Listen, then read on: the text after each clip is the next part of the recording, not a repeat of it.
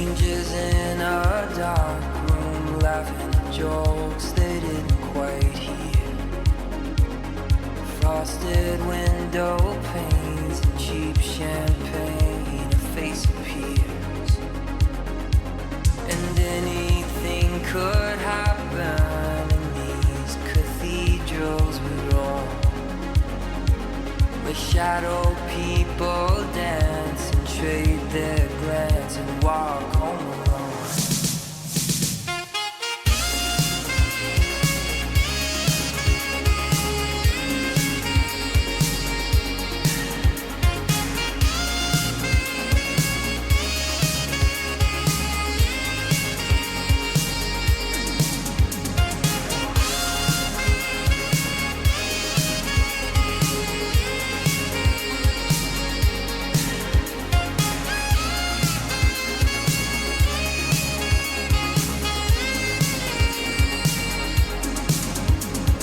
Staring out the window of the Roosevelt Hotel, watching Midtown empty out and a kiss of farewell. They say we come from nothing and to nothing return, and in between is gravity and bridges left to burn.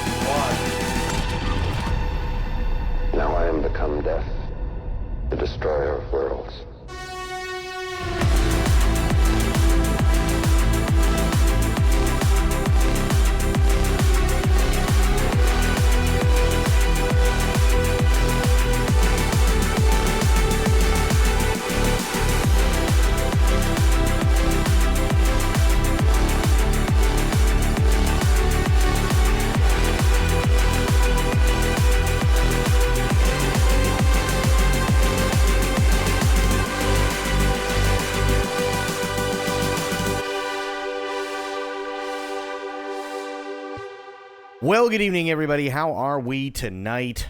Hopefully, everybody has had a great day. Happy Monday. We are back, and we got some stuff we got to do tonight. We definitely have stuff we got to do tonight. We have the nominees for the Game Awards that have literally just come out today. So we are gonna definitely be doing that, and then after we do that, we're gonna do more Dad of Boy, because we do definitely have to finish that up for sure. We absolutely do. So, what do you say we get into it? What do you say? Hopefully, everybody had a great weekend, great rest of their weekend.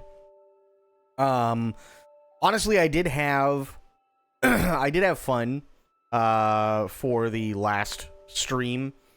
I did. Hello Kitty Racing wasn't terrible, but what was even more fun to me were two things. One, when Spoiled came out and said you just made little girls cry, and for whatever reason, that just kept me going. Don't ask me why. It just did. It's stupid, it's moronic, and I was acting like I was fucking 13. But, I mean, it's essentially a budget Mario Kart, right? So it makes sense, right? You know, we all have people who, you know, hey, Mario Kart was their thing back in the day. Mario Kart was my thing back in the day, right? It was one of those things where after spending years and years against people who were better than me and learning all the tricks and everything else, you kind of have to. You kind of have to, right? And that's what I did. And you know what? I don't apologize. Don't apologize for it. It was fucking awesome. It really was. So, we will... Hang on one second here. We do have a little bit of video game news that I do want to get into as well. I just gotta find it again, because it does have to deal with Twitch. Let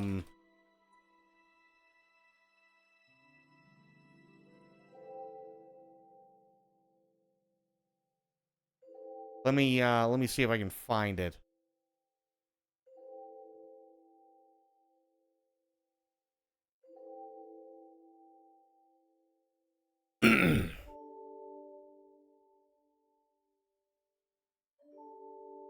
Where is it?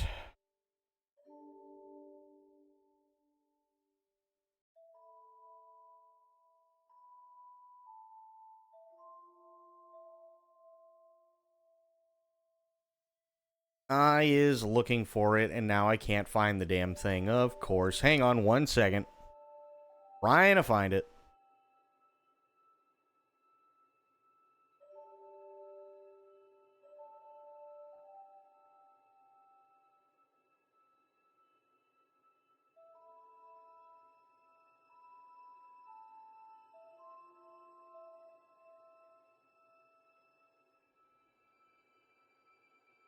No, no, no.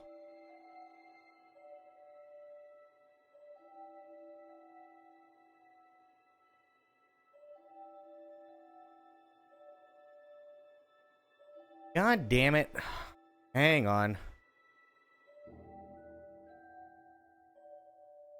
Also, only a couple of days left, while I'm looking for this shit.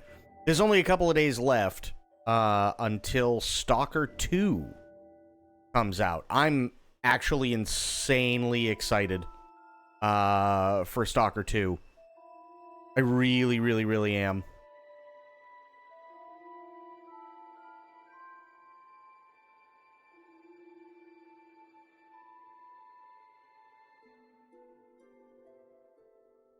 Oh, come on, we're...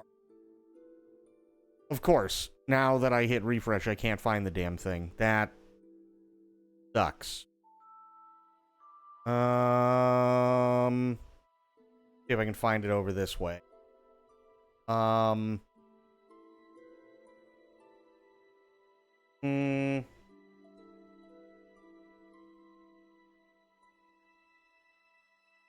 Here we go. Yes, this is what I wanted. Perfect. Okay. So, this is something that a lot of streamers have been talking about over the last couple of days. Let's get into it. Significant Twitch advertisers pause spending over anti-Semitism concerns. A report. Over 10 major companies have suspended advertising on Twitch over the platform's response to alleged anti-Semitic content, according to a report by Richard Lewis. The controversy started in October when it was revealed Twitch had prevented users in Israel from joining the streaming platform for a full year following the October 7th attacks.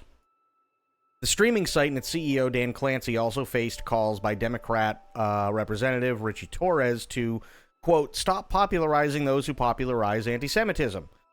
In particular, Torres singled out Hassan's political stream, saying, quote, platforming any of these terrorist organizations, as Piker has done, is beyond the pale.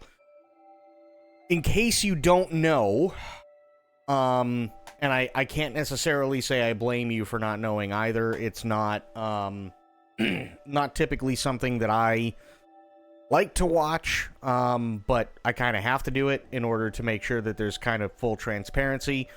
There was one stream where something like this was highlighted with Hassan, where he had NMP Low on his stream.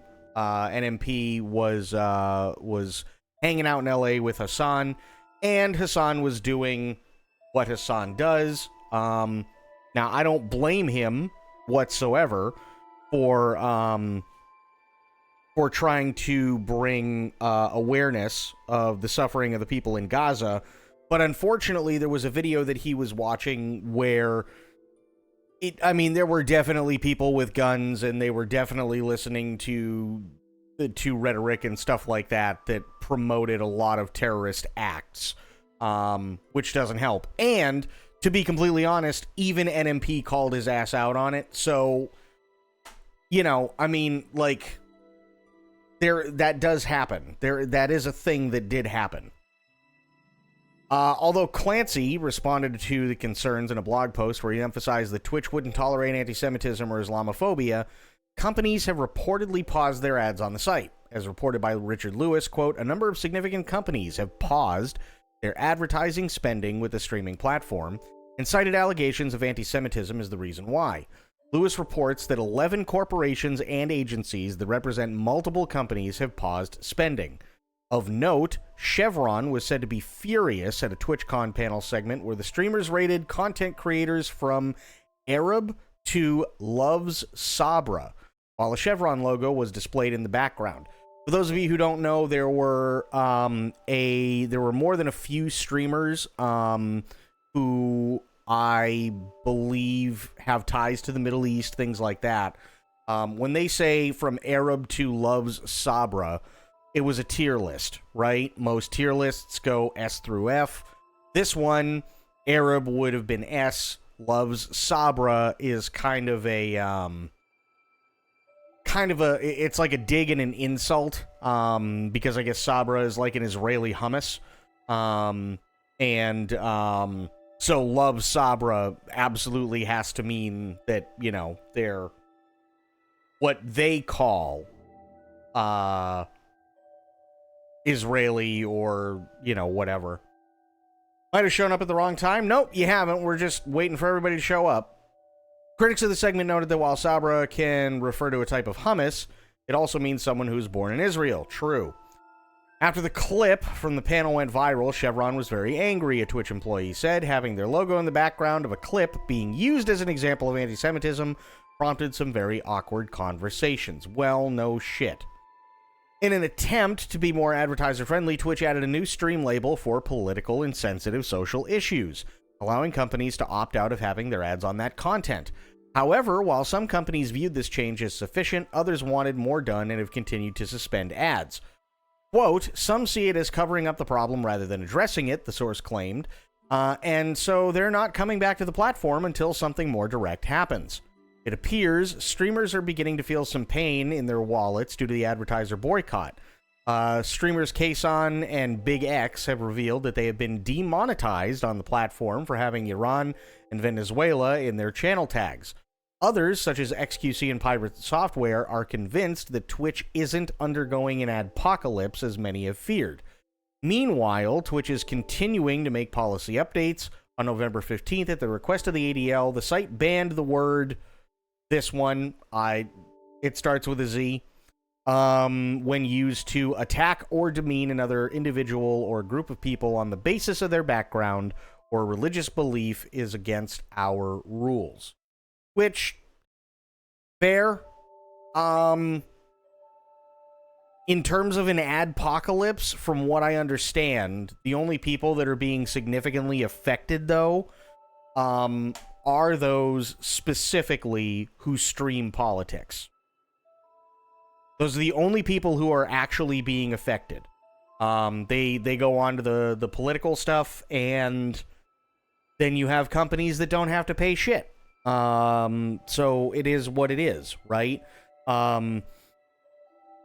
I'm trying to think. There was another guy, and I can't remember his name, and he was using... He's a New Zealand guy, big streamer, can't remember his name. Anyway, he did show that his ad revenue, the one time he switched over to politics, did drop by about 80%. But the next day, when he wasn't streaming politics, everything was exactly the way it was before. So,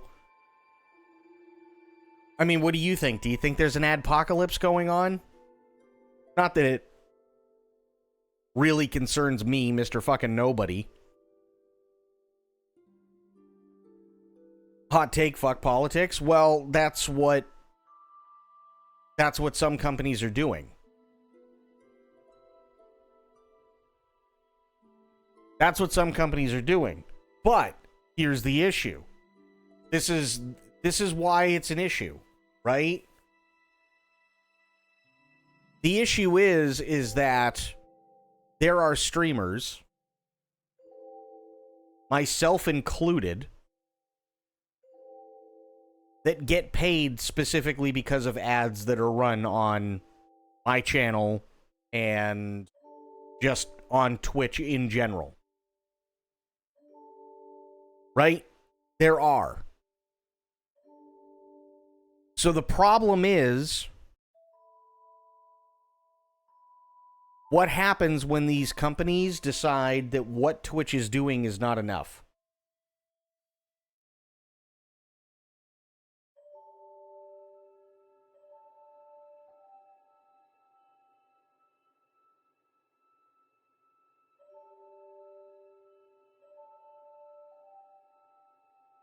Honestly, Twitch doesn't seem the best place for hot political takes. Okay, but I would retort with what place is.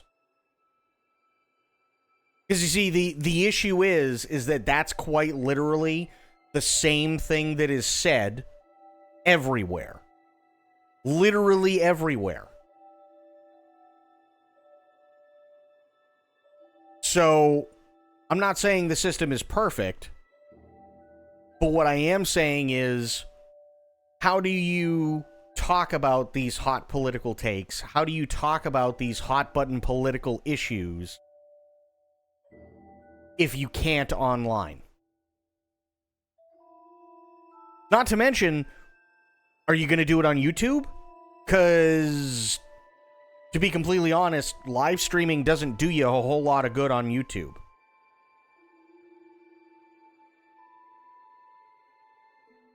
Which seems like a bad place to do politics for money. What place is a good place? You see the issue, right? What place is a good place for it? Because the correct answer is, hey, if you're good at something, you should get paid, right?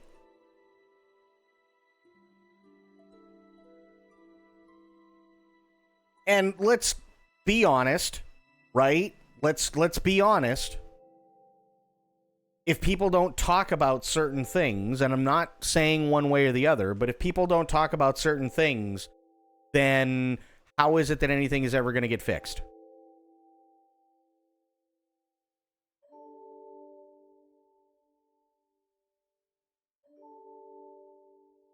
How is it that anything's ever going to get fixed? We go back to soapboxes? No. No, we can't. No, we can't. Not at all. Lest you forget that we had a presidential candidate who literally got on top of his soapbox and took a bullet to the ear. How'd that go? You see the problem?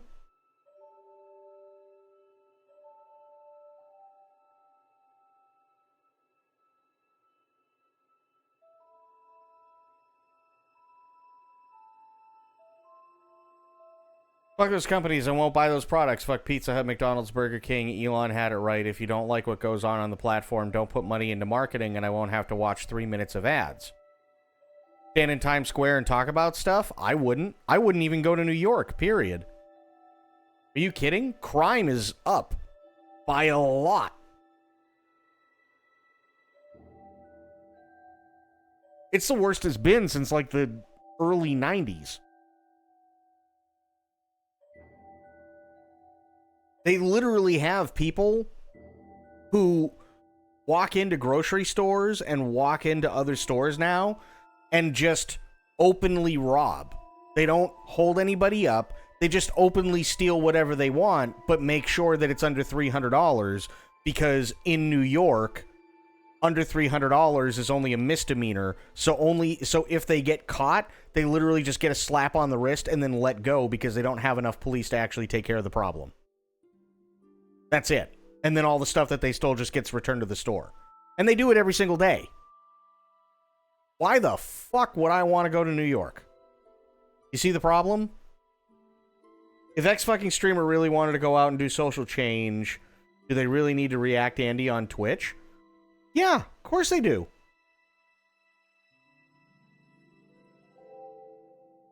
Of course they do. Absolutely they do. Because I understand what people are saying and with this whole fuck politics and everything, and fine. If that's how you feel, I get it. Okay. However, there are quite a few streamers, especially some of the bigger ones, some that aren't even on this platform anymore, that do absolutely go out and they do help try and get people elected. Right? They travel to different states because they want a certain group to win, and they help get out there and spread the message and this, that, and the other thing, and they do canvassing, and they go to all these different places, and, you know, then there's another one, and I'm not naming anybody specifically for a reason, but then there's another streamer who lives in LA, and they will go out to all the different strikes, all the worker strikes that are going on, and stand in the picket line with those workers, and so on. Not only to help them out, but to help raise awareness both online and in legacy media.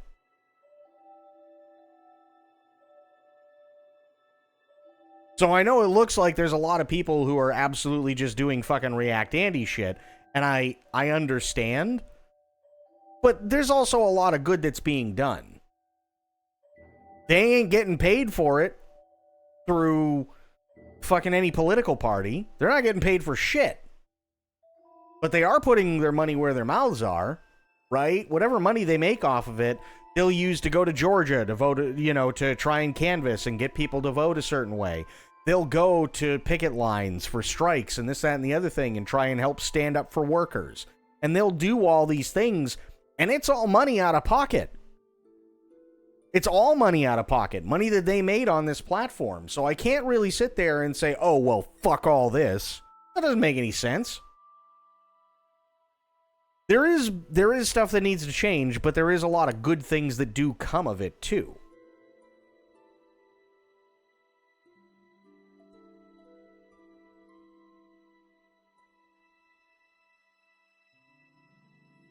There definitely is good that comes from it, right? It's I think personally the issue is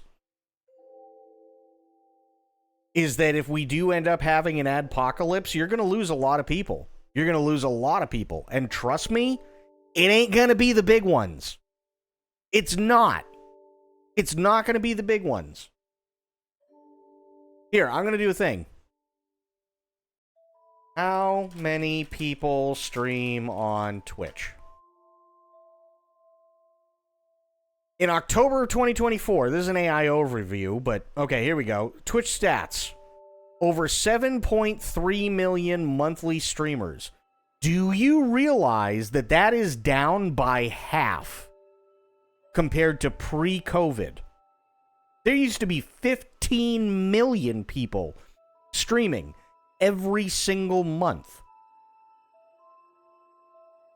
15. That's down by half.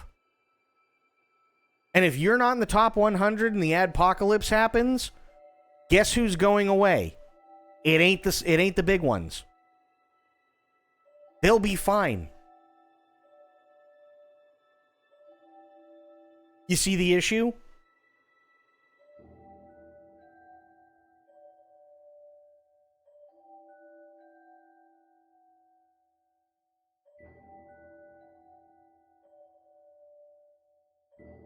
You see the problem? People who rely heavily, even more so, on your subs. And even if you're just coming in and chatting because, let's say, you don't have the money to subscribe 1 month or whatever, we're never going to sit there and talk shit about it, and we're all grateful that you're here. But running 3 minutes of ads is not like a terrible, terrible, terrible thing. But if there does end up becoming an adpocalypse, that money all goes away. And guess what? So do we. It's not going to affect people like Hassan. It's not going to affect people like XQC. It's not going to affect Asmongold. It's not going to affect Pirate Software. It's not going to affect, the stock guy. It's not going to affect, like, Cutie Cinderella. It's not going to affect NMP LOL. It's not going to affect Soda Poppin'. Like, no. Not going to affect any of them. You know who it's going to affect? Me.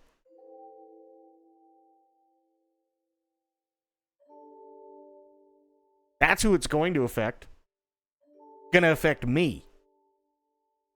That's the bottom line. How many people do you think I get in here, and how many views do you think I have every single stream where they have to at least sit through one ad break?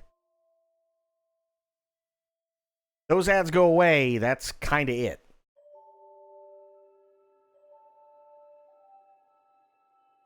It sucks, but that's the truth. That's why I bring this up. Because I'm not sitting here and turning this into a let's trash on politics stream. I don't care about the politics on Twitch. And if you don't care about the politics on Twitch, you can go into your profile and you can actually shut things off that will stop you from seeing those political streams. So if you don't want to deal with it, don't deal with it. That's fine. But that's not why I'm bringing this up. Why I'm bringing this up is because the issue now becomes, now that companies have started to pull out because they don't feel that certain things have been done sufficiently enough, what is stopping them from taking over the platform?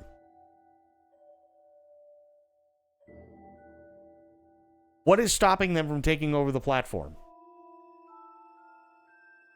What is stopping Twitch from bending the knee to advertisers? You think it's bad now. You think it's so bad now on Twitch, right? Great. Just wait. Just wait. Wait until we become like YouTube, where everything is so heavily regulated that it is 100 times harder to come up with a video that you can post on YouTube now compared to how it was back before their adpocalypse, right? Because even using video game footage can get you fucked on YouTube. Even using music from a video game can get you screwed on YouTube. Even if it's just background music, like what I'm currently doing right now, and it's relatively quiet, right? This could get me screwed on YouTube. Do you think it's bad now? You just wait. Just wait.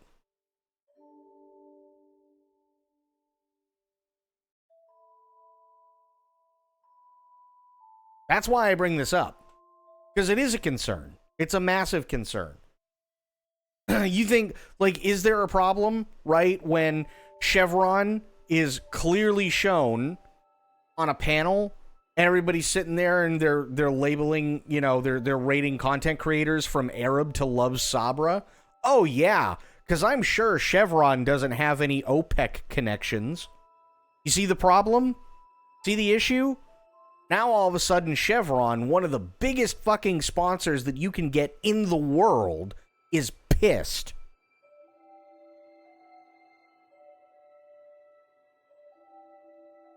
See the issue?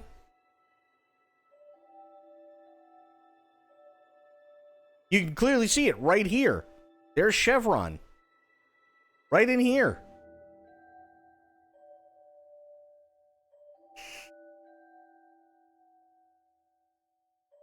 Now, again, I'm never going to put it on politics. I'm never going to do that because I think it's stupid.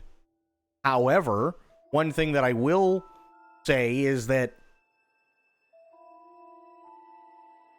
to me, you got a bunch of people who don't stream politics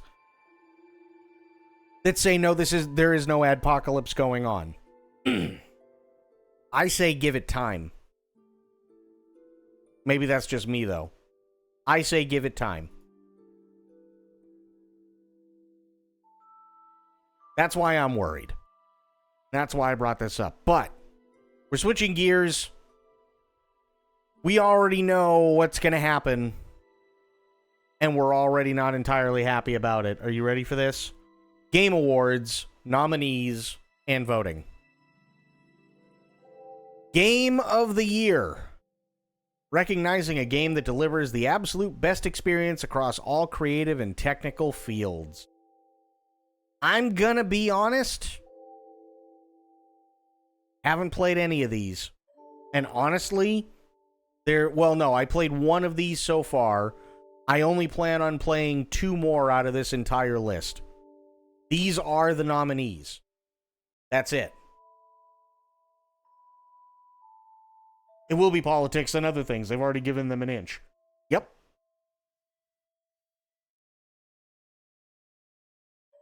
I only plan on playing 2 more of these. I only plan on, out of this list, I've already played Shadow of the Erdtree. Black Myth Wukong I do plan on playing, and FF7 Rebirth I plan on playing. Not going to play Metaphor. Not going to play Balatro. Not going to play Astrobot. But one thing happened that we all knew was going to happen. Elden Ring's DLC is up for Game of the Year.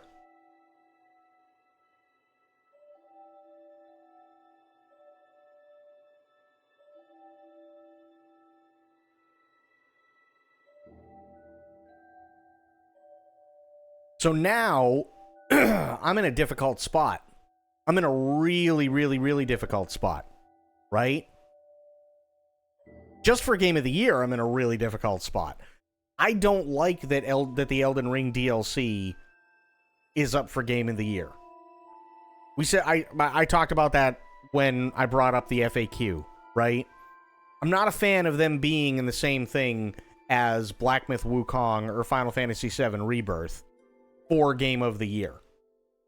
I'm not.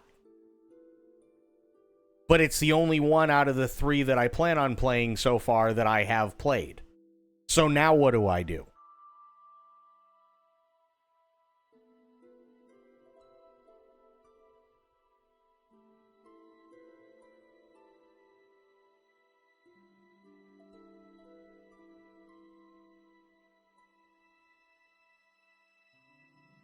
It adds more weapons, areas. It's like a game after the game. Yes. However, the issue becomes that it's still a DLC, and it was labeled by FromSoft as a DLC, right? I don't like that Shadow of the Erdtree being labeled as a DLC is in the same category as an original title like Black Myth Wukong or Balatro or Metaphor, which I probably won't play, or Astrobot. Hell, even Final Fantasy VII Rebirth, you can't even call this a remake, right? You can't. It's already got a completely different setup and everything from the original Final Fantasy VII. So, you can't even call this a remake anymore, right? This is the only thing that falls under the DLC remaster and remake category that they talked about on the FAQ. Now, it was fun. It was a lot of fun, don't get me wrong.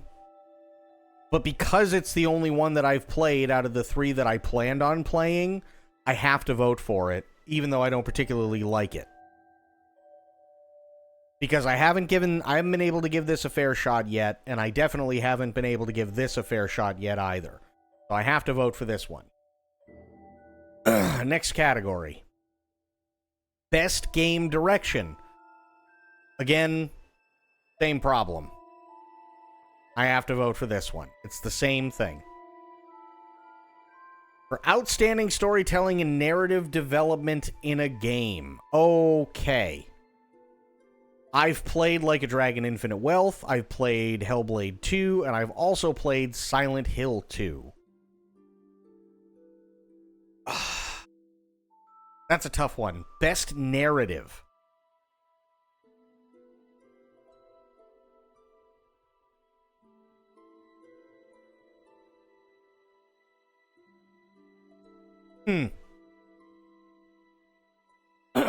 I like Hellblade 2.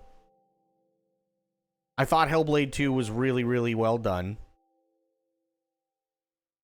Like a Dragon Infinite Wealth was really, really, really well done too, but I feel like we got fucked at the end. I really sadly believe that we got, like, fucked hard at the end of Infinite Wealth. I'm not happy with how they ended it. Silent Hill 2 was really, really, really well done. I'm gonna have to give it to Silent Hill 2. Gonna have to give it to Silent Hill 2. Best Art Direction. Neva, never played it. Metaphor, don't plan on playing it. Astrobot, don't plan on playing it. So again, it comes back to Black Myth Wukong or Elden Ring Shadow of the Erdtree.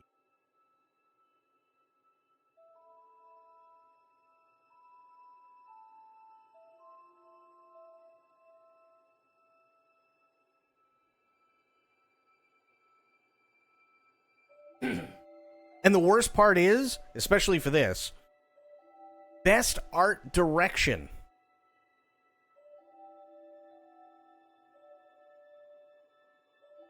Best Art Direction. I liked a lot of the bosses in Elden Ring, in Shadow of the Erdtree. I did. Thought it was really well done. I thought a lot of them looked really, really, really cool. However, if I'm being completely honest, I also feel like it's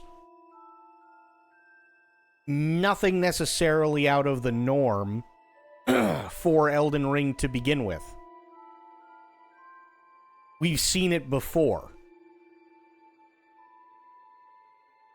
They're creative, absolutely. There are some really, really, really pretty looking bosses and really pretty looking enemies. There are some really pretty looking areas. Things like that. But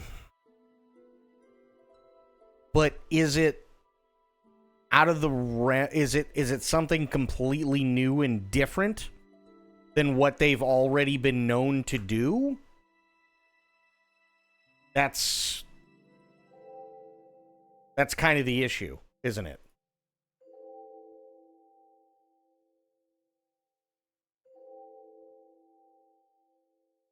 Whereas I've seen Black Myth Wukong. I've seen some art from Wukong, and it does look really, really, really good, but is it enough? And the problem becomes I haven't played Wukong yet, so I have to go with Shadow of the Erd Tree. Because they're making me, basically. Best score and music. Astrobot, I don't care for the music. FF7 Rebirth, I haven't heard any. Metaphor, if it's anything like Persona, guarantee the music's on point. Silent Hill 2, the music I thought was really well done. Stellar Blade, honestly, I haven't even bothered. Haven't even bothered to listen to the music. So I'm going to say for me, it comes down to one of these three. Like I said, haven't played Metaphor, but if it's anything like Persona, music's on point. We all know Squeenix goes above and beyond for the music that they put into their Final Fantasy games, so I'm not surprised. Silent Hill 2, again, very, very, very, very well done.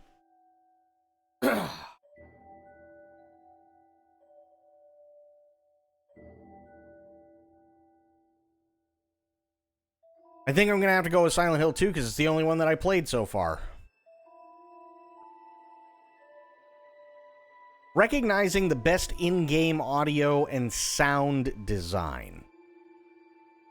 This one, for me, only comes down to two. It comes down between Hellblade 2 and Silent Hill 2.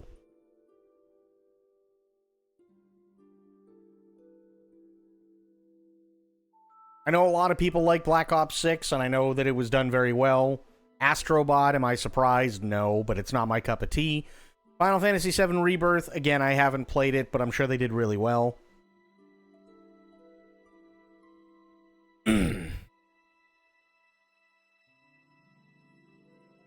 Audio and sound design. I mean, the issue, again, comes back to the same issue that we had before, right? Is I'm pretty sure Hellblade at some point got accolades for their sound design. Like the first Hellblade. And, hey, there's nothing wrong with that. They did a fantastic job. But is it anything groundbreaking?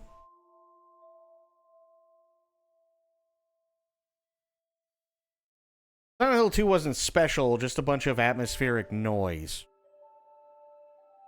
Well, the sound design itself was good.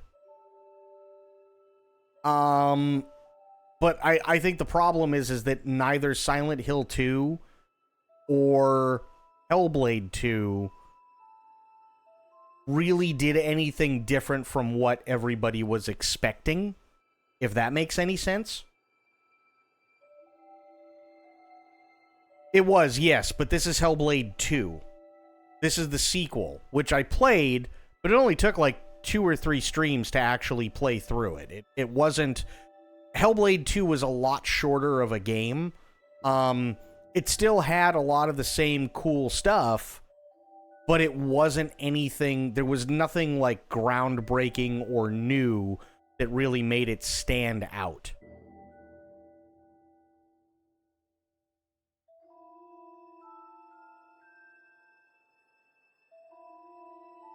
I think I'm going to have to go with Hellblade 2.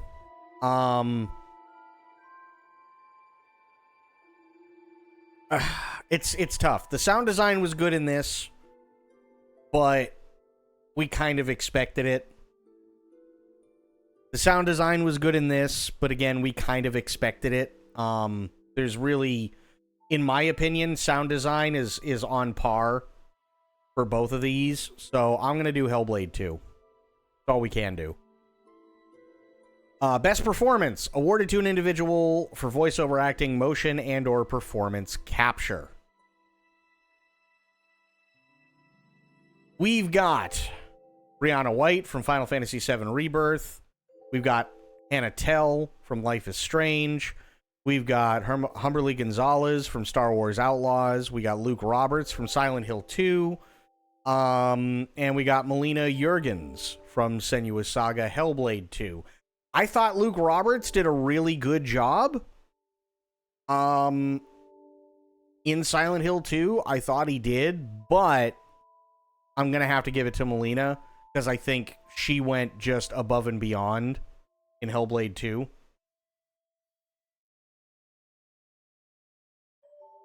She really sells Senua.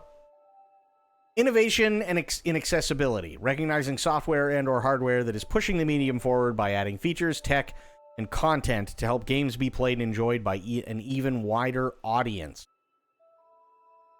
These are it? Holy crap.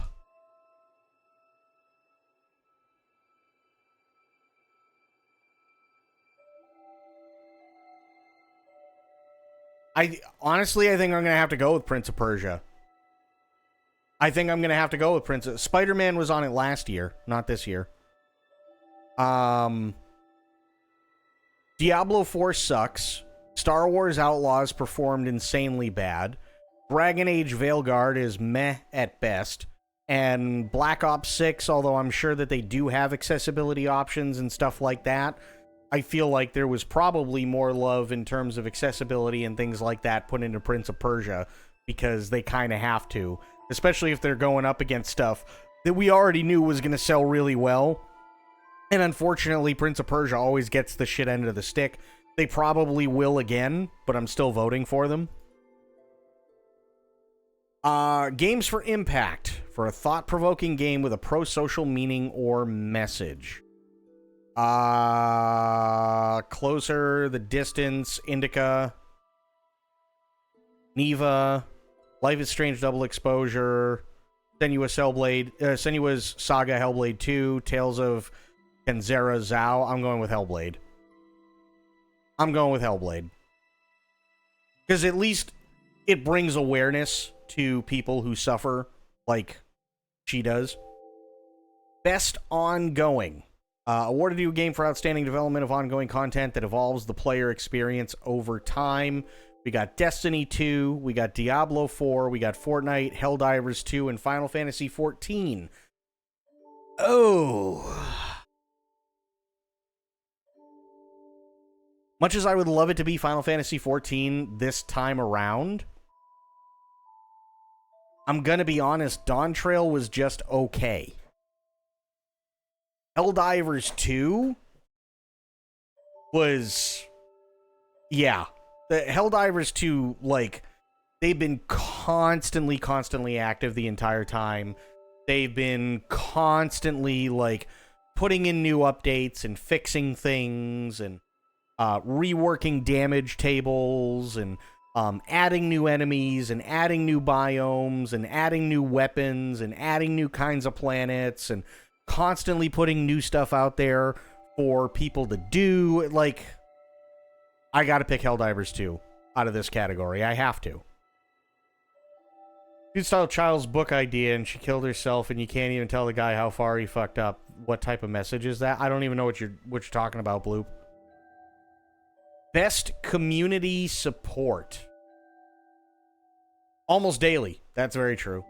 Recognizing game for outstanding community support, transparency, and responsiveness, inclusive of social media activity and game updates and patches.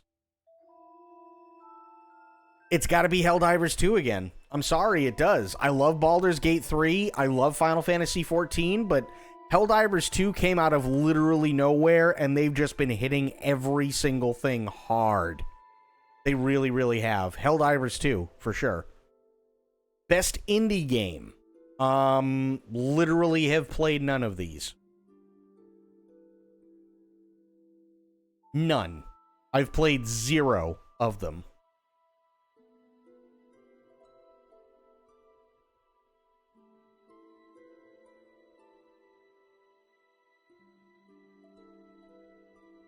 So I have no idea.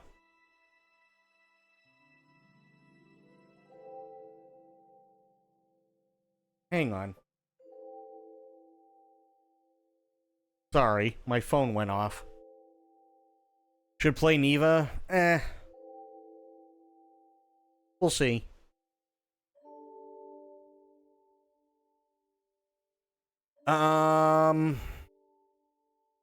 Balatro was one of the Persuader played on stream. It's interesting, but I never actually caught on to it. That's fair.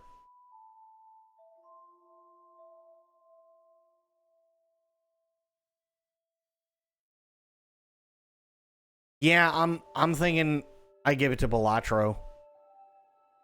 That's what I'm thinking. Best debut indie game. Christ. I'm gonna say Balatro again. Pacific Drive has its place, sure. And I know a lot of people really enjoyed Pacific Drive, but I think Balatro got it. Best mobile game. God. Yeah, Balatro. I couldn't give a flying fuck about the rest of them. Best VR and AR game. Arizona Sunshine Remake, Asgard's Wrath 2, Arkham Shadow, Metal Hellsinger VR, and Metro Awakening. The only two that I would choose out of this would be either Arkham Shadow, even though I don't like its VR only, and Metro Awakening. That's it. Those are the only two that I would pick. I'll pick this one, but I don't care for VR. Best action game. Fuck. Oh, Space Marine 2 was so good, and so was Helldivers, and, I mean, I haven't played Black Myth yet, but goddamn. I gotta go with Space Marine 2. I have to. I love Helldivers, don't get me wrong, but... Oh, Space Marine 2 was something else. It was visceral. Best action adventure. Easy, Silent Hill 2. Mostly because the other options suck. Best RPG. Ooh, shit. I've only played 2 of these, and I only plan on playing one more on this list.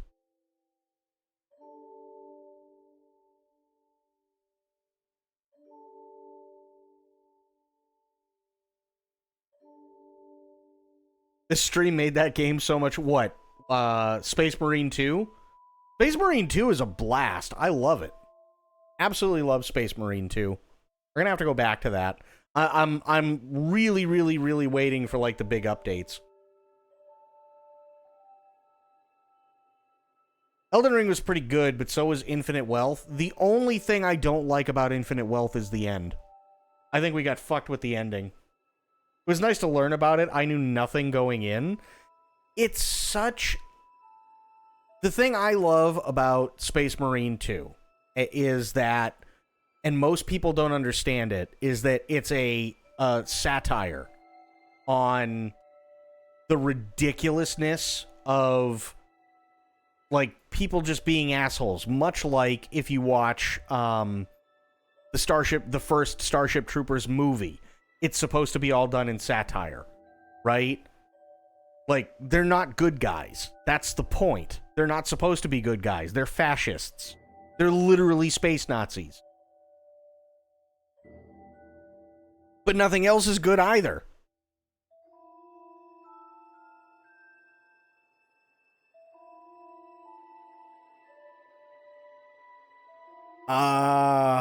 Shit.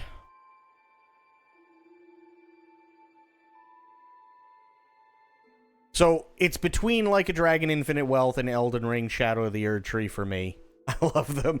No, I mean, hey, Space Marine 2 was a blast. It really, really, really was. And it's so much fun to go back to, for sure. I really do want to go back to it.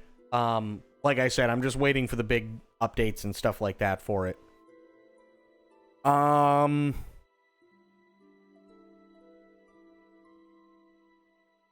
Fuck.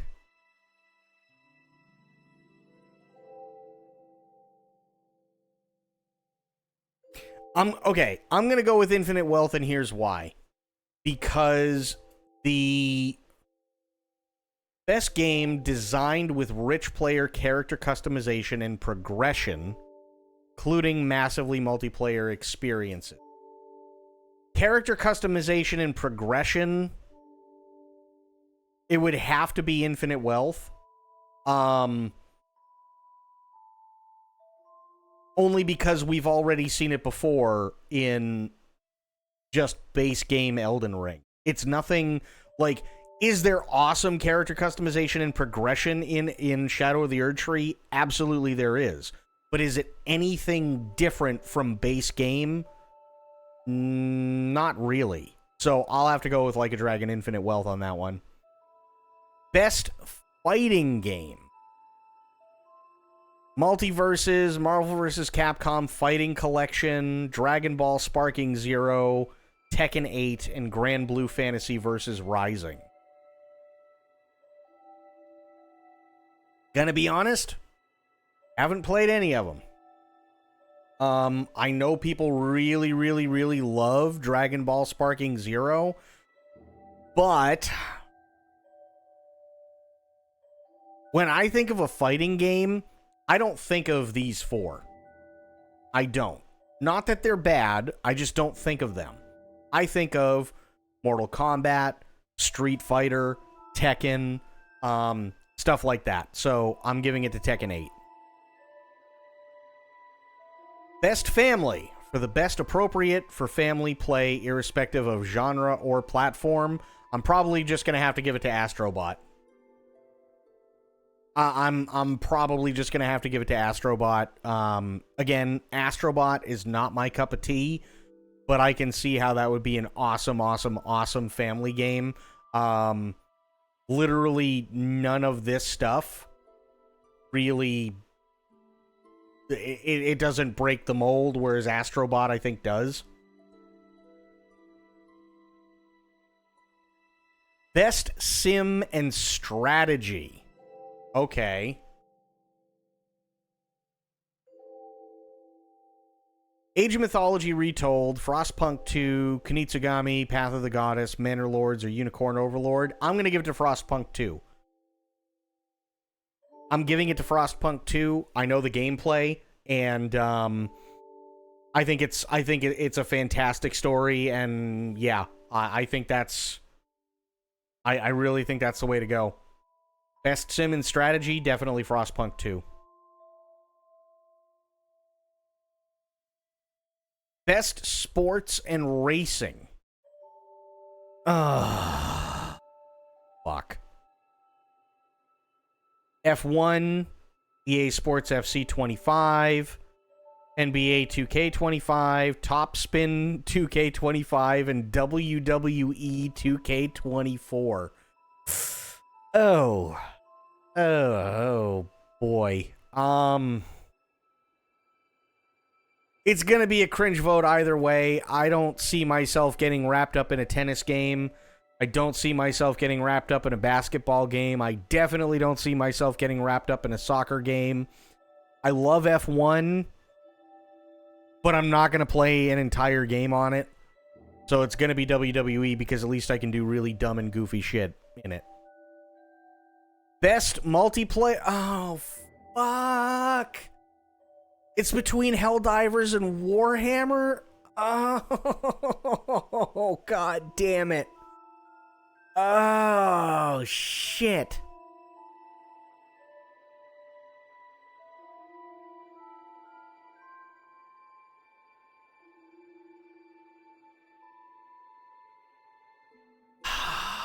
Balls. Well, so here's the thing, right? Helldivers had a lot going for it. It still does. And I think Helldivers is more set up to just have fun with your friends, right? I think it is. It's set up to have fun with your friends and go around and maybe do some light RP with it and shit like that. And there's some really funny stuff when I was playing Helldivers, that was just absolutely fucking hilarious, right? Warhammer, on the other hand, though, I think... I don't like the fact that it's only 3. I wish it would have been 4. I really wish it would have been 4, but I can understand why they did 3. Because they were worried about everything being too OP with with the Space Marines, and they didn't want it to get to a point where you were just walking over everything. So the difficulty was there for sure. They definitely take it more serious. Game wise, they definitely take it a lot more serious than Helldivers for sure. But that doesn't mean that you can't have fun with it. But I will say, the only thing that really makes my choice out of the two is I think all the systems that were supposed to work the way they were supposed to work did so from day one, and that is in Space Marine 2. Helldivers, they've done a lot, they've patched a lot, it's a lot of fun, it's a blast. Don't get me wrong, but everything that was supposed to work the way it was supposed to work has done so from day one. So I'm going to give it to them. Easy. Best adaptation. Oh boy, we got Arcane, Fallout, Knuckles, Like a Dragon Yakuza, fuck no, and Tomb Raider, The Legend of Lara Croft.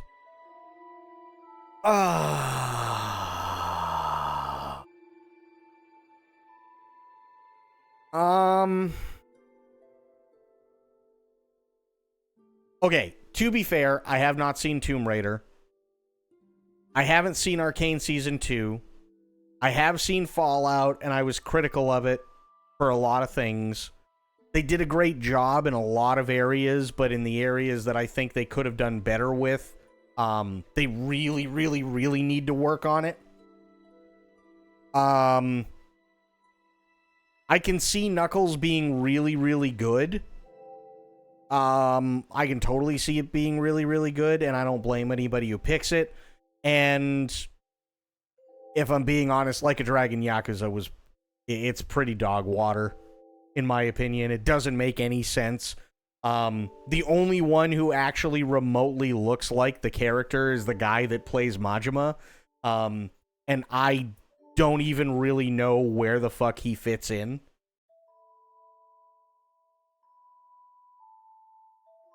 So I'm honestly, I'm gonna go with Arcane.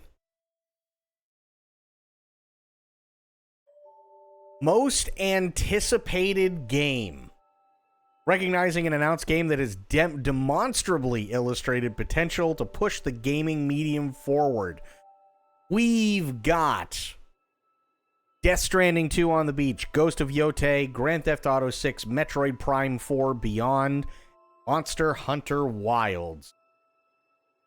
I know I'm gonna love Ghost of Yotei. I know I am. I know when it comes out, Grand Theft Auto 6 is gonna be massive. Honestly, I couldn't be bothered to care about Metroid Prime. And Monster Hunter Wilds, I'm sure will be fun, but I really don't think they're gonna push anything forward. It's gonna be Death Stranding 2. Easily. Content Creator of the Year. For a streamer or content creator who has made an important and positive impact on the community in 2024. If I'm being honest, I don't know any of these people. Dawn, thank you for that. You vote for Shadow. Oh, thank you. Cassio? You went I mean, I really don't know. I'll go with Cassio. Fuck it. I don't know who he is, so I don't know any of them, sadly. Best esports game. God. I'm going with Counter-Strike 2 because I don't like Dota. I don't like League. I don't like Mobile Legends, and I'm not a fan of Valorant, so Counter-Strike it is. Oh, Queso? Okay. Best esports athlete? No, why? I don't know.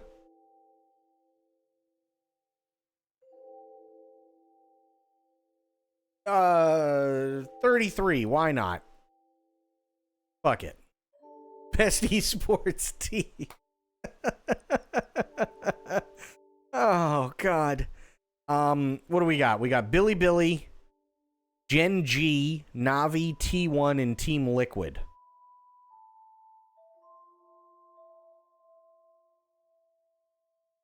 Which one is Korean? I wouldn't know, because the problem is that the only game that I don't mind out of all the groups, like, is Navi. All of them. Oh God. Yeah, but I don't like League of Legends.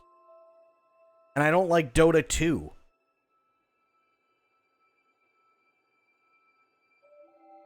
Favorite Hello Kitty Racer esports member. Yo, if Hello Kitty Racing was an esport, I would fuck anyone up in a second. I would absolutely fuck them all up. I have to go with this only because it's Counter-Strike. That's it.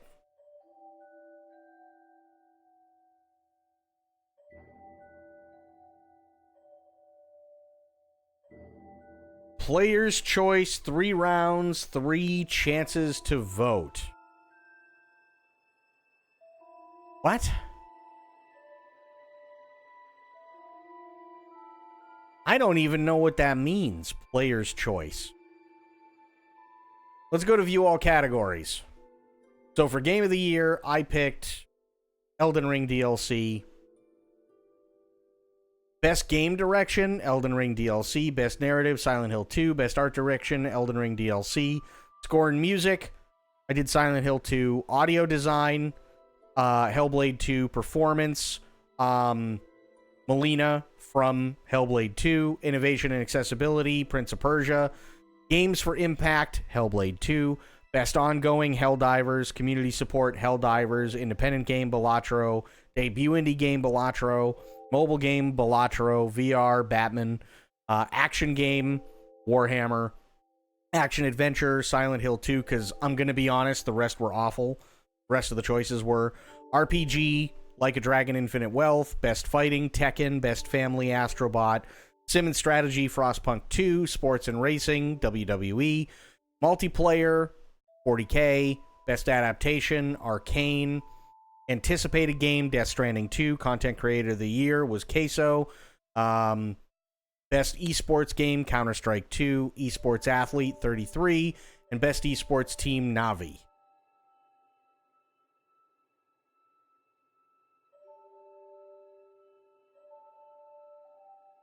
Happy affiliate anniversary. Sorry they misspelled partner. Well, it happens.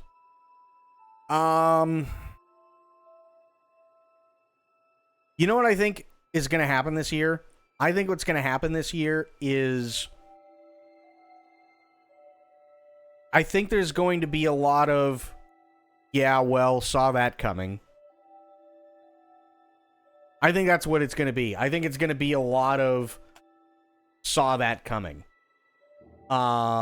Because I really do think the Elden Ring DLC is going to win Game of the Year.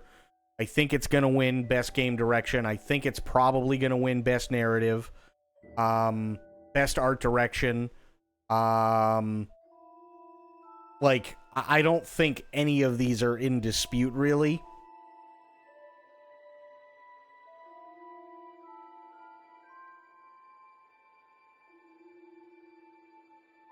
Jewish DLC was a separate category, since we are in a time of massive DLCs and expansions. So, I was thinking about this the other day, because I put a post out on Twitter. And one was a reply, the other one was an actual, like, retweet and quote type of deal. But the problem becomes, what do you do for DLCs and remakes and remasters? To give them the same kind of recognition as Game of the Year.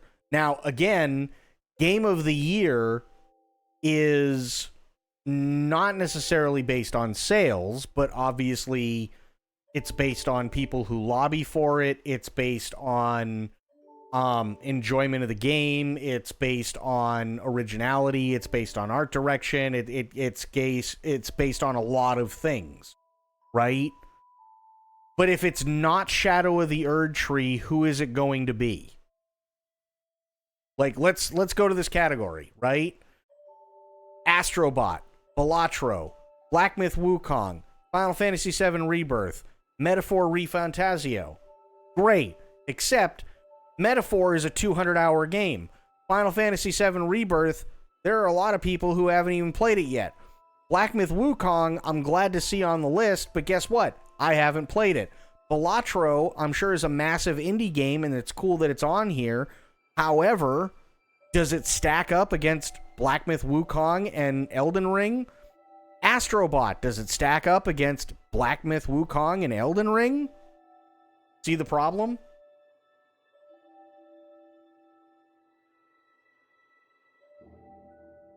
Balatro will be overshadowed. Absolutely it will. 100%.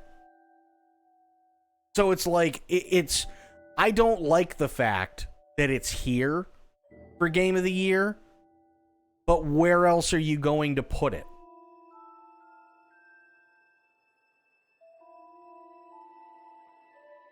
Are you just going to, like...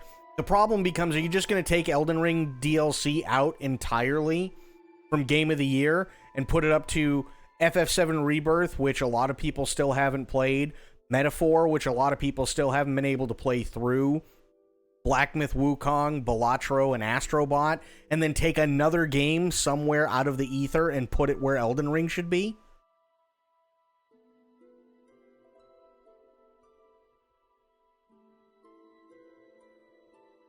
Surprised Warhammer didn't take a spot?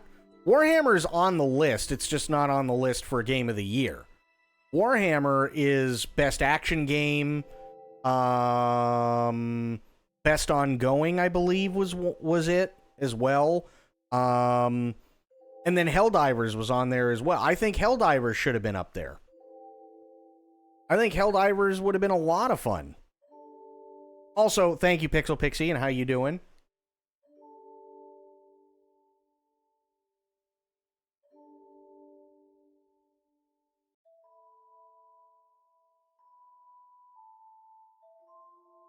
You don't know how Stellar Blade compares. Again, that's the issue. Unless you have a PS5, guess what you're not playing? Right? They've announced that it will be coming to PC, but not in time for us to vote on it.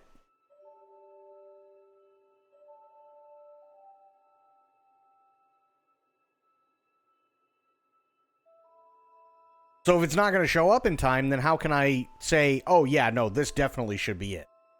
I can't. Helldivers was fantastic. Absolutely, Helldivers, I think, gets Best Ongoing, even over FF14, because I'm going to be honest, as much as I love FF14, Dawn Trail was okay. It was okay, but didn't have a lot going for it this time. Not this time around. Helldivers, I put for Best Ongoing and Best Community Support.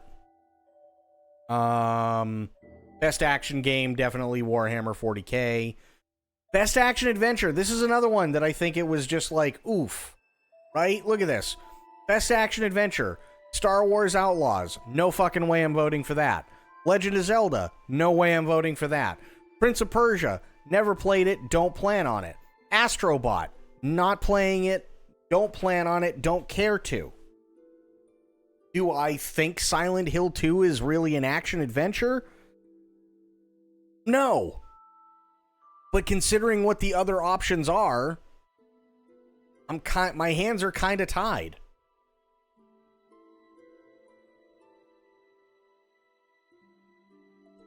BRB got to eat, got home late from work, no worries. That was another one where I was like, fuck me, you know what I mean? Like, what am I supposed to do?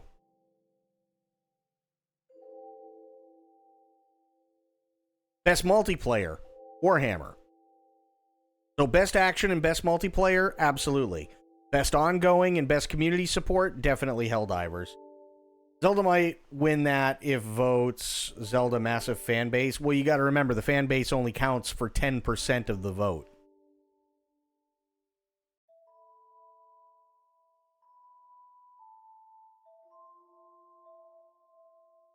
It skirts into action adventure in the most conventional typing. Yeah, it's like, it's really, really weird. But that's why I put it down, because it's like, look at the rest of them. Why would you do Star Wars Outlaws for Best Action and Adventure? They've already come out and apologized and said that they were going to put more stuff in to make things a little bit better. Why would I go with this? They already came out and apologized. This is just, it looks like a kid's version of Zelda.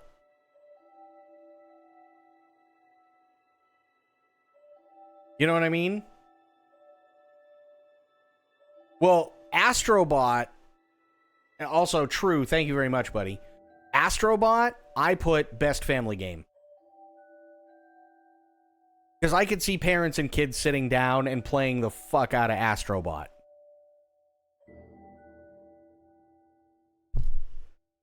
Like, that wasn't even something I had to consider. But when they said best family game, yeah, Astrobot, done.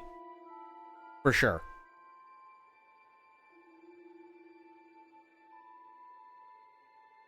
Best narrative and art direction, where the hell is it? I know I did it.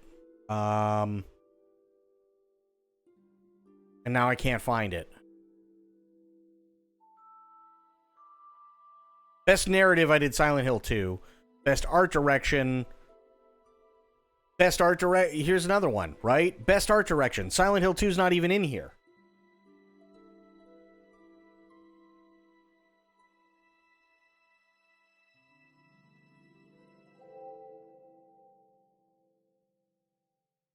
So it's like, okay, well, there you have it. I'd love to give Black Myth Wukong the vote, but I haven't played it yet, so I can't... I can't sit there and go, oh yeah, no, this is the best thing ever. And then I can't. I just can't. I haven't played it yet.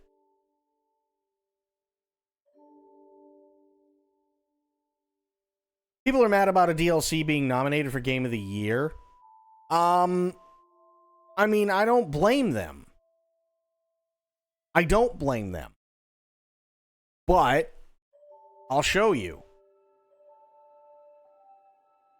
We've got Astrobot, Balatro, Black Myth Wukong, Elden Ring, Final Fantasy VII Rebirth, and Metaphor. Metaphor is a 200-hour game. People enjoy the shit out of it. That's great. Good on them. I love it. That's fantastic. I know the music is on point. I'm sure the story is on point once you get through the fucking 30-hour tutorial. Good for them. I'm sure it's a fantastic, fantastic game. Right? Final Fantasy VII Rebirth. Is it even on PC yet? I don't think so. So if it's not on PC yet, that means I haven't played it. And if I haven't played it, I can't really vote for it. Black Myth Wukong. It's on PC. I haven't played it. So I can't rightfully vote for it because aside from screenshots and stuff that I've seen other streamers play for short periods of time, I can't really, like, do much with it. Balatro, probably not my thing if I'm being honest. Astrobot, I really don't ever have any intention of playing. So the problem becomes if there's 5 that are here, and out of the 5, I only plan on playing 2 of them, and I haven't yet, but I played this and can verify that it is in fact a damn good game. What am I supposed to do? But we all know that with the FAQs, this is how it was going to be. We knew Elden Ring Shadow of the Erdtree was going to be on this list. 100% we did.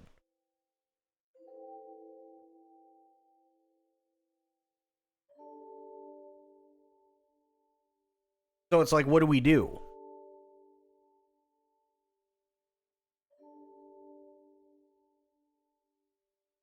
You know, and it sucks, but what do we do?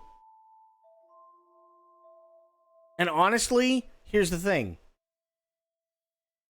I think at this point, I don't even think Final Fantasy VII Rebirth deserves to be called a remake anymore. I don't. Because I think it's if you want to talk about Final Fantasy VII HD Remake, that's fine. But Final Fantasy VII Rebirth takes off and goes in a completely different direction from what the original Final Fantasy VII goes or was, right? To the point where the source material is no longer the original Final Fantasy VII. The source material is Final Fantasy VII HD Remake, which made it different enough for the sequel to be vastly different and go off in a completely different avenue. So, is it classified as a remake? Probably, but I don't consider it one. I consider it a new game in and of itself.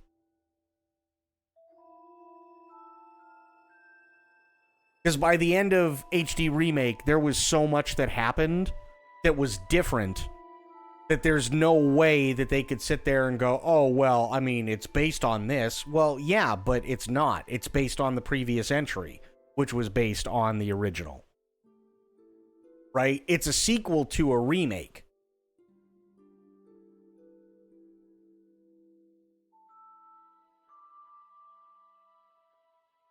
So, yeah. My problem is like, what if Shadow of the Erd Tree wasn't here, what would you put here instead?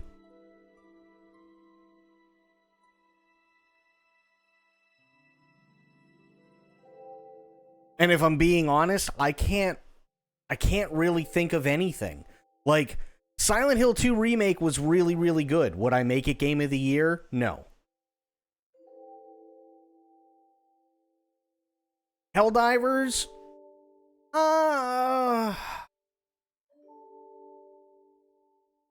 Maybe. Maybe Helldivers.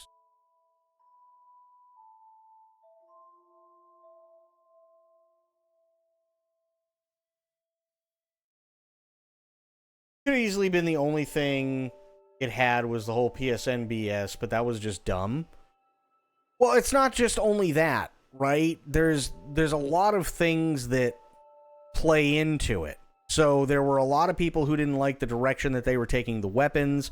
There were a lot of people who didn't like the way that for a while it felt like they were kind of skirting around the weapon and damage issue. There were a lot of things that when they redid the weapon damage, a lot of people didn't particularly care for. Then you also had the PlayStation bullshit, and that wasn't really even their fault. There was nothing that they could do about it. And then you had them doing more updates, and then you had them taking breaks, and there were a lot of things with Helldivers, but that's also a live experience game, right? And they've been very, very good at making sure that everybody, you know, is up to date with what they're doing, absolutely. But let's also not pretend that they haven't hit quite a few speed bumps in a year.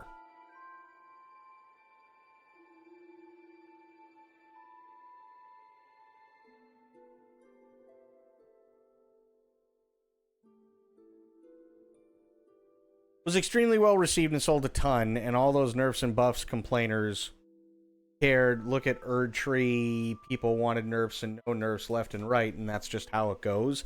Yes, but the difference is that Helldivers is a live service game, right? It is a live service ongoing game. Shadow of the Erdtree is a DLC that at best is being nerfed or not nerfed, not at the behest of fans, but at the behest of ultimately what From Software gets in terms of feedback from fans. Live service games directly interact with fans and then either fail or succeed on what the fans of those live service games want. Shadow of the Erdtree is going to succeed either way. Because there are definitely going to be people out there that are going to go, oh, well, you know, I mean, there's fucking, you know, the nerfs and shit like that for Consort Radahn and this. Okay, great. But they also cannot argue that that means that there are going to be more people who go out and buy it. Because now, although yes, the game is technically less challenging or easier or whatever, nerfed, whatever the fuck they want to call it, there are going to be more people who are absolutely going to go out and buy it, and didn't buy it specifically when it first came out because they knew, oh, okay, well, chances are it's going to be a minute, and then they'll come out and they'll make it a little bit easier, and then I'll really enjoy it. Right? I guarantee there are tons of people that are going to do that. Elden Ring Shadow of the Erd Tree was going to sell well anyway. There's no doubt about it. There's no doubt whatsoever. But the issue with Helldivers is, have they done an absolutely fantastic job and like tried to retain a lot of people? Yes.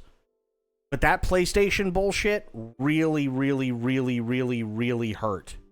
It really hurt. And you want to take a look? Take a look at the numbers between the amount of people who were playing before the PlayStation bullshit and the amount of people who were playing after the PlayStation bullshit. It really, really, really hurt them. And unfortunately, because it is a live service game and their success and failure is measured daily versus something like Shadow of the Erd Tree, which even if it gets nerfed, is still going to be looked at overall as highly successful.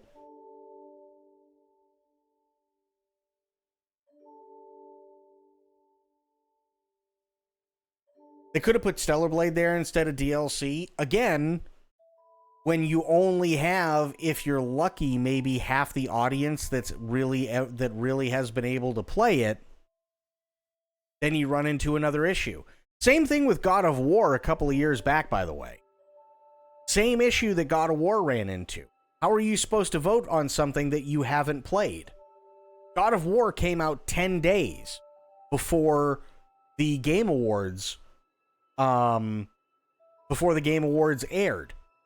Most people at the time didn't have the graphical stuff that they needed to play the damn thing for their PCs, and then it didn't even come out for PC. Initially, it was a PS5 thing.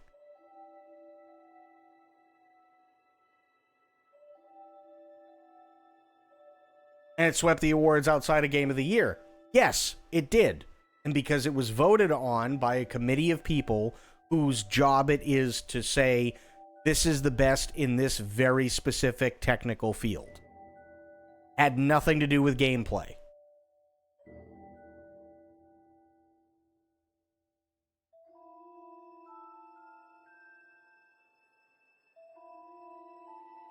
Had nothing to do with gameplay.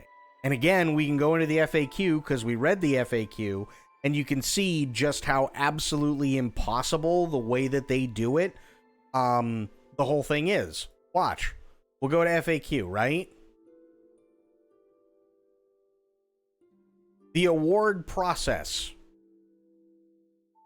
Where is it? How are winners selected? They're determined by a blended vote between the voting jury, which is 90%, and public fan voting, 10%. Fans can vote for their favorite games on thegameawards.com. In China, fans can vote via Bilibili. Fan voting closes on Wednesday, December 11th. Fine. Why don't fans 100% select winners?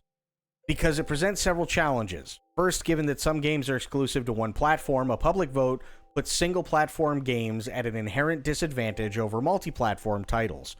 In addition, it is important that winners cannot be socially engineered in any way. We find that a blended vote is the most credible and authentic way to select winners, which I don't disagree with. Because if that was the case, that would literally just mean that Elden Ring Shadow of the Erd Tree would win fucking everything this year. Right? They just would. They would win absolutely everything this year, and everybody would sit there and go, oh, well, this sucks, and then just go home depressed. Right? It totally would. If it was a 100% fan vote, Elden Ring would win literally 99.999% of everything.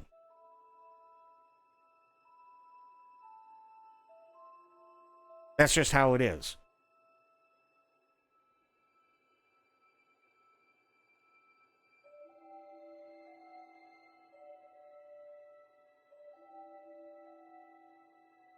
That's right. But Breath of the Wild did not go up against base game Elden Ring. Right? Last of Us Part 2 did not go up against base game Elden Ring. If it was 100% fan chosen, guess what would win this year? Just like it did for its base game. Elden Ring. So I see where they're coming from. I totally see where they're coming from. The difference is that Last of Us Part 2 has the possibility of coming out on PC. Stellar Blade has already been announced to come out on PC. And Zelda will never come out on PC. But Zelda has an advantage because it is also a portable game. So you don't even, like most people, if they go out and they get a Nintendo Switch, they're not putting it up against the likes of Sony and Xbox. Because Sony and Xbox, you have to set it up in front of the TV and you have to hook everything in. It's got to be connected to the internet and all that shit. Nintendo Switch is a no-brainer. It's 18 years old and it's still outselling almost everything.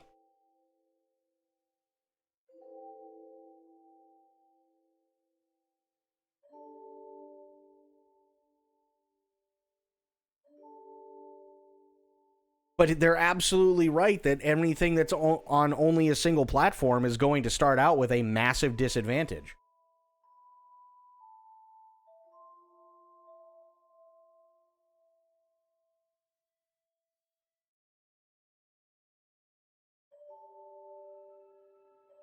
Yeah, sure, but that still doesn't change literally anything that I've said. That literally doesn't change anything. Right? Because the problem still is, and always has been, that your vote does not count for as much as you think it does. Again, it is done by a voting jury that has 90% of the vote. Public fan voting, which is 10% of the vote. If it was 100%, Elden Ring would just win everything. Right? So then the problem becomes, okay, we got a 90-10 split. Got it. Right? But then how is this voting jury going to go through absolutely every single game that they have for nominees on the list in the span of 2 months and play absolutely everything? They're not. They 100% can't. They cannot play them to completion. I'm sure that there are people out there that have gone, oh yeah, Metaphor ReFantazio? Yeah, no, that's an absolute banger, 100%. I played through the whole thing. But the list of people that are probably on this voting jury that have actually been able to sit down and play through Metaphor ReFantazio in its entirety is very, very, very small. Right? It's very, very, very small. Same thing with the amount of people who sat down and actually went, you know what? I'm not going to stop playing until I beat all of the Elden Ring DLC. And then you've got 4 more games that you have to go through. Just for one category. Now add in Warhammer 40K, now add in Helldivers, now add in Batman VR, now add in all the other 4 VR games, now add in all the indie games that came out, now add in the Silent Hill 2 remake. Now, like, you see what I mean? There's no way in 2 months they could do it. 0. Absolutely 0. So what they do is they do the same thing that unfortunately IGN does, which is they sit down, they look at things for a few hours, they go, you know what? Holy shit. And then they vote that way. Guaranteed. I guarantee they do. Because they can't do it any other way. It is physically impossible.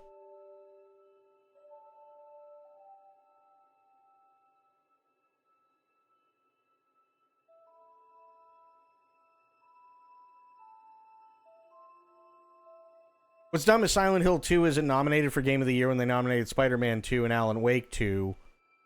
When they both were released later in the month and Silent Hill 2 was. Right. Absolutely. When are we going to fire up Boy Meets World? Oh, God. Boy Meets World, Jesus. We're going to be doing that in a minute, Spoiled. We will be doing that in a minute.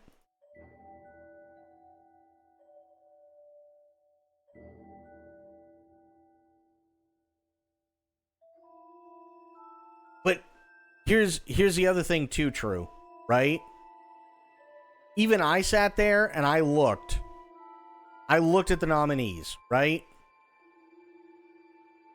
And I went, okay, Game of the Year. So we've got Elden Ring Shadow of the Erdtree. Great. We all know it's there. Agree, disagree, whatever. I personally disagree with it for being there, but where the hell else are you going to put it? Because it was massively, massively successful. I'm glad that Black Myth Wukong is there. Have I played it? No. I'm glad that Final Fantasy VII Rebirth is there. Have I played it? No. I'm glad that Metaphor is there. Have I played it? No. I'm glad that Astro Boy is there. Have I played it? No. Do I plan on playing Astro Boy? No. Do I plan on playing Balatro? No. Do I plan on playing Metaphor? No.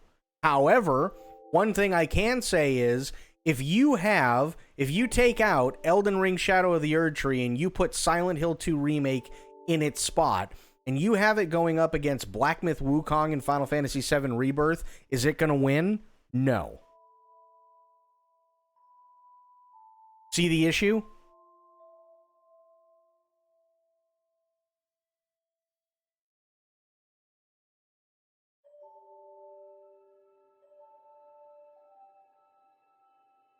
You don't see the issue?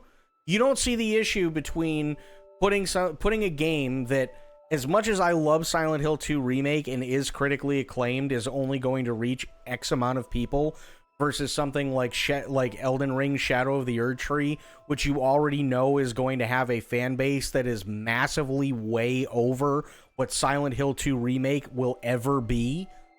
Specifically because of the type of game that it is and because it has to appeal to a certain type of person in order to play it in the first place.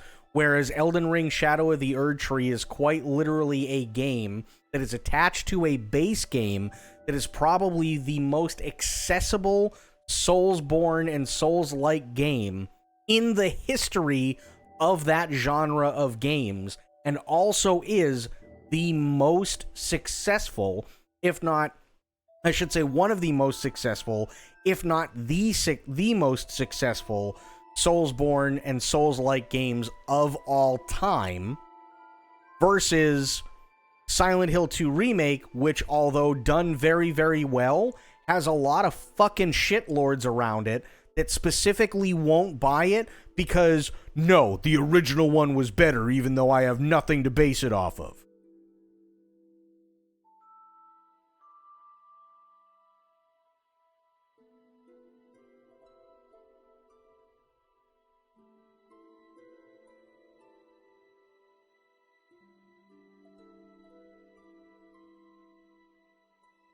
That's the issue. So what are you going to do? You going to put a niche game in there or something that, like, everybody universally really enjoys the hell out of? And unfortunately, we all knew this was coming. And this is kind of the issue.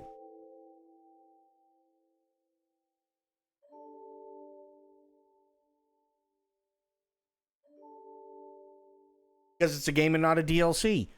You're missing the point. I agree with you, but that's not the issue. Issue is, what else are you going to put there that has as much recognition and as much success as something like Final Fantasy VII Rebirth and something like Black Myth Wukong? There's nothing else.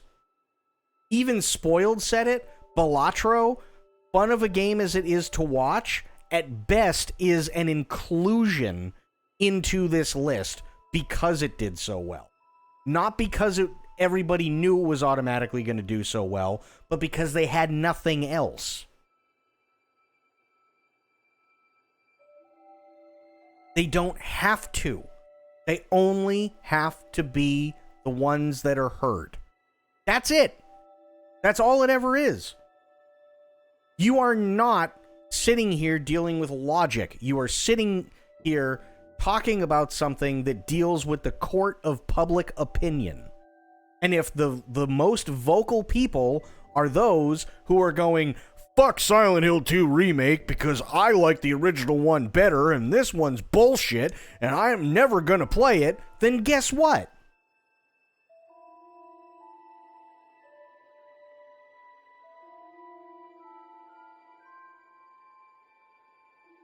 This has nothing to do with logic. None of the FAQ has anything to do with logic. It is all based in the court of public opinion.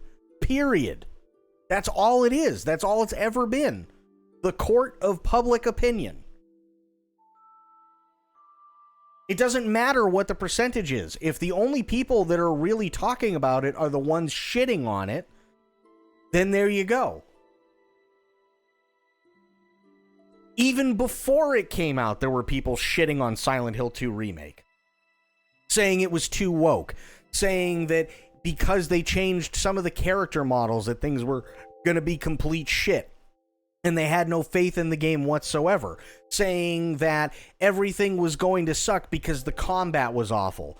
Saying that it doesn't matter what they do because it takes away from the game entirely because it's not a fixed camera angle and because it's not isometric. And now everything's going to suck. Saying that it doesn't matter that literally everything and anything that's done isn't going to amount to a pot of piss, specifically because things that they don't think need to be changed were to update it into more modern things. Saying that bringing it into the more modern era means that they're going to take the entire story and fuck it all up. That's literally what it was for months with Silent Hill 2 Remake. On a platform that does 5 billion videos watched a day. It doesn't need to be logical, because there is nothing logical about it. It is the court of public opinion. And there are plenty of people, and I got no problem with people who sit there and go, yeah, you know what? I played the original one. I really like the original one. This one doesn't really hit me all that much. And then they never say much of anything about it ever again. I get it. That's fine. That's your opinion. But those aren't the people I'm talking about. I'm talking about the people who literally just go out of their way to absolutely shit everywhere on something who are the most vocal. And in the court of public opinion, guess who wins? The people who are most vocal.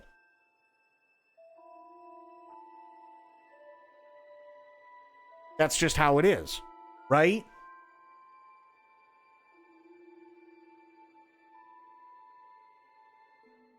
You can't say the same for the DLC. You can't. Not anymore, because they already came out with a patch that supposedly nerfed everything. You can't say that. And people aren't sitting there and making videos hand over fist like they did with Silent Hill 2 previously, before the game even came out, saying that it was all going to suck. You can't say that. You absolutely cannot say that when it comes to Shadow of the Erdtree. You cannot say that whatsoever. Because the amount of people who are going to be vocal about Shadow of the Erdtree are going to be in the positive compared to the people who are going to be in the negative when it comes to Silent Hill 2. The amount of people who are vocal are, it's absolutely going to be positive, leaps and bounds over the amount of people who are going to be negative for Shadow of the Erdtree. Versus Silent Hill 2 Remake, which for months people were just actively shitting on before the game even came out.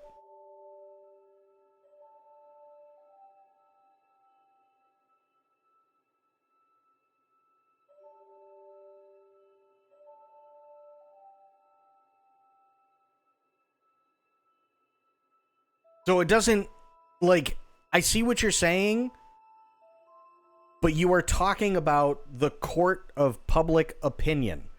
Court of public opinion has one rule. If you're loud enough and you scream it enough times, people are going to go, oh, well, I guess fuck this then.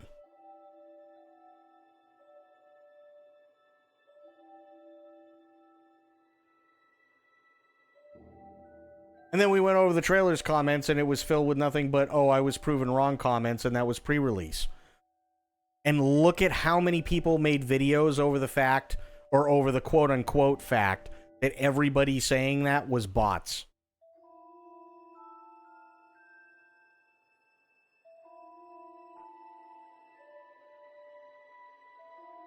All they have to do is keep yelling, and they get their point across. Unfortunately. That's all they have to do.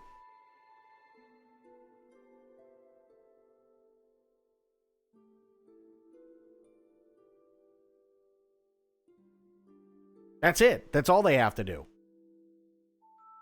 If you go and you look at, say, like Dan's Gaming, right? Dan's Gaming can sit there and go, hey, you know what? Silent Hill 2 Remake was really, really, really good. I'm really, really, really impressed.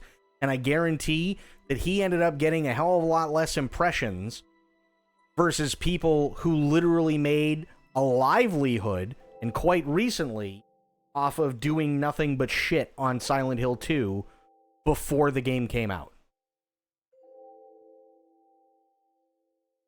Right? That's just how it is. Somebody as big as Dan's Gaming probably got less impression over that stuff, right?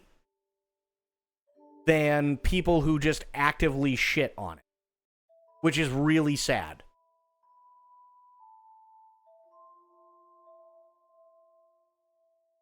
That's kind of the problem.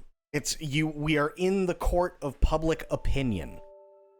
People who are loudest, those are the ones who usually get it. I like the DLC more than all the nominations combined, but I don't think it deserved to be nominated for a category it had no business being in, but that's just me. It's not just you. I don't think it should be there either. But the problem is, what should go there instead? If you already have, again, I will say this again, if you already have something that looks like it was just thrown in there specifically because they didn't have anything else to put in here, and then you have something that was already, that they even put in the FAQ, it was more than likely going to be in, what else do you put here? And you're doing it in the court of public opinion. That's the issue.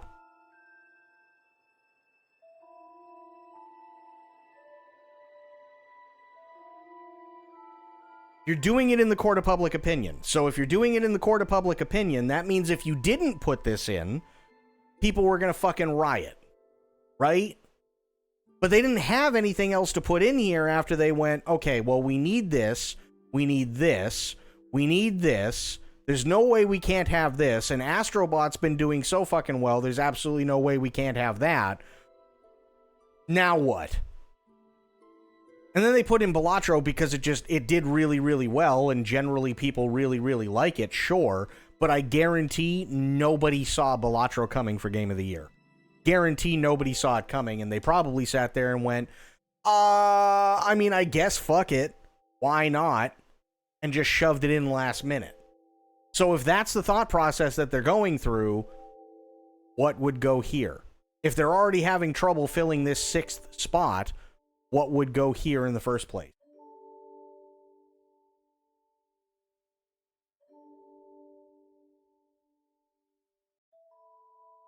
No, they wouldn't. They absolutely wouldn't, because it's not your opinion that matters. It is not your specific opinion that matters. And they specifically say the reason why they don't do it at a higher percentage is specifically because if it was any higher, then literally it'd just be Elden Ring. Every category, it'd be Elden Ring. Right? That's all it would be. You'd have all the fucking FromSoft fuckboys come out of the woodwork and go on Reddit and get people to vote for Elden Ring. And that would be it. It would be Elden Ring, every single category. That's why they don't do it. That's why they don't do it that way. So what's the answer? We've already been shown that the way that it has worked in the past, whether this is the way that they do it or not, or the way that they have done it in the past or not, doesn't really work. We've also been shown, even before the show starts, that literally this way isn't really the best either, but at the same time, you cannot give it 100% fan votes. You cannot give it 50% fan votes. You can't give it 40. You can't give it 30. And you can't give it 20 because everybody would go out of their way to vote for something just because that's the game that they jerk off to. That's why. So knowing that, how do you do it?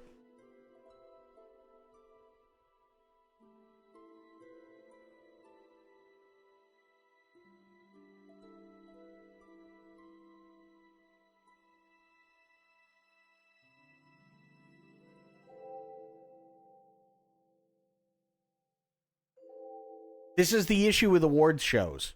This is always the issue with award shows. There is absolutely zero way, right? There's absolutely zero way that if you go to the Oscars, that everybody on the committee that votes for who's going to win Best Actor, who's going to win Best Movie, who's going to win Best Actress, who's going to win Best Supporting Actor, who's going to win, like, Best Technical Advisor, who's going to win Best Direction, who's going to win Best Art, who's going to win Best... I guarantee you, literally none of them have watched every single movie that year that are nominated. Guaranteed. It's the same problem that you have with the Oscars and the Tonys and the Grammys and everything else. It's the same problem. Have a category for expansions and DLCs. Right. So then what would go here? You still haven't answered the question. If you are voting in a court of public opinion, and the only game that is there that is that is in the court of public opinion, the only other choice is something that's been actively shit on, whether it be a small percentage or not, but they've been the most vocal, coming out and saying that the game is absolutely dog shit, and then argue absolutely every single point that is brought up, why would you put it there? The game won't even get a vote. As good as Balatro is, Balatro was probably, well, what the fuck else do we put in? So what do you put here, when this was probably a given from day one?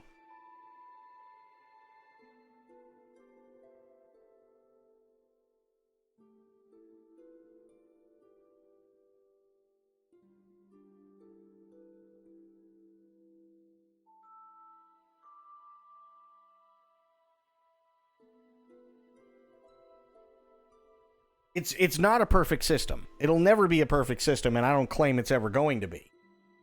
But the issue is, okay, then what?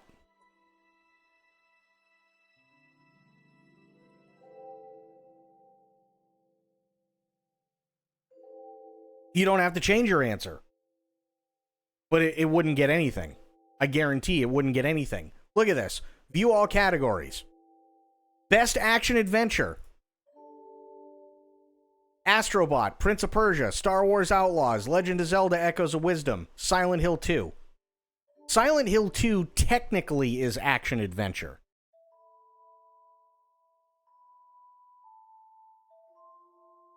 Would I consider it action-adventure? No. But considering the rest of them, what's the only choice that I've got? Not to mention, there's only 5 here. There's not 6.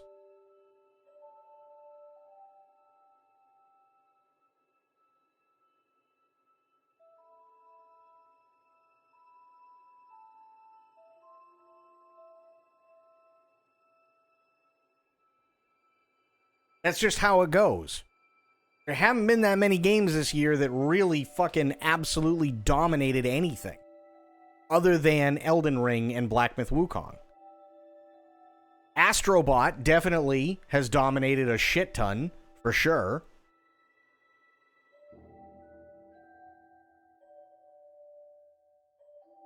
And then after that, it's just kind of, what do we do? When we already know flat out that Star Wars Outlaws has just been a pile of shit. So if Star Wars Outlaws has just been a pile of shit, that means that they were probably down, they probably had Silent Hill 2, Prince of Persia, Astro Bot, and Legend of Zelda, and went, fuck, we need at least 5, and just shoved this in here because a lot of people played it, and then finally realized, no, this is a giant pile of shit.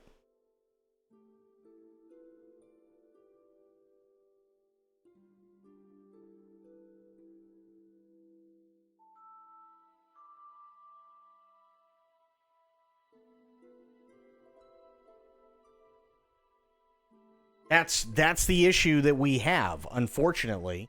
Because again, if it was any higher than 10%, and I know a lot of people don't like to hear it, but if it was any more than 10%, game of the year would be Elden Ring. Best game direction would be Elden Ring. Best narrative would be Elden Ring.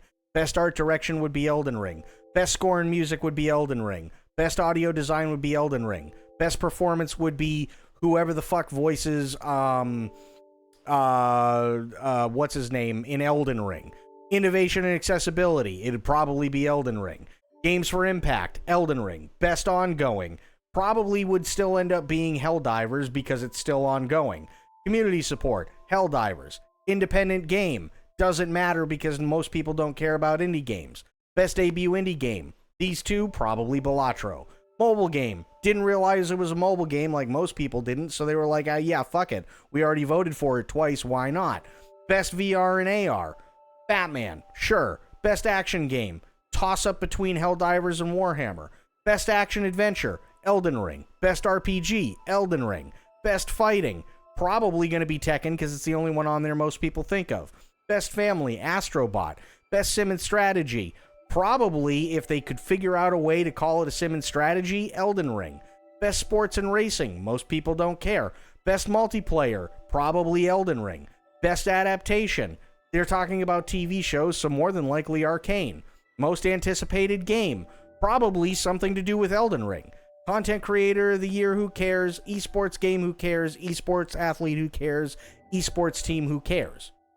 But you can see how literally the fan base would literally go Elden Ring, Elden Ring, Elden Ring, Elden Ring, Elden Ring, Elden Ring, Elden Ring, Elden Ring, Elden Ring, Elden Ring, Elden Ring, all the way down in everything they could.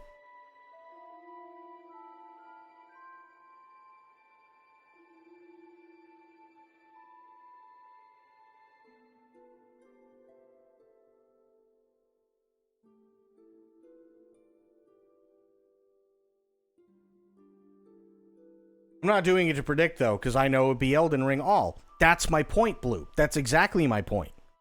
That's absolutely my point. If the voting was any more than 10%, it would just be Elden Ring across the board.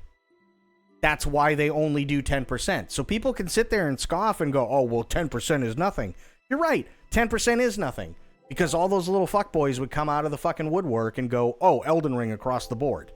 That's what they would do. That's exactly what they would do. 100%, that's what they would do.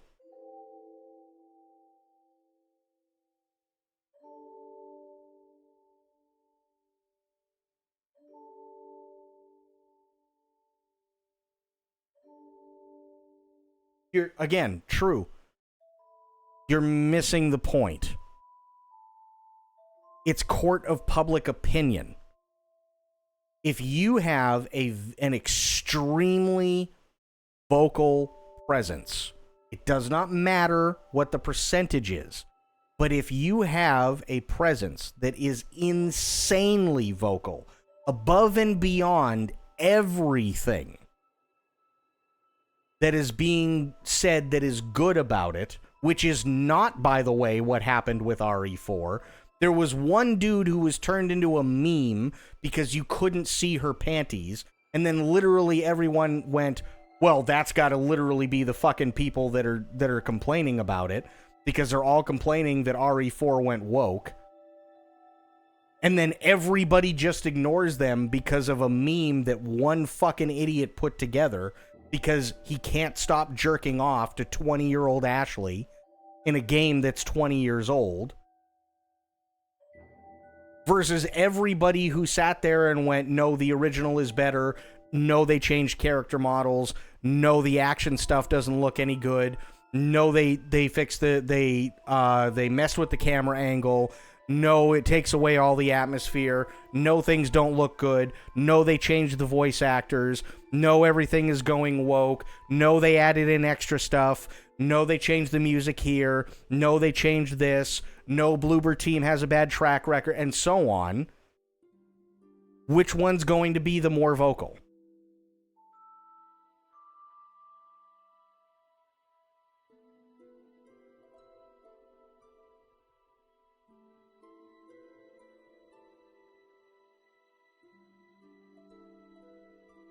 Talking about the loud majority that were vocally against it because they didn't have faith.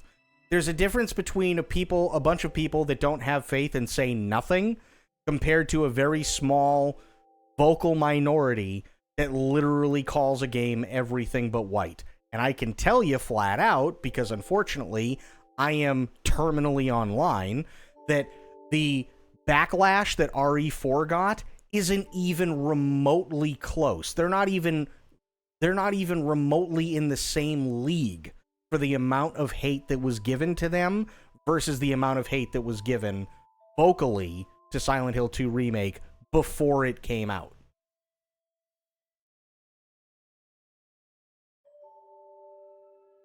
Not even remotely close. Because most people didn't even realize that shit was going on, and they went, oh, fuck, wow, RE4, it came out? Great, I'm gonna play it. I haven't played this in 20 fucking years. And then they did, and they found out it was actually really badass. Right? They found out it was really, really, really badass, and the changes that were made really weren't all that bad. And then everybody goes, well, look at this meme. Look at this asshole who's talking about fucking Ashley's panties. And then everybody sits there and goes, oh, well, that literally must be absolutely everyone who's talking shit about it. So the court of public opinion sat there and went, no, you guys are fucking stupid. But unfortunately, it went in the other direction for Silent Hill 2 Remake.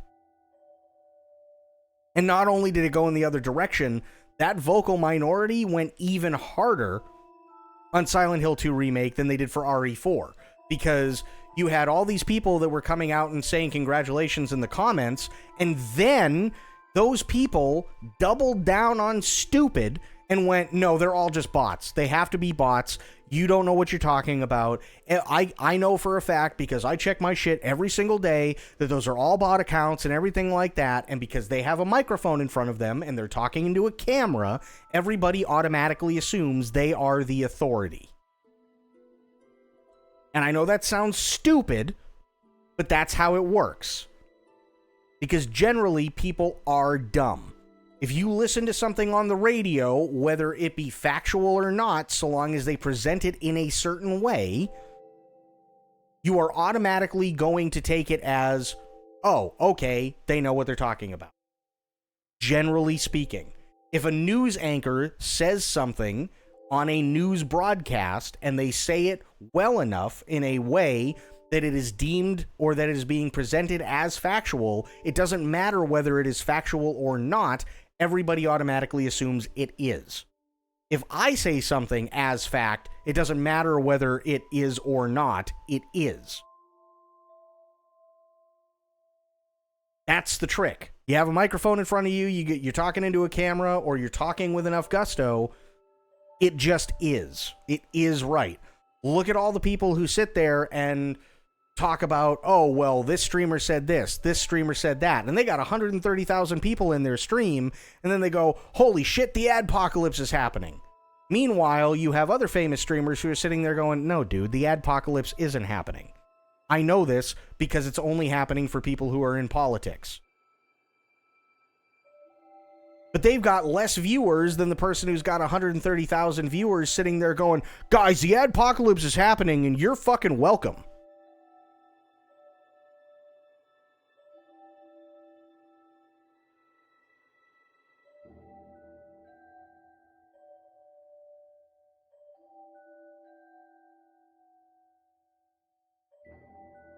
It's the court of public opinion. It really doesn't matter whether it's 0.00000000001% or 10%, if they are the vocal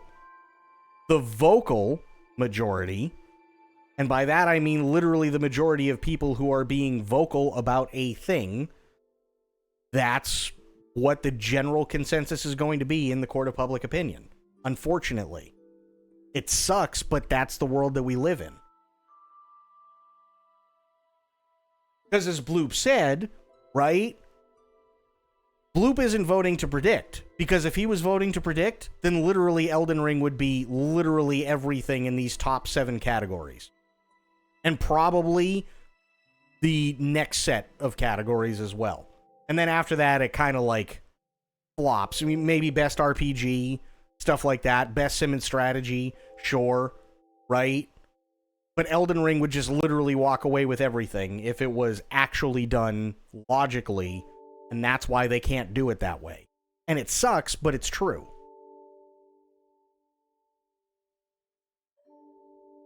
It absolutely sucks, but that's the God's honest truth.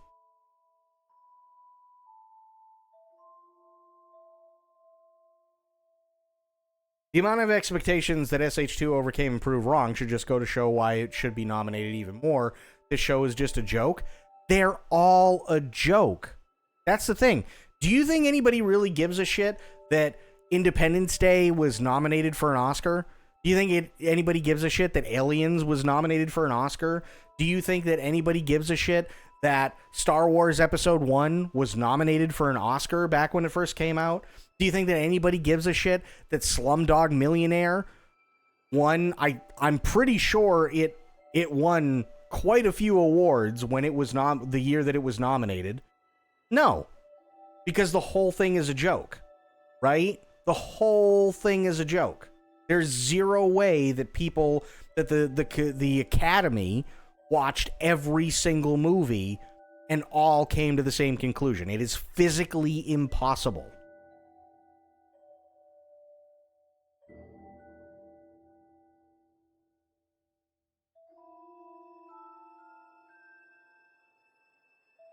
At least 2023 had a decent selection with only questionable nominations were just released late. Yeah.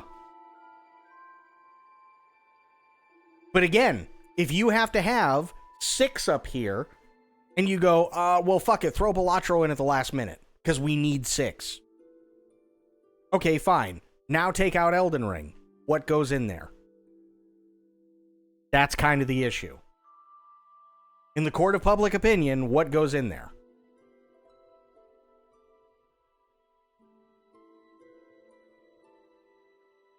And what sucks even more is I would love to vote for Black Myth Wukong, but I can't because I'm trying to actually be, like, really, really, like, responsible about it, and I have yet to play Black Myth Wukong.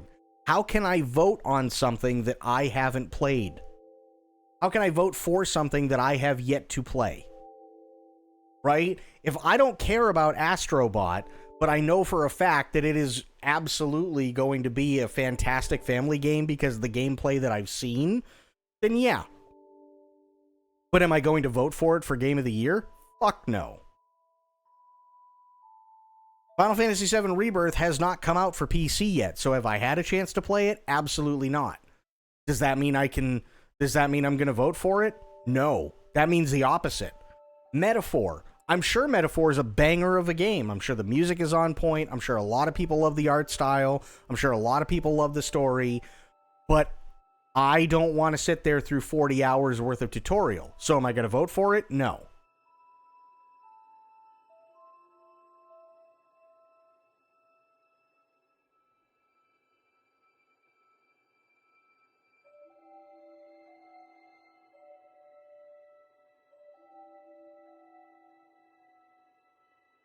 That's the problem. That's absolutely the problem.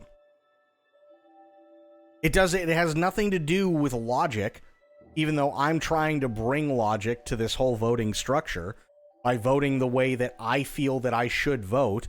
I would love to vote for Black Myth Wukong specifically because I don't agree that this should be here. But have I played Black Myth Wukong? No. And because I haven't played it, I can't vote for it.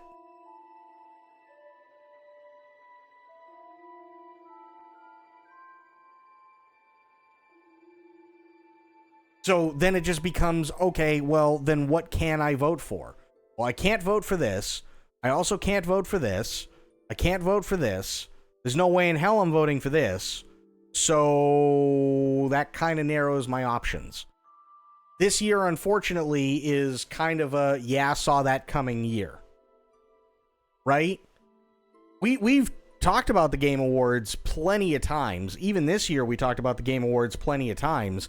And I mean, how many times have I said, guaranteed Elden Ring is probably going to win Game of the Year again? Right? And there have been more than a few of us that have called it. Right? Chances are Elden Ring is going to win Game of the Year again. Even if we were joking, I guarantee we've thought, yeah, Elden Ring is going to win Game of the Year.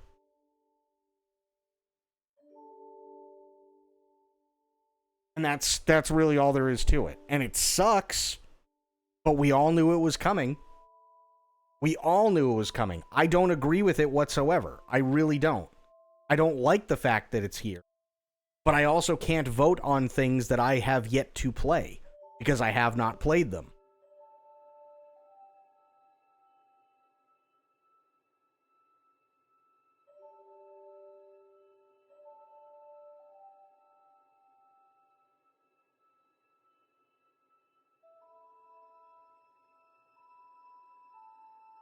Yeah, but Alan Wake 2 isn't a DLC. Alan Wake 2 was in there, but the problem with Alan Wake was Alan Wake 2 came in last minute, which I already don't agree with, right? Now, they would have had a shot this year, specifically because if you look at everything in this category, there really isn't a whole lot. Alan Wake 2 probably would have walked away with quite a bit this year, but instead, they released it right before the cutoff. And there was no way in hell that they were going to win Game of the Year over Baldur's Gate 3. There just wasn't. It was not going to happen. Zero chance. Right? Fantastic game. One of the prettiest games I've ever played, but it is what it is. Fluffer Butter, welcome in. How you doing? Silent Hill 2 Remake existing at all is enough of a win for me. I'm just so happy they didn't screw it up. I'm happy they didn't screw it up either. I'm 100% happy they didn't screw it up. I was very pleased with how it came out. Absolutely, I was very, very pleased with it. And I like all the little things that they made sure that they added in, like the thing that True showed, right? If you look in the car, you can get the map for the parking lot area. Plus, if you look in the back seat of the car, you can see that there's his wife's body, right? I love all that stuff. I think that's fantastic, fantastic stuff. It's stuff that wouldn't work in the original. There's just no way. Because of the fixed camera angles and because of the technology and everything like that, right? You couldn't do that. You couldn't do stuff like that in the original. I think it's very, very, very well done. I do. But I'm also one of those people who defended Silent Hill 2 Remake literally the entire time. And we watched videos on here that were literally, showing or showcasing the stupidity of people that were talking crap about it months before it came out. Doing well, thanks for asking. How are you? I'm doing pretty good. Doing pretty good. We're going to be getting into more God of War Ragnarok here in a minute. But I had to go through and do my voting for all the Game Awards stuff. Also, Fluffer Butter, thank you for the follow. I really, really appreciate that. This time I've come in with Shadow talking, loving someone's wife's body in the back. Oh, God. Okay. God, Sophia, your timing is just... Wow. Okay. We were talking about Silent Hill 2 Remake versus the original, right? What we were talking about is, in the original Silent Hill 2, right, you start off by the car, but because it's a fixed camera angle, and because the technology wasn't there at the time, there are like these tiny little things that they can add into the remake like they did, such as his wife's body in the back seat of the car that you can see a little bit through the window. So it tells you that he's lost it. He brought his wife there. His wife has been dead the entire time, and he's in his own personal hell, right? Stuff like that. These little details that, unless you're specifically looking for them, you could miss, right? They just didn't have the technology for it back when it originally came out.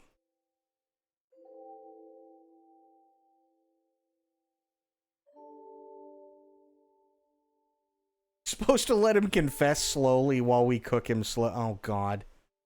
Yeah, that's what I was talking about. Silent Hill 2 Remake did a fantastic job on a lot of things. Absolutely fantastic job on a lot of things. But again, I was one of those people who defended the hell out of Silent Hill 2 Remake. I thought it was going to be really good, and was I surprised that it was really good? No. It's exactly what I expected it to be. I thought it was really, really, really well done, and I'm glad I was proven right. More so because now other people can enjoy it. But unfortunately, you have a very vocal group of people who really crapped all over that game.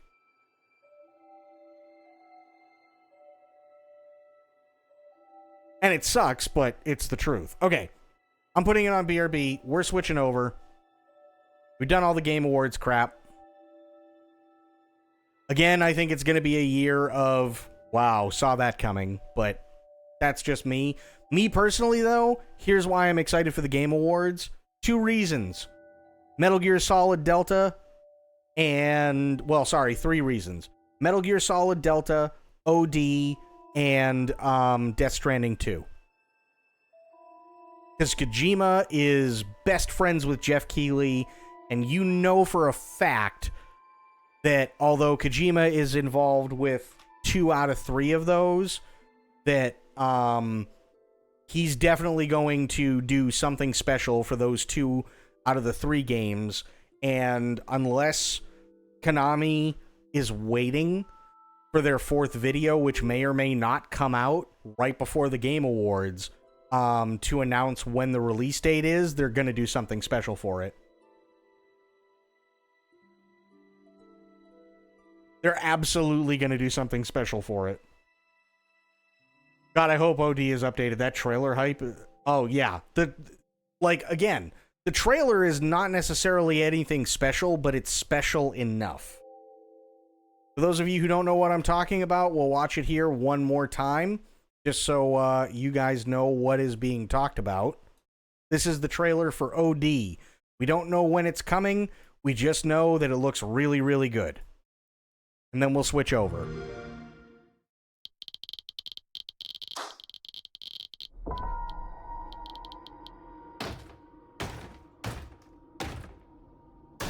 The hungry purple dinosaur ate the kind zingy fox, the jabbering crab, and the mad whale, and started vending and quacking.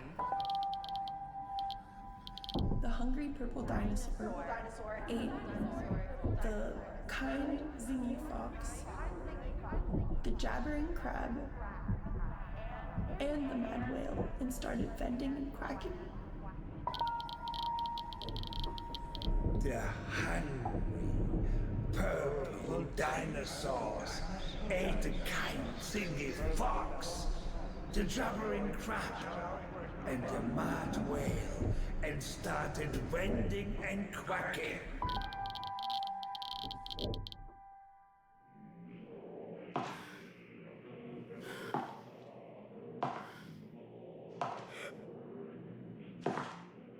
Also, you hear what almost sounds like audio in reverse. I wonder if anybody's actually gone back to try and reverse the audio here. that low drone that you hear, that sounds like audio in reverse. I wonder if anybody's actually reversed the audio for it to hear if it says anything, but it's also very, very reminiscent of what you hear from the bloody paper bag in PT.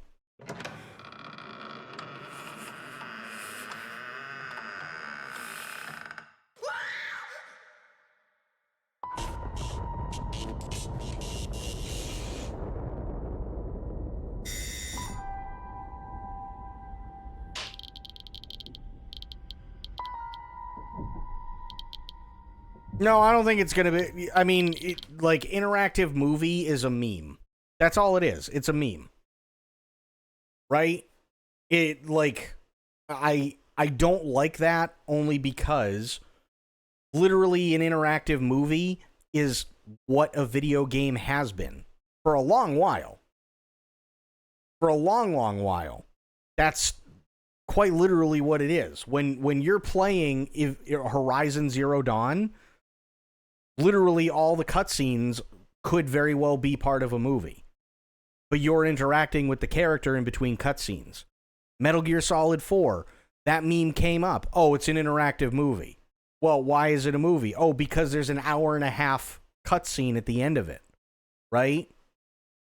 Metal Gear Solid 3 is an interactive movie. Well, why is it an interactive movie? Because it's got a lot of cutscenes in it, so and you're just doing stuff like in between, like, you know what I mean? When it specifically comes out and says, right here, a Hideo Kojima game, right? Then guess what? It's a game. Now, Kojima definitely goes more theatrical than most, sure, but I wouldn't consider anything that he's done any sort of interactive movie. Not at all.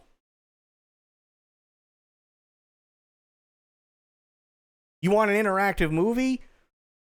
The only one that I could really consider an interactive movie from Hideo Kojima, and that's only when the actual movie releases, is going to be the Death Stranding movie, because then you're going to be trying to take the events of Death Stranding, which is a really, really, really long game, and condense it down to maybe 2.5 hours.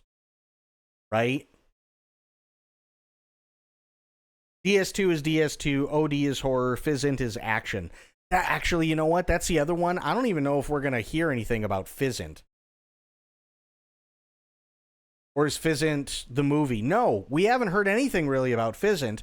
Fizzint was something that came out at the Game Awards last year, and it was like a final video from Kojima, and he was standing there with the director of Sony, and he said that there was something else that they were working on, and he was going back to the espionage action genre that made him, and that was it.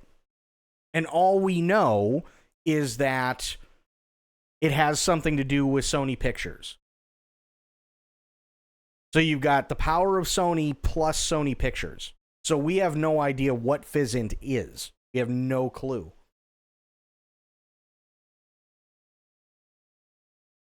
We have zero idea what it is, because that's the only time he's ever said anything about it.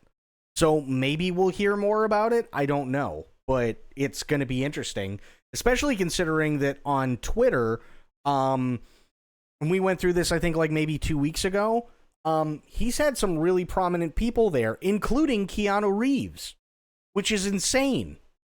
Where does Keanu Reeves fit into all this? Is he in OD? Is he in Fizzint? We have no clue. We have zero idea. I don't know how Keanu Reeves fits into it, but he does. How does CDPR fit into it? Again, we have zero idea. Now, chances are it's probably maybe there's a deal that he has to make with, you know, distribution on GOG, because CD Projekt owns GOG. Could be something like that. Could be something like, you know, technical stuff that he asked them to help out with, or maybe they asked him to help out with something. I don't know. But he's got ties with CD Projekt. So, I mean, there's a million different reasons why they could be there. Also wondering if DS2 will maintain that airy music vibe of DS1, or if they'll change direction for the music. Well, we do know that DS2 is supposed to be more action-oriented, but that's about all we know, sadly. That's really all we know, is that it's supposed to be more action-oriented than Death Stranding 1. But, yeah, aside from, like, the music that you hear in the trailer, we don't know much of anything, really, when it comes to Death Stranding 2. And don't get me wrong, the music for Death Stranding 2 is really, really strong, and that's great. But, yeah, I have no idea. I have zero clue. Oh, I gotta change this. Hang on. God of War. There's Ragnarok. Perfect.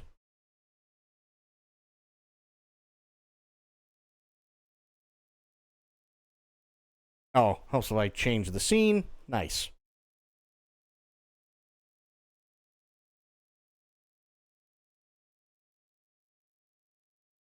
MGS 2, 3, and 4 are very different style, but all still action espionage. That's one hell of a way to put it. Silent Hill 1, 2, and 3 are different styles. Just exciting to see what it could be.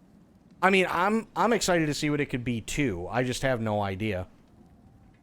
Oops. Finally, Dad. Yes, more Dad of Boy. And hopefully, this is the end of Boy. One can only hope.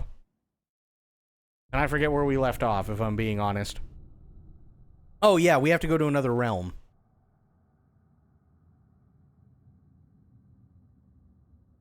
Finally, Dad and child that is annoying. I mean, that's fair. That's totally fair.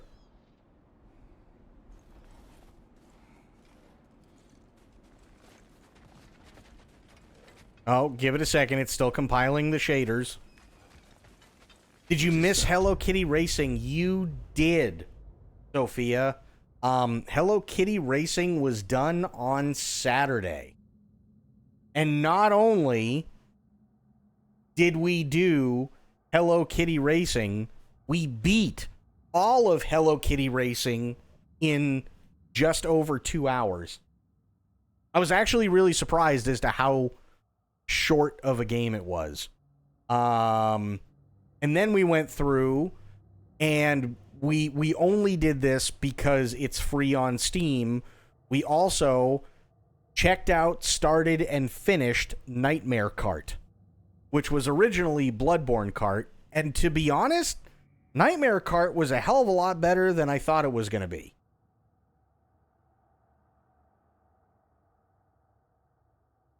They put a lot into Nightmare Kart, and it was actually really decent. Don't see many of those in these parts. She must be theirs. It's on the VODs. Just to them. I'll ask her. Nicely. Easy, girl. Easy. That's right. Gina coming in with a raid. Could we get a shout out for Gina, please? I'd appreciate it. Thank you. Guys, if you don't know who Gina is a longtime friend of mine. She's awesome. Please, please, please go give her a follow. How's Fallout 3 been treating you? Thank you so much, Gina. Care to talk about whatever the norms put you through? No.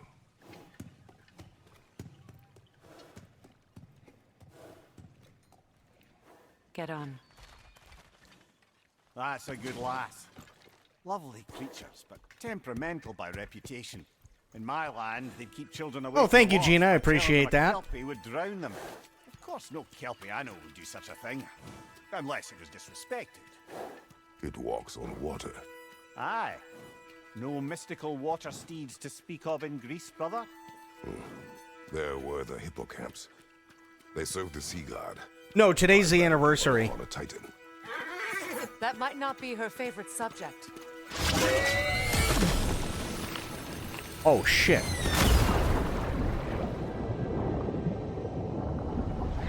Thank you, Sophia.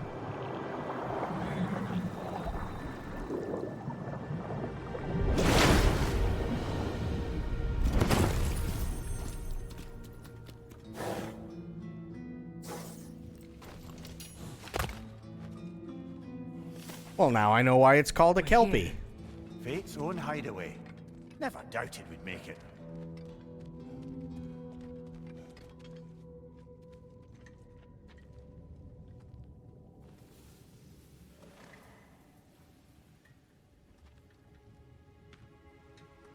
Kratos, Freya, and Mimir's head. Enter the home of the Norns. I love how it's Anne Mimir's head.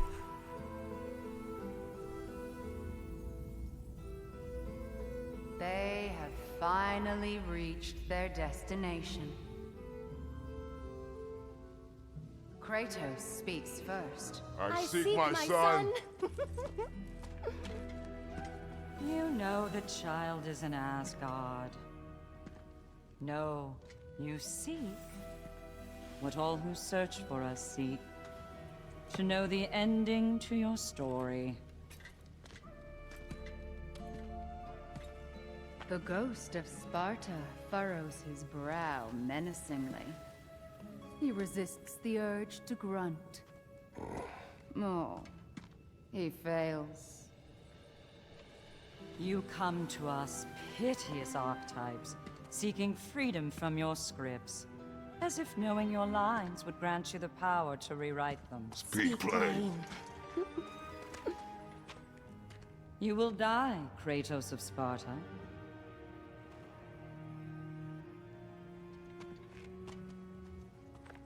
But you called him the destroyer of fate. There must be a way to subvert destiny. There is no destiny, Puck. The protagonists are speechless.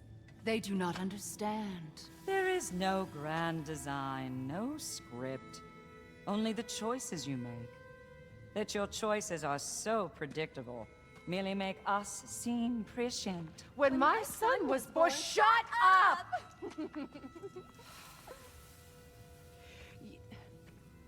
Your prophecy said he would die a needless death. And he did. Because you could not let him go. Because he thirsted for revenge. And because you kill gods. Oh. But what Kratos did, it was not out of hate. Should I bring him a crown then?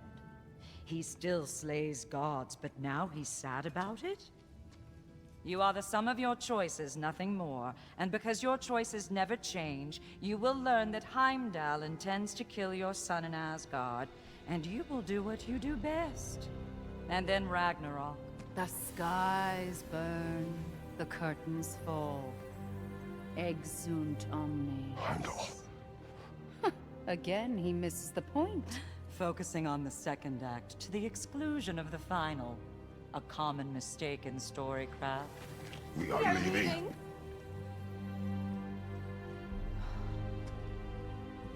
I hate that third one. He stomps away, followed closely by Freya.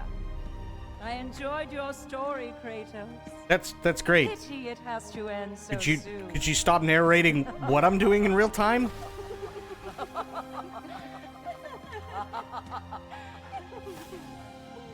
Well, that was educational.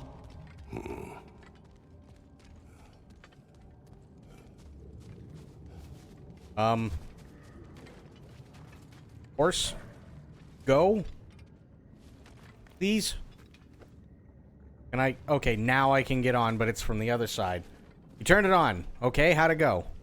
Let us leave this place. Happily.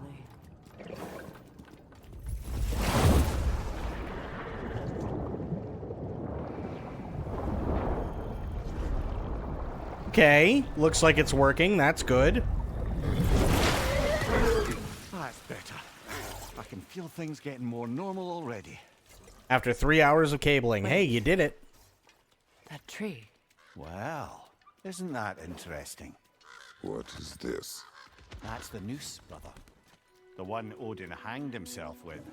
As part of his endless, mad quest for secrets of life and death. And Nothing wrong with that. What are you doing? It's a charged object, significant to Odin. Perhaps I'll find a use for it. Brother, what they said about the boy? Will not happen. Oh, I agree. It will not happen. We will not let it. Of course we bloody won't. The question is how. You wouldn't seriously consider killing Heimdall, would you? I will do what I must. Oh, is that all? You're wrong to dissuade him, Mimir. You know Heimdall. I grant you that he's a spiteful, vicious little shit. And so loyal, Odin entrusted him with Galahorn. If we have the chance to eliminate him before Ragnarok, we shouldn't hesitate. Considering his powers of foresight alone, that is an if of mountainous size. I guess this is the part where I put windows into it, so I'll check a quick guide. That's probably a good idea.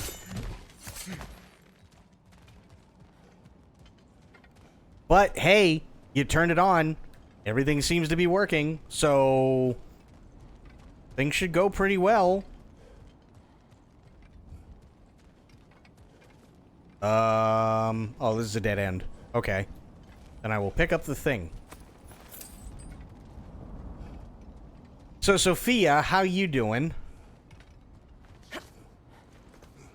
Even supposing we're all perfectly comfortable plotting an assassination, and I, for one, am a mite rusty at that measure, we've got no way to reach Heimdall, and no way to kill him if we did. I have killed gods greater than him. I don't doubt that, brother, but it's hardly my point.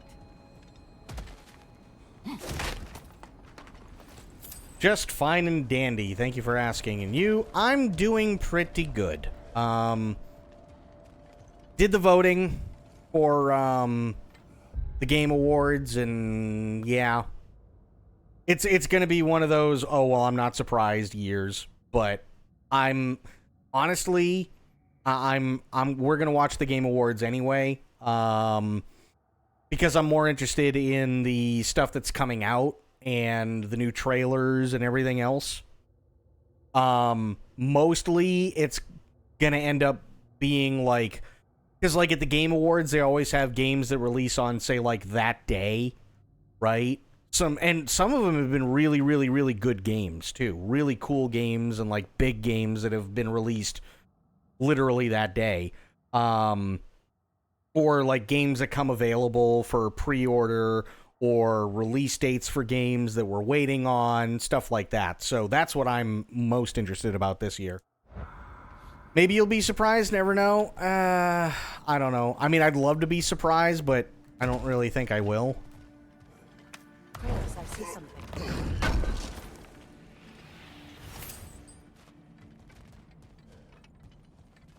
Wait, what is... Up there. Oh.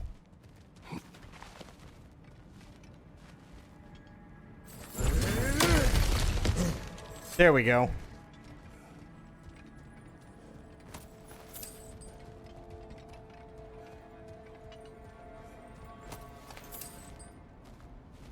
That's the wrong way up if you want to get out of here. I know, but I want the thing.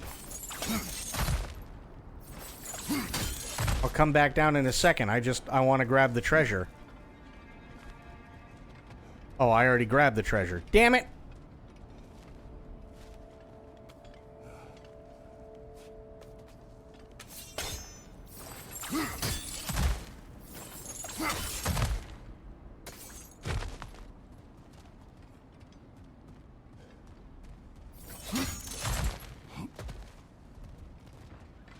Look, I think we're missing the Norn's message here. We've all got our tendencies, and yours is to run headlong into danger to protect the ones you love. I do not intend to change. Not about that. Why should you? Apparently my tendency is to kill the ones I love. Freya. I don't need you to comfort Well, then don't love me, Either. please. Their accusation was cruel. None of us believe. The truth can be... Guessing Dad is gonna find Sussy Son Anyone and care to argue Femboy, with that? Heimdall, and friends, No. probably. But Baldur's fate had many causes. Prophecy among them. How do you mean, brother? There are many tales in my homeland of those who fulfilled prophecy by attempting to avoid it. So it was when Freya tried to protect Baldur. And so it was when I accused my son of going to Asgard.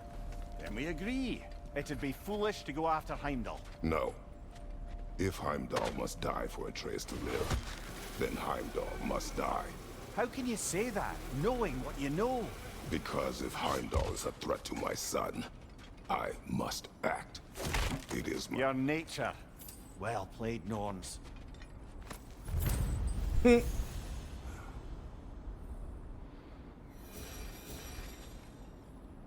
I'm just saying, Christopher Judge, yeah. He's got one of them voices. Just that simple. No, Freya, I need you to... Thank you.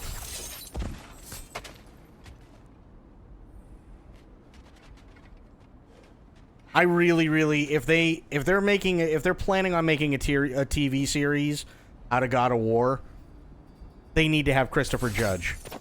He needs to be Kratos.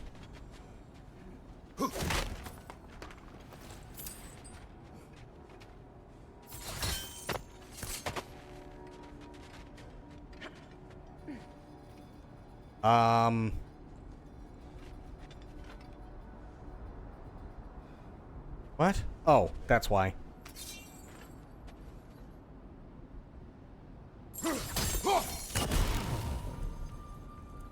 Okay. So that's one.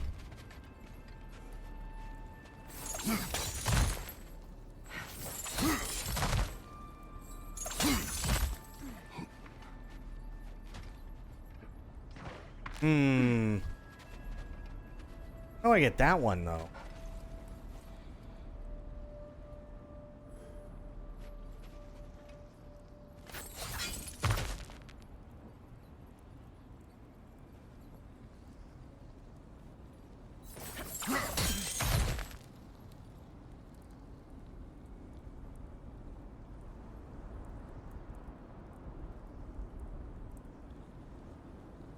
Crap.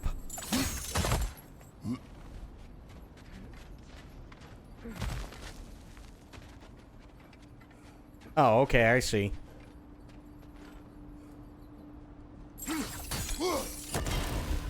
There. Down here.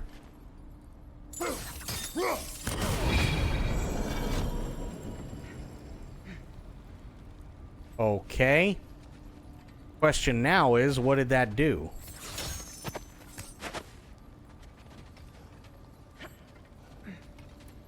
I know where I have to go, but I want to get the treasure.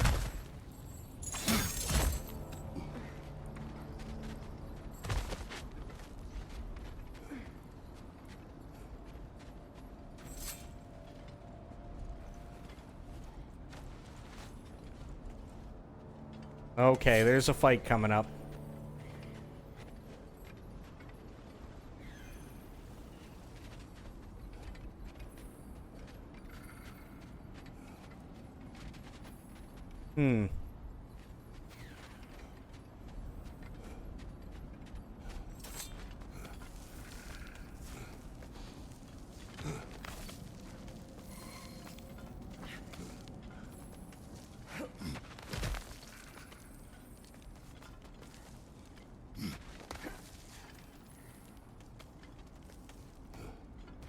Okay. Oh.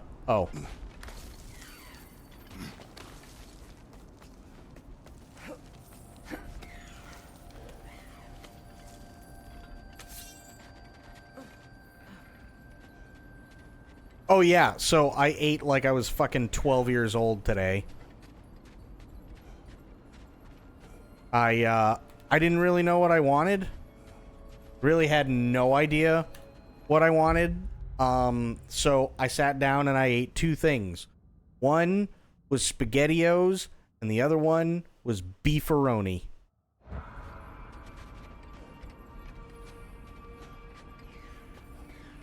Oh, it just brings me back up here. Oh. And must kill Burb. Go. There.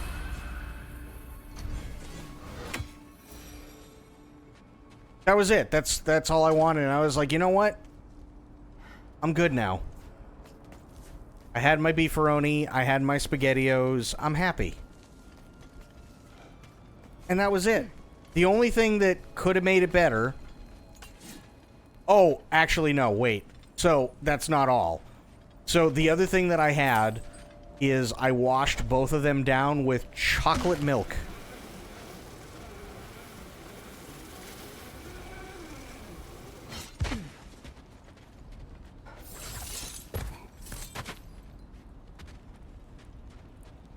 That's a perfect day. Yeah.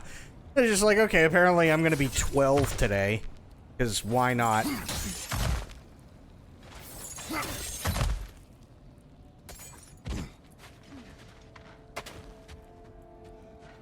The only thing that would have made it better is if I had had chicken nuggets for dinner.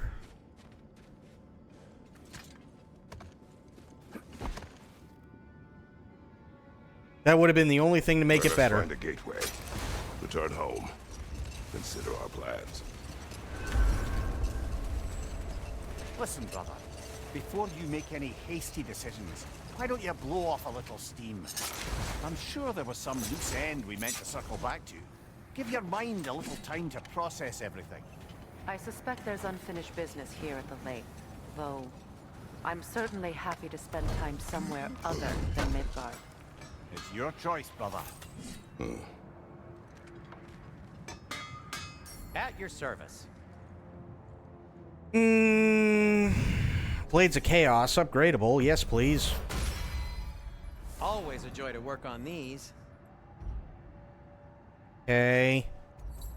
Brutal Might, upgrade that. Nice. Shields, upgradable. Nice. May it strike true.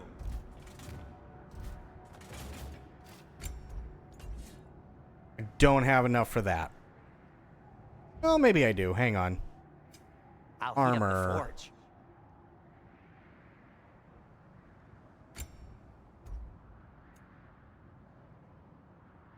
Using a runic or relic or a runic attack or relic to immediately restore 70% of its cooldown. Oh, crap.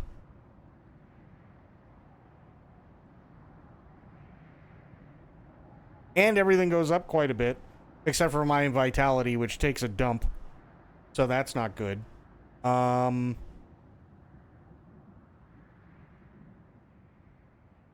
armor so beautiful that it is said whoever wears it becomes instantly more likable and lucky.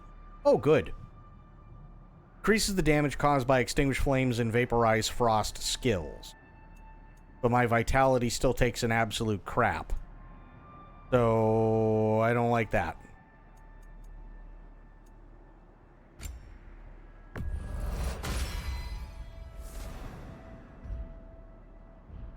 Okay. Want something in particular? You've been quite the archaeologist, haven't you?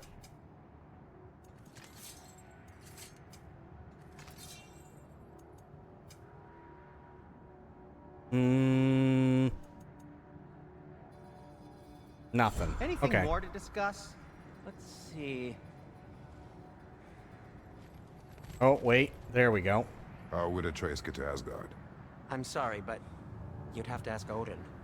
He's got control of every path. I know how highly you esteem our expertise on such things, so I'm sure that's disappointing. He's just been one step ahead of us. Good. This is going well, I think.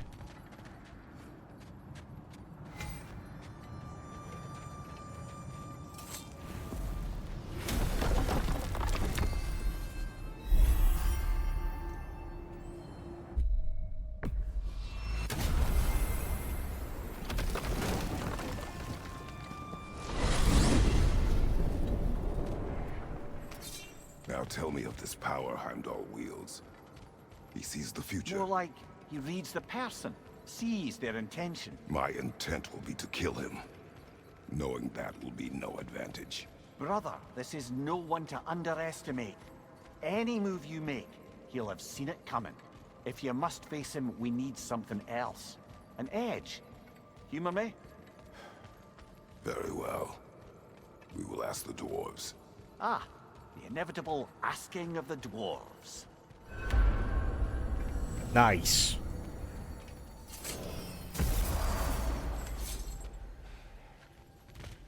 Excuse me, sir. Could I have a moment of your time? Oh dear, what's to be done? What is it you want? It has come to my attention that Nithog has been slain, and as a result, her offspring have been let loose into the Nine Realms. What of it? Unfortunately, without a proper role model to supervise them, the little rascals are certain to fall to mischief. In time, said mischief could culminate in nothing less than their devouring of the Nine Realms entirely. In order to avoid such a grisly fate, I'd like you to bring the Lindworms to me. I believe I can act as a satisfactory paternal figure in their upbringing. You'll find the specimens gnawing on tears throughout the realms. Use this device to safely store them, bring them back to me, and I promise I'll make it worth your while. You mean to say you'd raise them by yourself? Indeed. I have no small experience managing extreme personalities. Compared to wrestling with my emotions in the most literal of senses, I dare say raising a handful of lean worms will be a walk in the park. Now, what else might there be to discuss? I don't know. About Nithog. You should know. We had no choice. It was Odin's doing. Oh, I am very well aware indeed of the alleged All-Father's role in this tragedy. Sadly, there's no expecting him to clean up after himself. Not all gods showed the interest that you do in righting past wrongs. I do hope you're able to locate those lean worms. Good luck to you. Thanks. Until we meet again. Do you not understand when a conversation is over?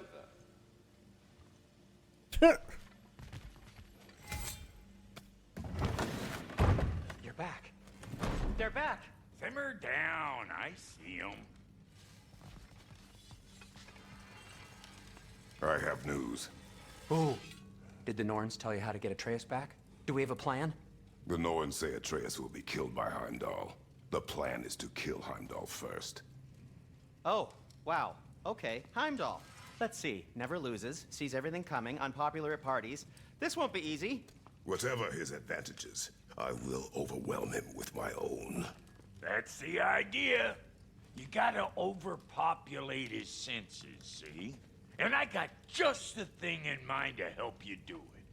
Sindri, go get Dropnir. Dropnir? But we need it. Our supplies. Oh, we got plenty. And to spare. Even if we did, Dropnir's no weapon.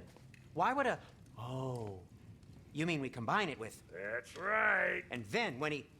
It'll go... Damn you, that's brilliant. Very well. I suppose there's nothing to do, but... Go fetch Dropnir. So, you should probably go get it? Dropnir? I bloody knew these two had nicked it. And Odin blamed me for it disappearing. They stole Dropnir. We didn't steal nothing. We just ungifted what never should have been gifted in the first place. How will it help me kill Heimdall? Never you mind all that. It's a fucking surprise. We're artistes. But to even store Dropnir, you'd need... You were saying.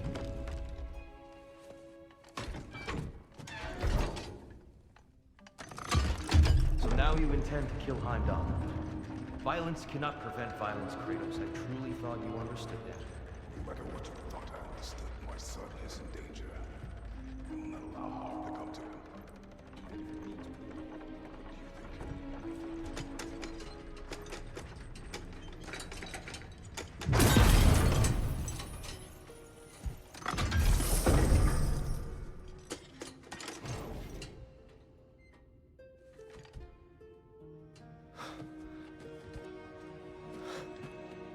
We're gonna have to go find Dropnir, aren't we?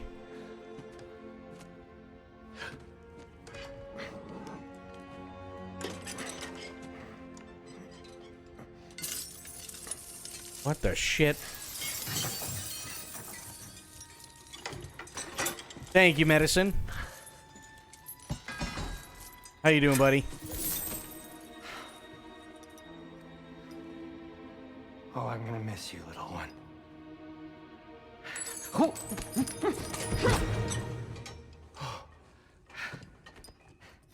Got it! I think. It keeps on giving.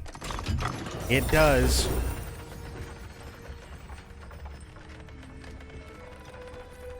I thought you didn't believe in fate.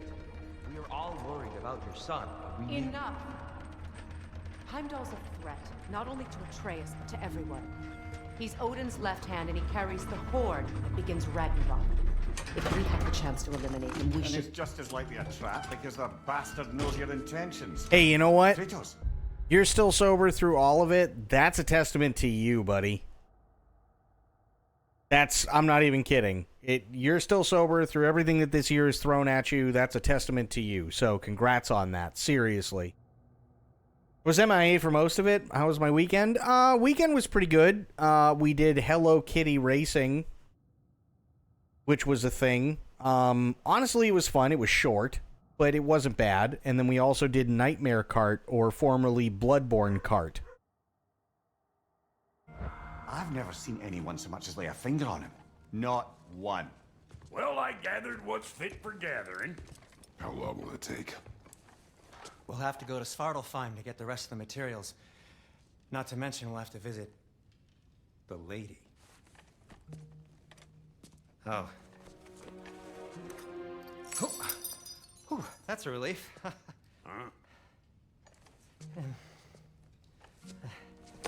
Ow.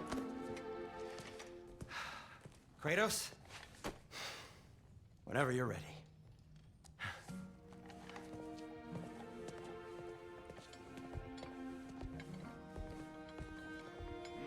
The lady? No idea what he's on about, brother. I wish you'd come with us, dear. I know you mean well with that. But, to be honest, Oh, no. I don't like who I became on our last adventure. I can't be around the violence that follows him. That follows you both. I'm sorry.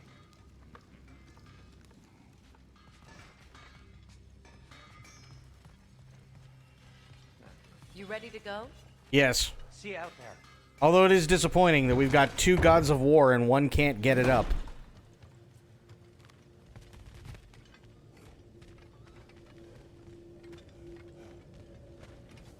Ah, time to go see the lady. I'll take it from here. Oh, no. This whole thing were my idea. I'll speak to the lady. I never get to speak to the lady.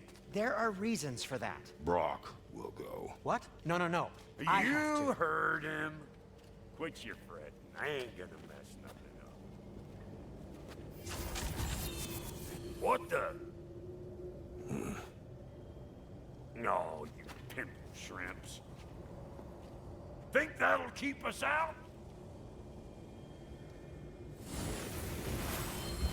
Well, think the fuck again.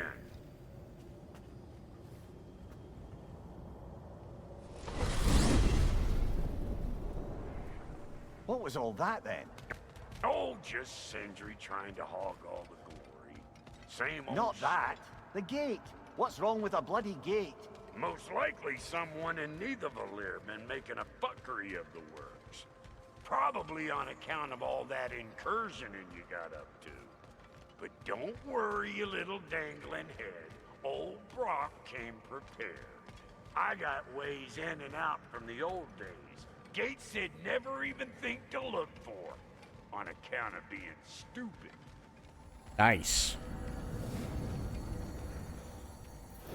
So I'm trying to think. We came to... This here's your stop. Abandoned service tunnel, direct to the forge camp. I'll meet you up there. Go on. Brock. And he's gone. You sure he was the right pick for this, brother? I trust him.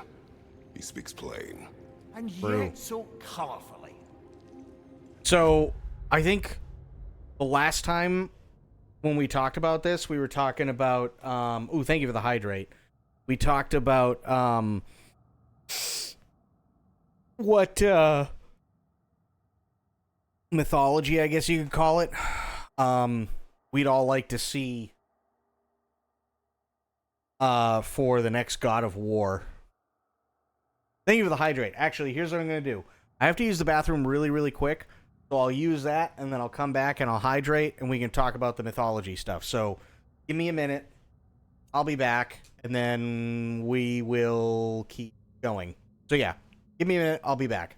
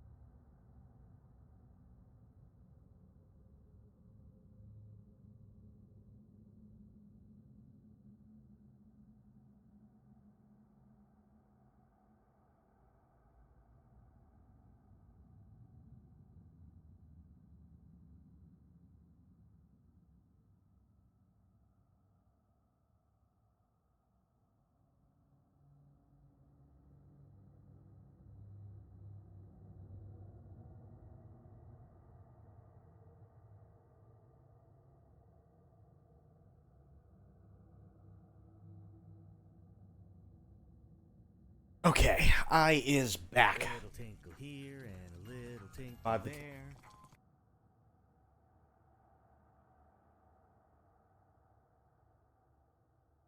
So, what do you think, Sophia? What I know you I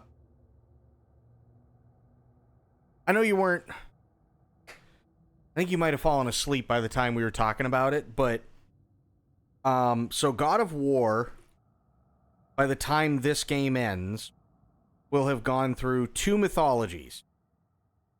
So he started out with Greek mythology, went all through that, took like 5 or 6 games for him to go through that. And this is, I'm pretty sure, thank you for the welcome back. This is, I'm pretty sure, going to be the end of Norse mythology. So, what mythology would you like to see him actually do after this? Okay, there we go. And thank you for the hydrate.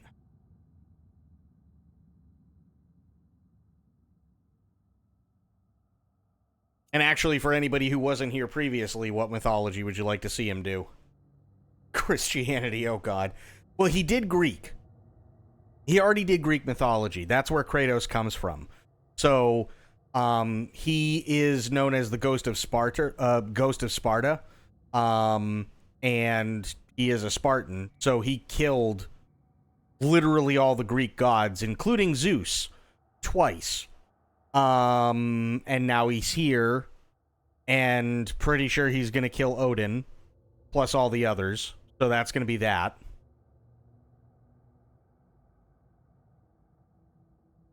Roman, if I remember correctly, isn't that basically just Greek in a little bit different of a package?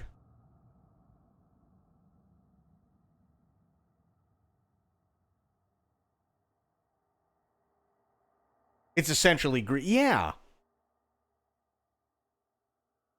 Yeah, I'm pretty sure it's like, it's the same gods, just different names. So, for instance, Zeus is Jupiter. Hades is Mars. Stuff like that.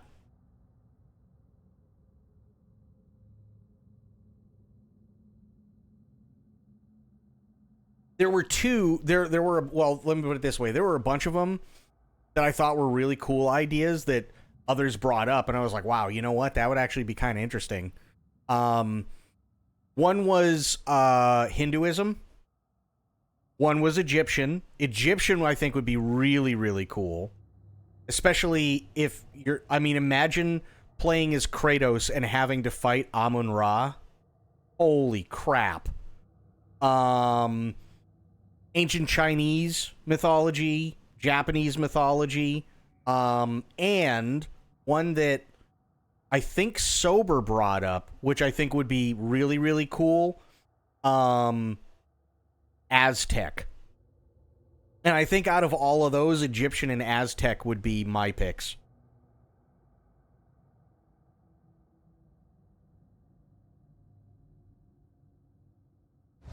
I think those two would be really, really cool to see next. Taoism, oh god.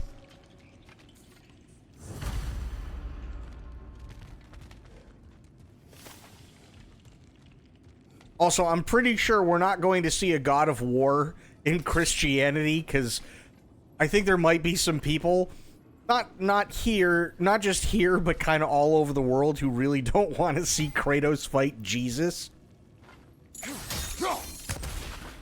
We may need to work together on this one. So, a tunnel for liquor and explosives. Little on the nose for dwarven culture, isn't it? Ridiculing a culture you helped undermine. Classic Aesir. Oh, all right. Might have earned that one.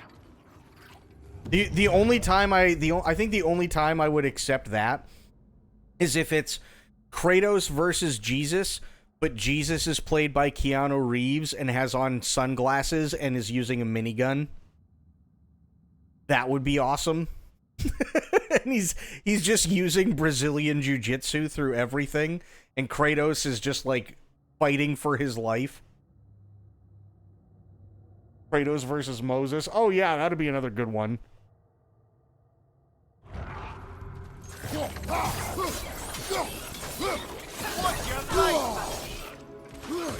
Careful, brother. That was flammable.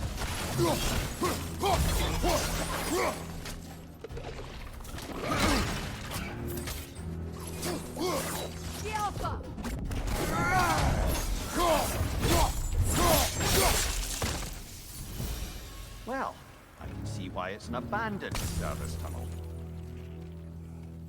I just think that would be really funny. He just goes like full Constantine. Jesus does.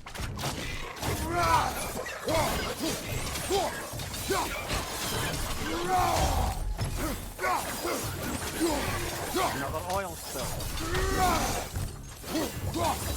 Hinduism, I think, would be really fun.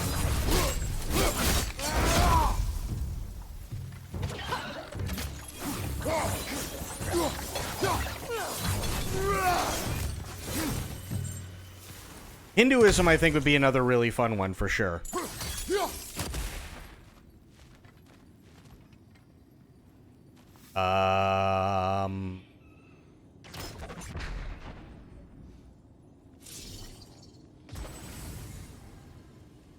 Now do it.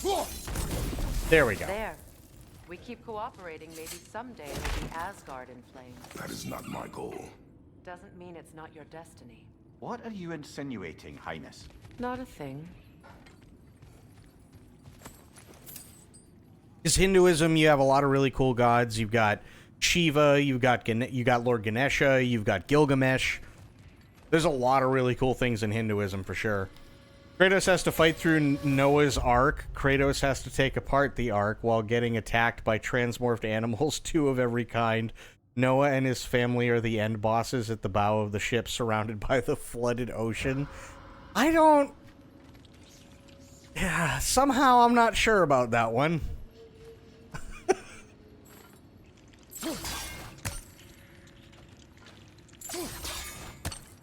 Oh, down here, duh.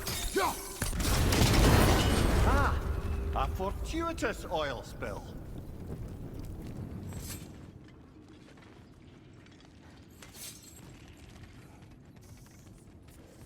Back to Hinduism. He can fight Brahma. That's true. Coming at you!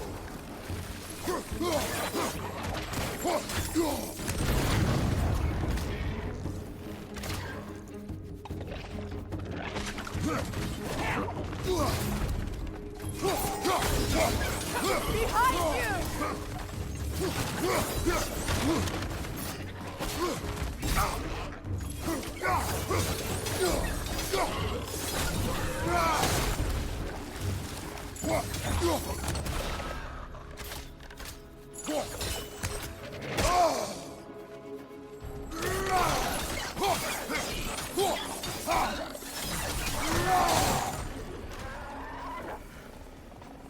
Uh-oh. Uh-oh. Oh, he could fight a lot of things in ancient Egypt. Holy crap.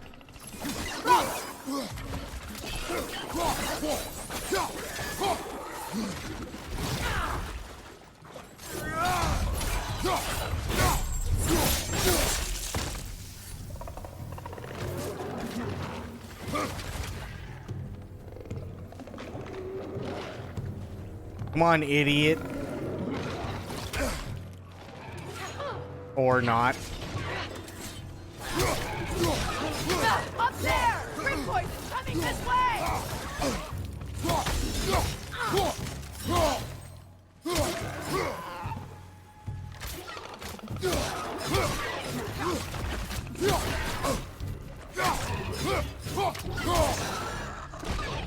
Poison at your back!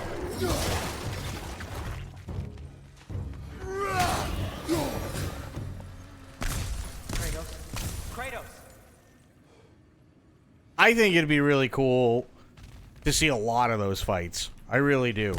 Like, him fighting Shiva or Gilgamesh. Sindri! Ganesha. Yes, I need to talk to Kratos. Or Ra and Amun and then Amun-Ra. I think those will all be really, really cool. The Minotaur, yep. Brahma, Kahata. Like, I mean, there are tons of different things that they could do. I don't know enough about Aztecs. The only one I know of is Quetzalcoatl, but I'm sure that there are a ton of Aztec gods and stuff like that he could fight against. I did actually, it was funny, I was reading a thing not too long ago. I think it was the first day that we brought it up. And I just looked up Aztec gods because Sober brought it up. So the funny thing about all the Aztec gods is most of the ones that deal with like death and the underworld is are women.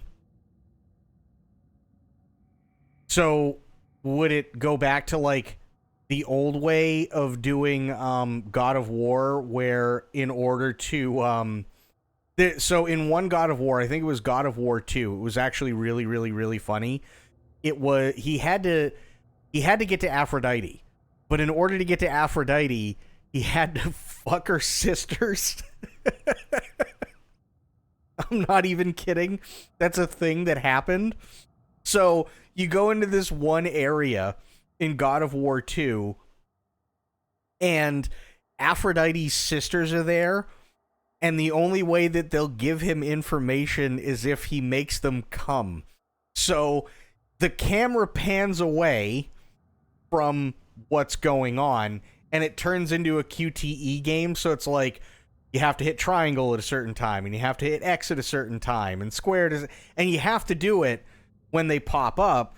And if you do it enough times, there's moaning and everything else that's going on in the background and so on. And yeah, if you make them come, then yeah, you get what you were looking for.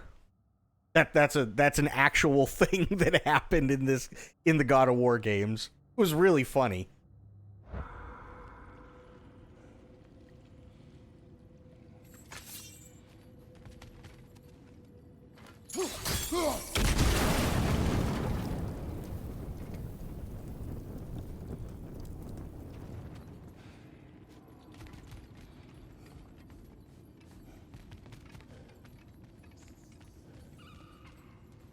But yeah, most of the gods that deal with like the underworld and death and everything like that in the Aztec stuff are women. I was like, oh, that's actually kind of interesting. Welcome back, Medicine. Please listen. You have to let me take Brock's place. He can't talk to the lady. He mustn't. No. Do not ask again. But... oh dear.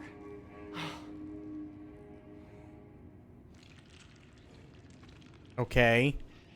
Why is he so worried about Brock talking to the lady? Who is the lady? It's not his fault Atreus ran off, you know. Or are you just being Brock's champion? There it is again. You're insinuating. Maybe a little insulting? Can't the smartest man... I don't know if it's necessarily insulting. I mean, I don't know enough about the Aztecs either. So, like, I'd have to read up on it. Maybe it's because they were warriors. I don't know. I don't know enough about the Aztecs. It was kind of one of those things in, like, middle school and high school where it's like you learn a little bit about them for a grand total of about 10 days and then you move on to the next thing. That's really about it. So I don't know enough about them, but it could be that maybe they were that way specifically because they were warriors. And they were, like, feared warriors type of deal. I couldn't tell you. Live put it together? The Giants conceal a mysterious figure who changes the fate of Ragnarok, and you're oblivious to the only rational candidate. The one who's fought wars against gods and won. I am not their champion. Well, we're each entitled to our opinion.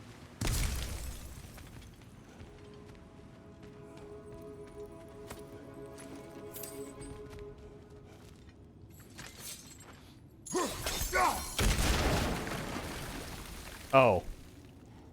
Oops.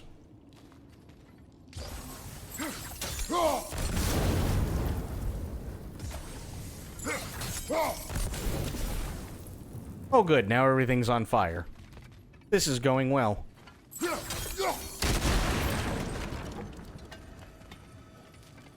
Actually, so talking about, like, goddesses of death and stuff like that, Medicine, you'll get a kick out of this. I finished, for like the umpteenth time today, I finished watching all of Star Trek The Next Generation. Right? And I did that, and I came across one that These gates universally, see if you can break that far fixture. most people don't care for.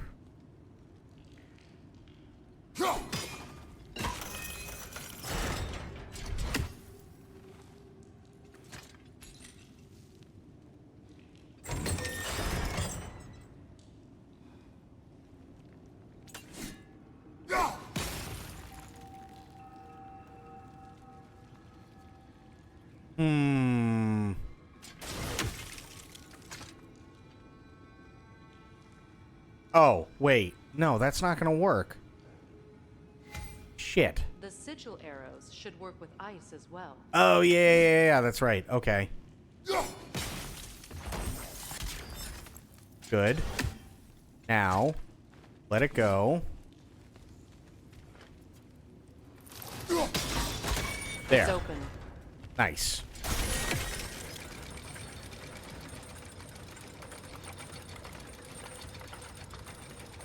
Listening to you is sometimes like watching. Oh, sorry. Yeah, no, I was trying to figure the thing out. Okay. So the episode is called Masks. And basically the episode is where the Enterprise comes across a comet, and well, what they think is a comet, and the computers start getting a little fucky on the Enterprise, and they do some scans of this comet, and they don't really know where it came from. Come to find out, there's something beneath this giant ice ball of a comet. So they use the phasers, they melt the giant ice ball, and it's this, I guess you could call it like altar. And the altar is from an old dead culture that kind of represents like Incans and Aztecs and stuff like that. But what makes it so laughably bad is that Data, because obviously Data is an android, he's affected by the same things that the ship is affected by. So while the ship is basically being turned into this temple, Data is being turned into all these different people that have significant meaning to this culture.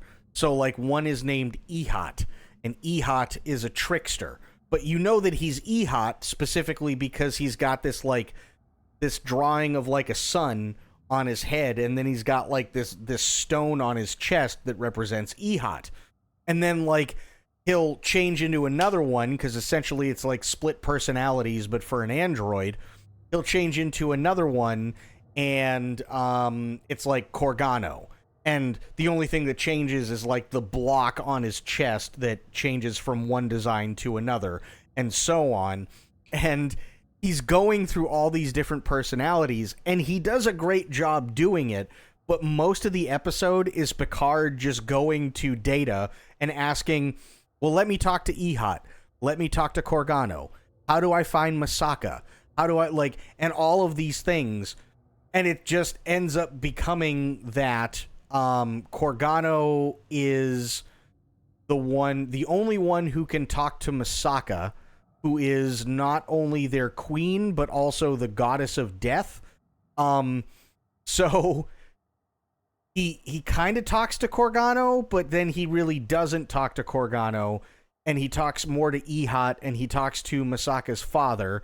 And then Picard goes, okay, well, if Corgano is the only one that can talk to Masaka, then I have to wear a mask that looks like Corgano's mask so that I can go talk to Data, who in fact is not Misaka, but is wearing the mask of Misaka, so he thinks he's Misaka, because Misaka's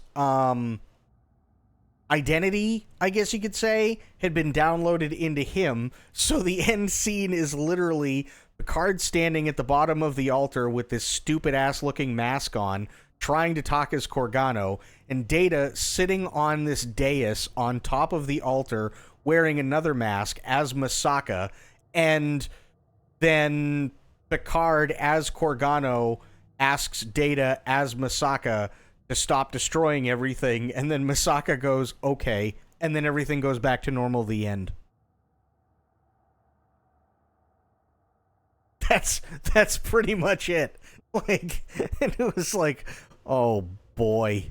I mean, it's fun, but it's in a really like campy way, right? It doesn't make, like, the idea was cool, but the execution sucked. And there was, what was really, really funny is that when it came to all of this, Brent Spiner not too long ago, long convoluted route to get back to the start. Yes. But what really made it funny is Brent Spiner, who played Data, did an interview not too long ago on a podcast, and he was asked, well, what was the worst thing that you had to do on Star Trek? And he goes, all right, so there was this one episode called Masks. And I'm like, oh no. He goes, now, you got to remember, he said there were contractual agreements for every actor that, you know, they would get their time in the sun, right? They would have, like, their character-centric episodes. They'd have X amount during the season. He's like, so now this one comes up. And he's like, honestly, I like the idea. The concept was really cool. But the writing wasn't necessarily the best, and he goes, the way that it used to work in TV is, as an actor, you didn't really know what was going on, so when people would sit there and ask you, oh, well, do you know how this works, and things like that, you're literally going, no, I have no idea. Because you don't. They don't give you the script until, like, the day before you start filming. He's like, so maybe 12 hours before, and we're just kind of finishing up, like, post-edits and, like, you know, extra scenes that have to be added in or reshoots or whatever. And the producer comes to me and says, okay, so next week is a Data episode, and you've got 12 characters that you have to prepare for. Here's the script. See you tomorrow. He said, and I looked at it and went, oh no. And I went to one of the producers and I'm like, I don't know if I can do this. They're like, nah, it's fine. Just give him a different voice and act a little quirky or whatever, and it'll be good. He's like, so I couldn't say much, so I just went, okay. And then literally being dead tired after a long week of shooting, stayed up all night to learn all these lines, and then went in and probably gave the worst performance of my life for all of these different characters. And I thought it was really, really bad, and I thought it looked horrible, and I thought I acted horribly, and everybody's going, no, you're doing great. And then I finally saw the episode and saw how crap it was, and that was easily the worst thing I ever did on Star Trek. And it's like, oof, okay, so it just didn't go well all the way around. Ouch.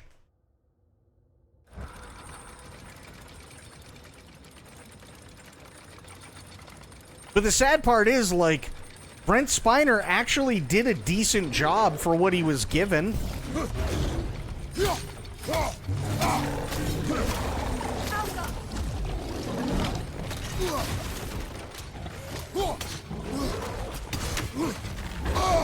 Ow.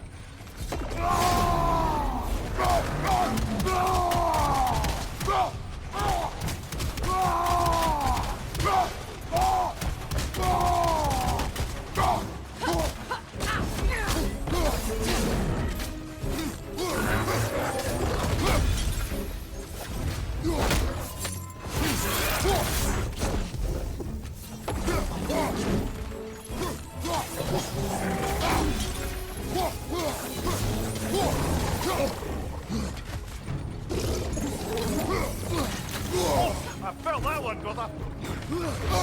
Ow.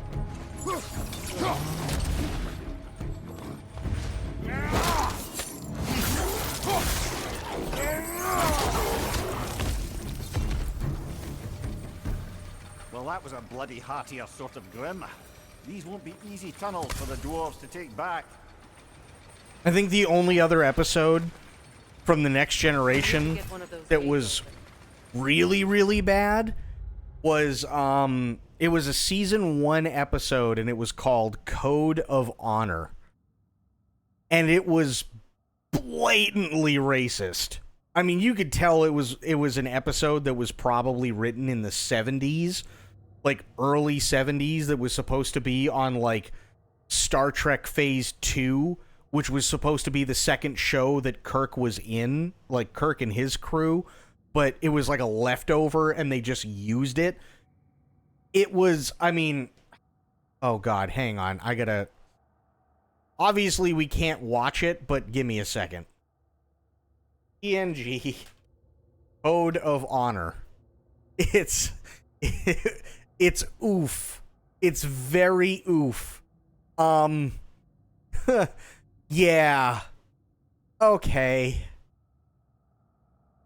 Yeah. Hang on.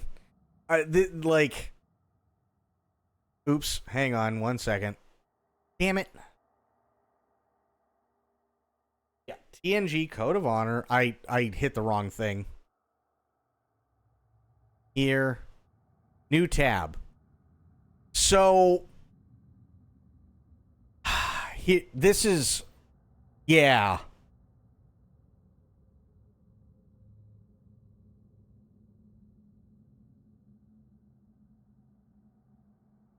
It's like Coming to America bad, but this wasn't supposed to be a joke.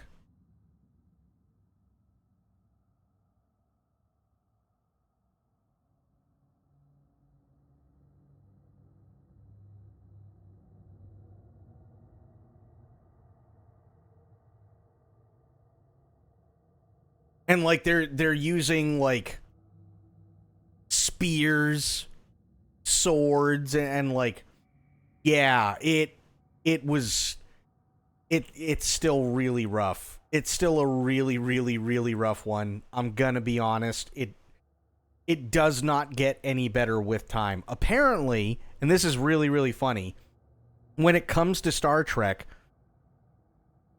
in the UK took a look at this and went, bro, what the fuck? And in the UK, this episode is banned from ever airing after only airing once.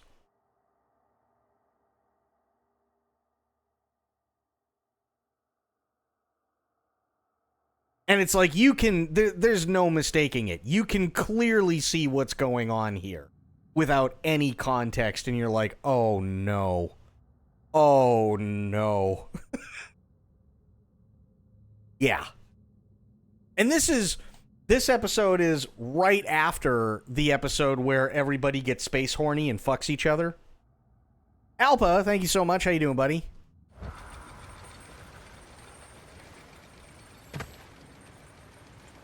BRB sounds good.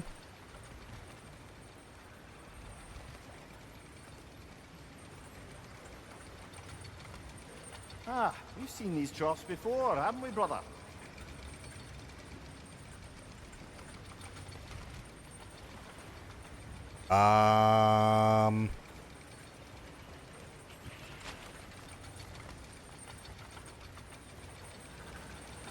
Oh.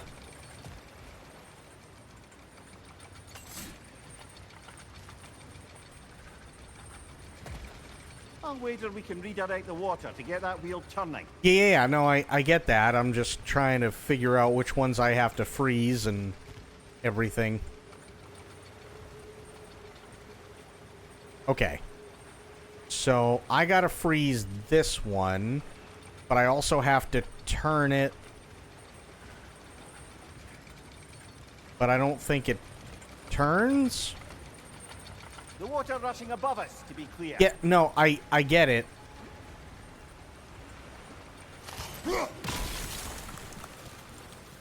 But that's what I was afraid of.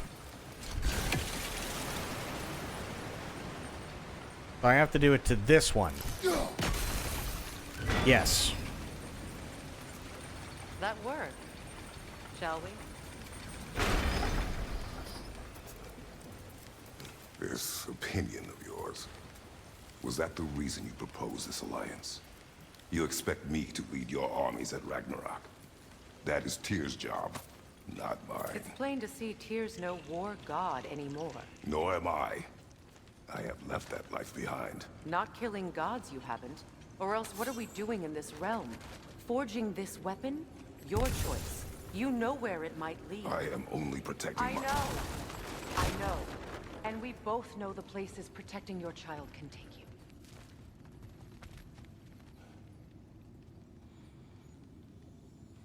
Rey is getting more movies. I don't mind if Rey gets more movies. My issue is that they need to give her a story that doesn't suck. That really is the only thing that they need to do, is they need to give her a story that doesn't suck and simultaneously shit on everything that comes before her. Careful! Those Grim are possessed by nightmares. They'll be even more dangerous until we stun them.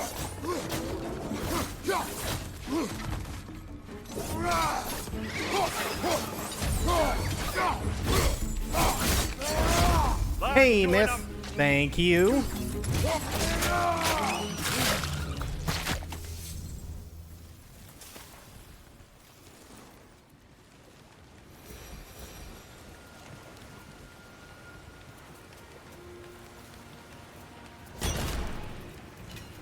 Yeah, I don't mind if Rey gets more movies, but they need to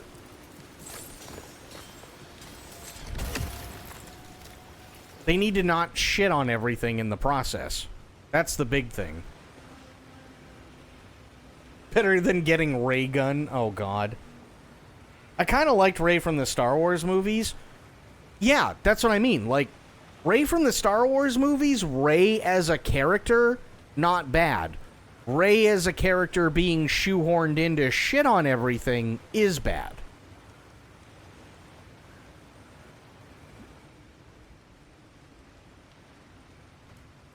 And that's where the issue lies with Rey. I don't have a problem with her as a character. I have a problem with the writing for her.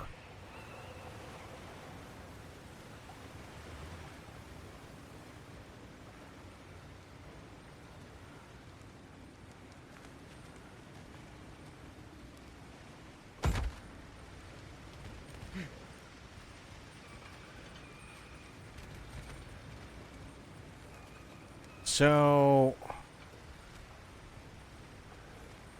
nothing up there, though.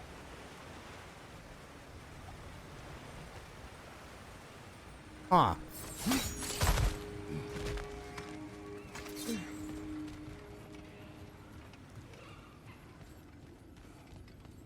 Like, the writing itself for Rey was just piss poor, as well as the writing for literally everybody. It was awful. Poison at your back!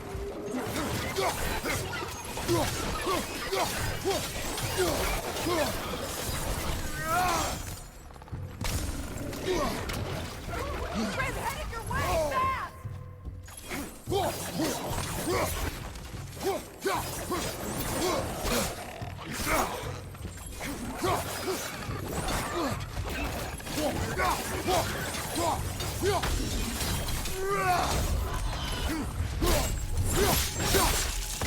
So how you doing, Myth? How are the things?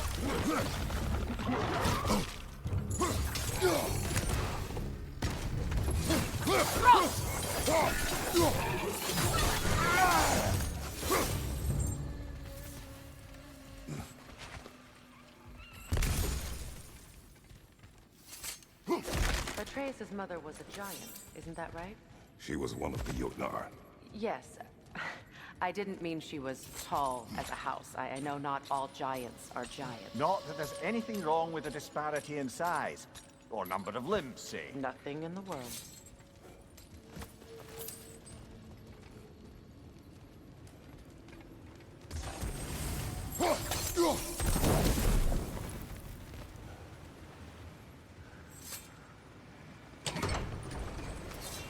There.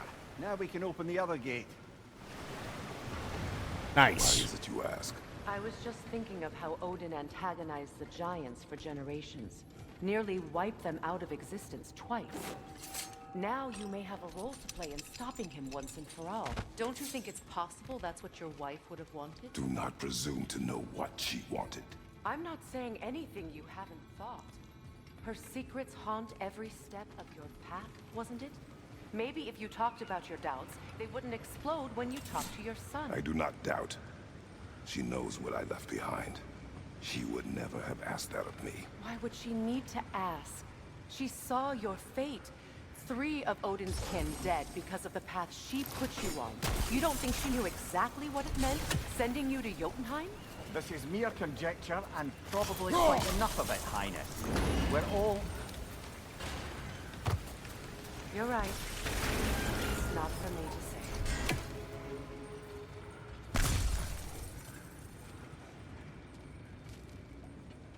Like, I'm not even entirely sure when it... Oh, no. Oh, bugger. There's 2 of them. And they're angry.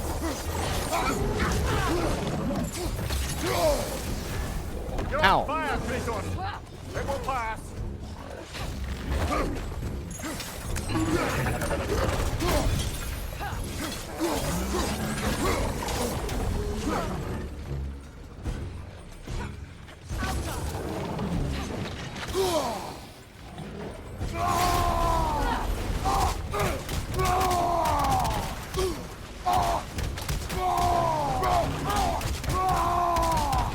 From behind! Incoming!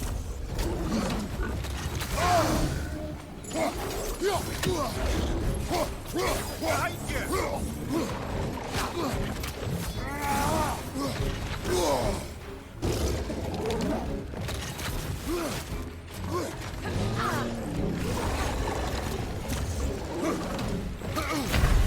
Ow. We now blaming Faye instead of Atreus? No, she's talking about possibilities, basically. And understandably, he kind of doesn't want to hear it. Oh, bugger. There's 2 of them. And they're angry. They do look angry. All right.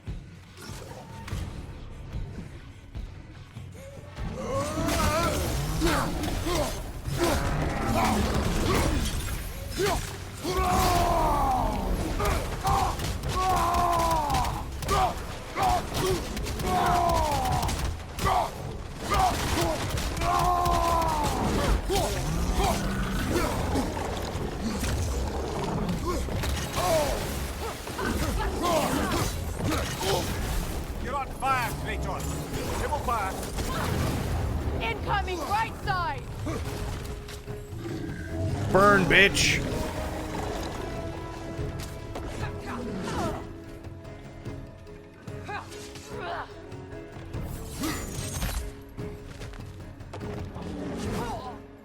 Come on.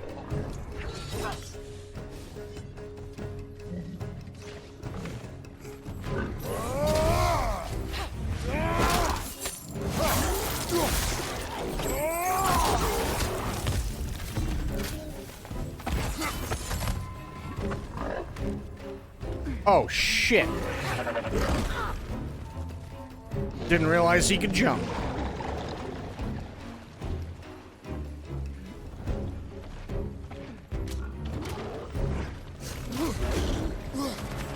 From behind! Incoming!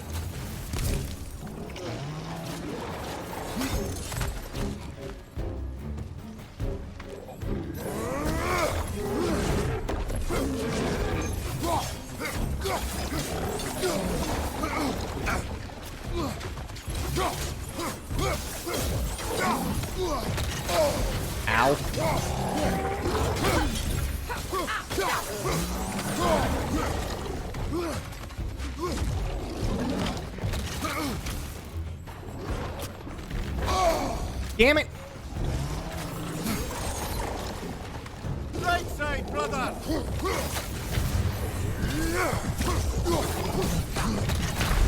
Damn. Can't do this without you, Kratos! Well, then why don't you do something with me instead of just stand there? That'd be cool. Balls. Okay.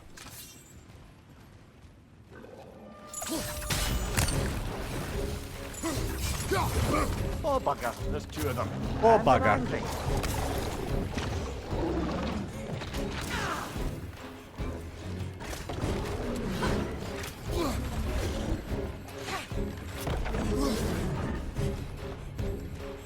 Come on.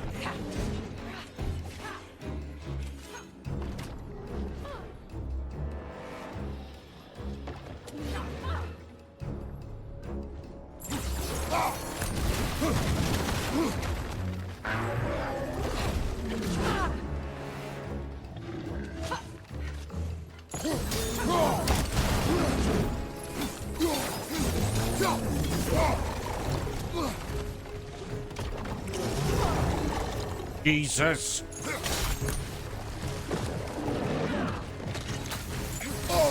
Ow.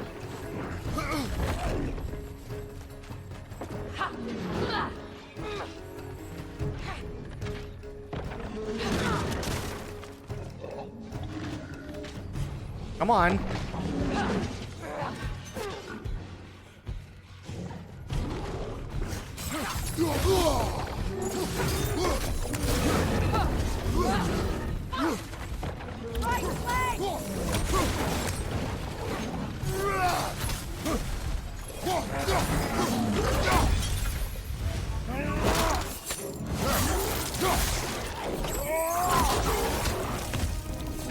Last one.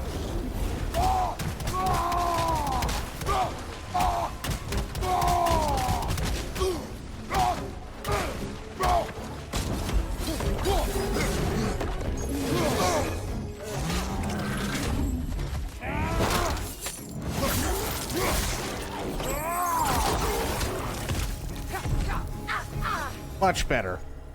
Well, who's ready for some fresh air after that? Everyone? Thought so. It is close. I can feel it. Yeah, that sucked. What is this?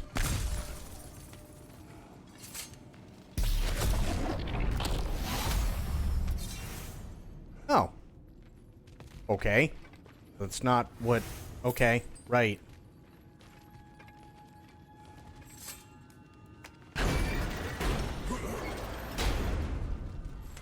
Look, I wasn't trying to provoke you or cast. Managed to doubt on install you. Windows, and I have to now wait for updates. Yep. All It just 300 seems to million me of your them. Thoughts haven't caught up to your instincts yet, and I know something about this.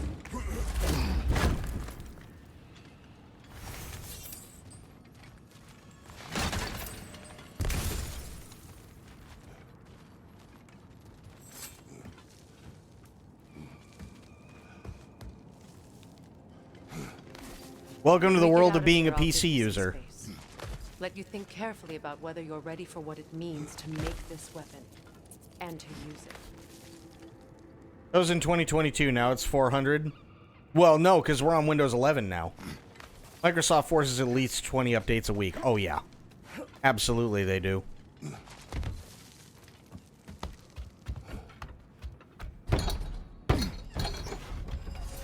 Meanwhile, I'll see what else I can learn while we're here. Maybe I'll send a few Einherjar back to Valhalla for good measure. Well, you have fun now. Hey, you made it. About time. I got everything all set here. Now we just gotta push on up to the fort. Bulky! You sure did go to pains coming here, busting old Tyr loose. What a prize he turned out to be, huh? Good enough when it's time to steal my kitchen, though. What's a game you can download quick to test the GPU? I don't know. Better take out that net, or it'll be eyeball city out here.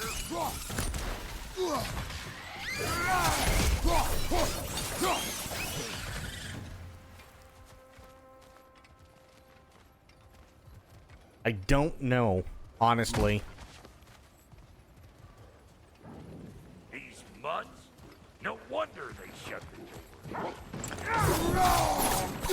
Hey! Calling all peckers!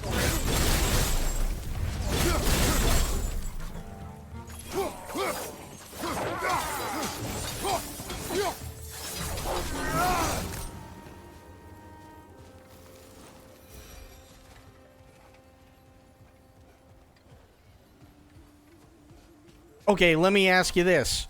Did you read the instructions for your graphics card?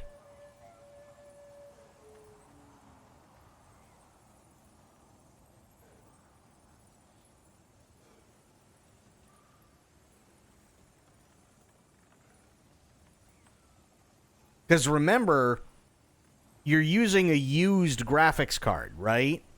So you may want to proceed with caution. Because the last thing you'd want is to go, I'm going to take the most graphically intensive thing I have, and then it fucks you. You know what I mean? Forge ahead. Unintended, I imagine. And now you're stuck waiting because your graphics card loves giving you artifacts. Right? So I'd take it easy.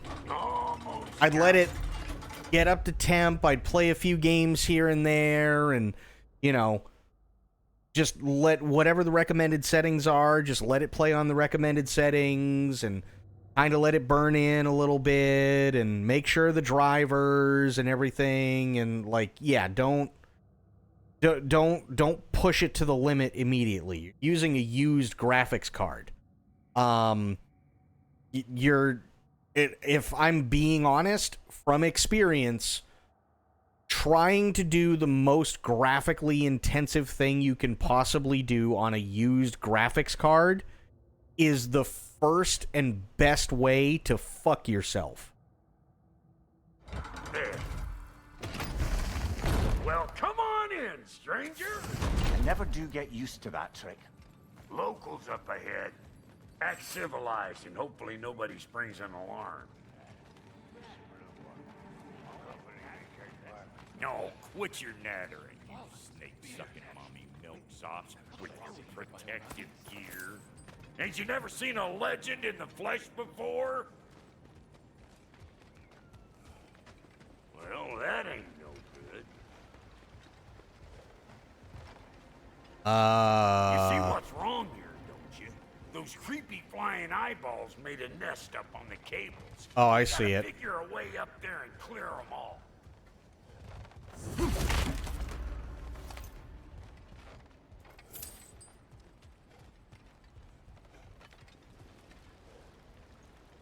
That ain't coming back down till we deal with that nest up there. Come on, let's try to get closer.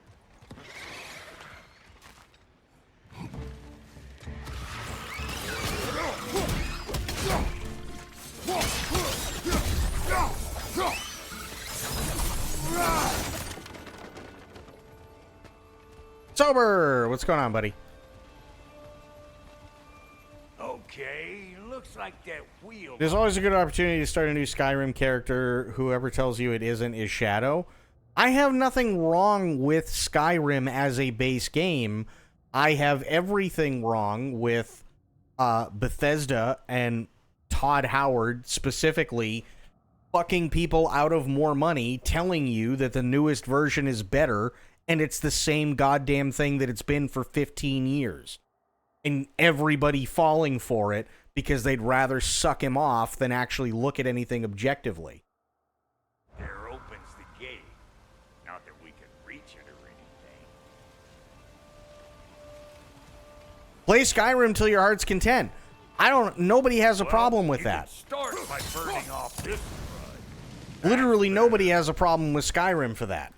The problem is everybody wanting to fucking gargle Todd's fucking load every time he literally says it's a better version when it's objectively not even close. There's a way to lift this lift.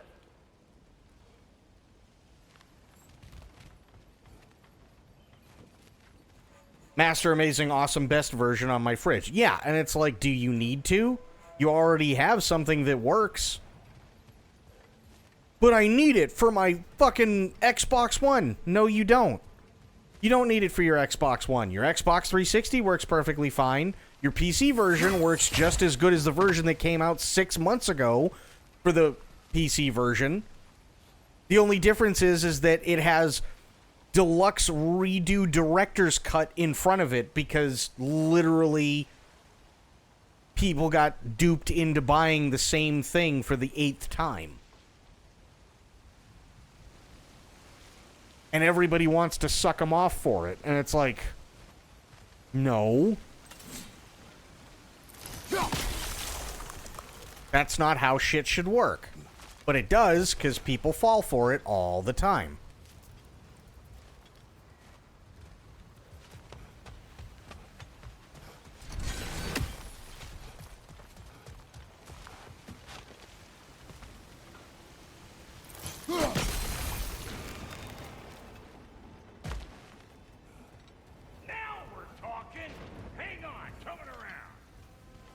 Brother, did you I've only notice ever bought one copy of Skyrim, the very first one. And that's fine. And I'm sure a lot of people still have fun with that. Just like they have just as much fun with the 2nd, 3rd, 4th, 5th, 6th, 10th, 15th, 30th, 150th version. You know what I mean? Like, it's the same thing. Todd Howard is literally just raking everybody over the coals because he's not creative in any way whatsoever, and any and all of his talent was put into a game that he can't do any better than, so he literally just renames it and goes, I've got a better version for you guys, and it's not even objectively close.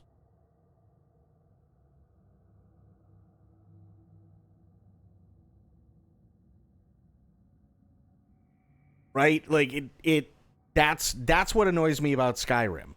People like Skyrim? Hey, there ain't nothing wrong with that. Nothing wrong with liking Skyrim. Nothing wrong with the base game.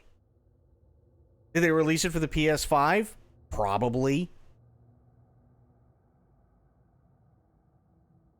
More than likely, or they're going to. There's nothing wrong with Skyrim or going through the story and trying all these... just like there's nothing wrong with doing it for Fallout. But yeah, we got the PS4, the PS5 Anniversary Edition upgrade, Switch and Why do you need 4 versions? Why?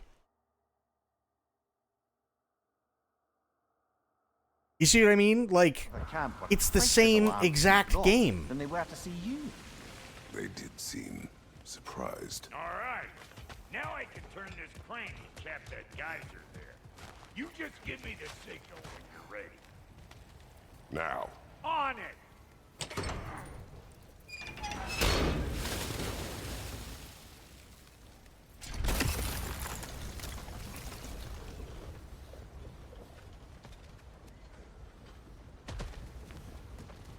That's what I mean.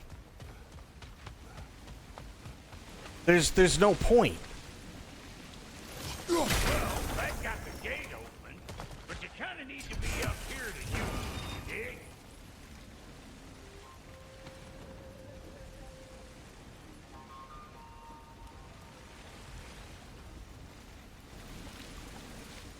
Turn it. Copy that.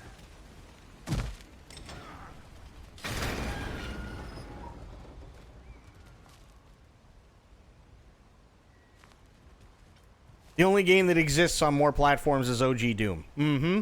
Turn it again. Aye, aye. He is dead. We gotta have a full stop at once, see?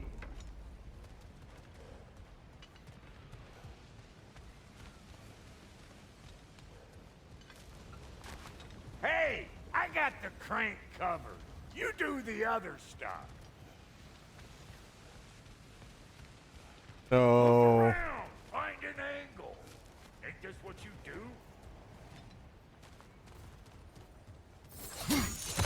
Ah, promising.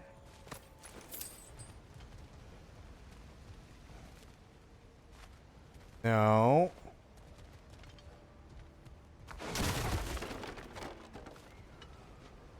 I want to play on the go, on the couch with better graphics, and 500 sex mods. So do it all on PC and put it in front of the couch. Done.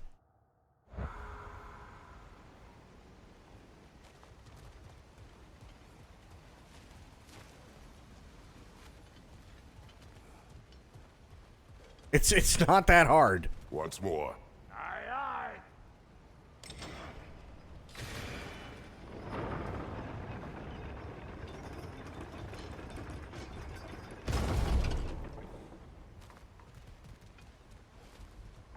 Also, Tia, how you doing?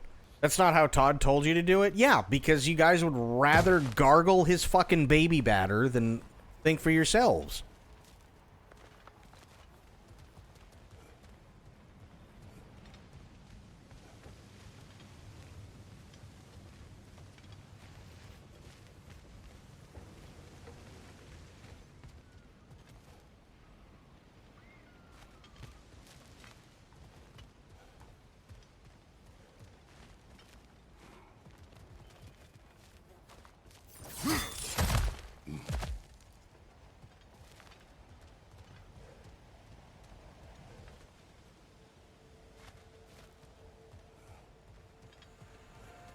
Again.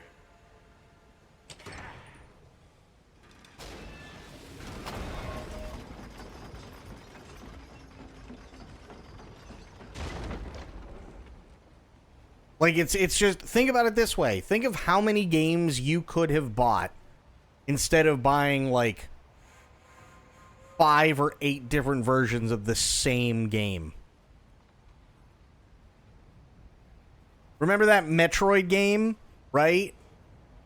Remember that Metroid game that you really, really, really wanted for the Nintendo Switch, but then you had to save up for it because instead of being able to buy it outright, you had to buy it for the Nintendo. You had to buy Skyrim for the Nintendo Switch.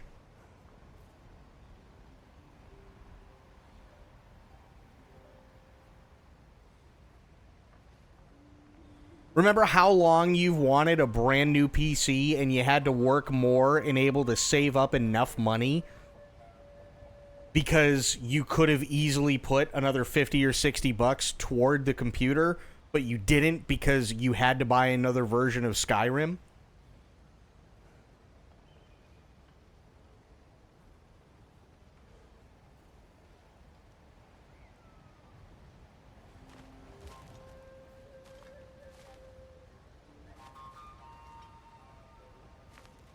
That's not true. That's not true at all.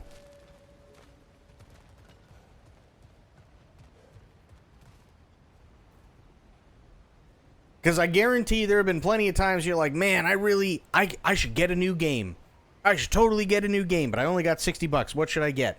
Skyrim comes up, and guess what? You buy it instead of Metroid.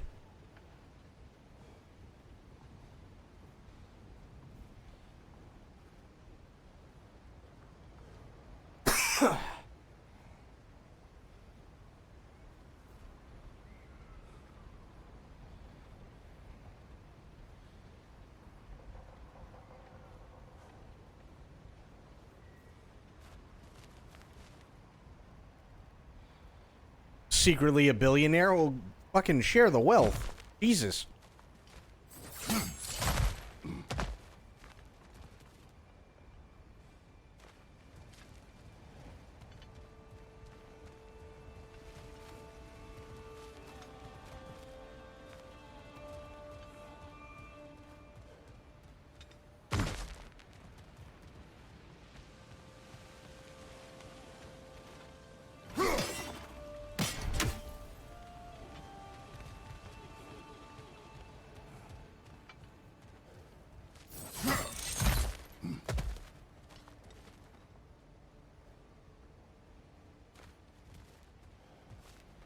Could have been throwing hats in that Mario game, but instead you're going through Riverwood for the undecillionth time. True.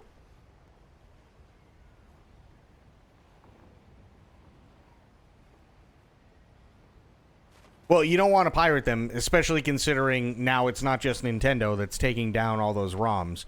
Sony's come out and started doing it. Microsoft has come out and started doing it. I think in the last, like, 2 months, Sony, Microsoft, and Nintendo have taken down like 15 more sites for ROMs.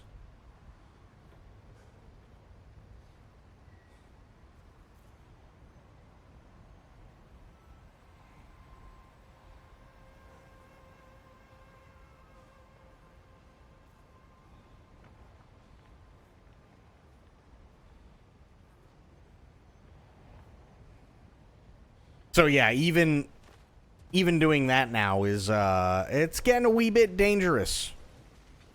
Just a wee bit.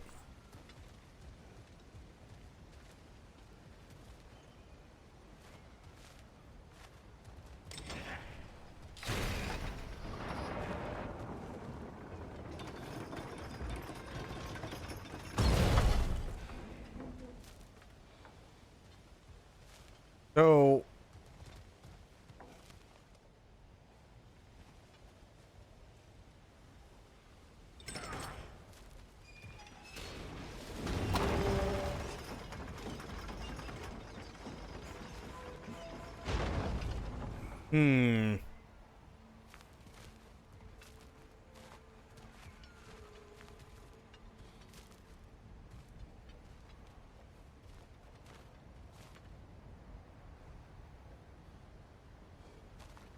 So where the fuck hell do they want me to go?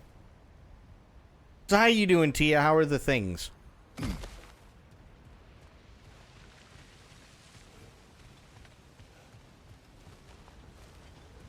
Hey, I got the crank covered. You do the other stuff.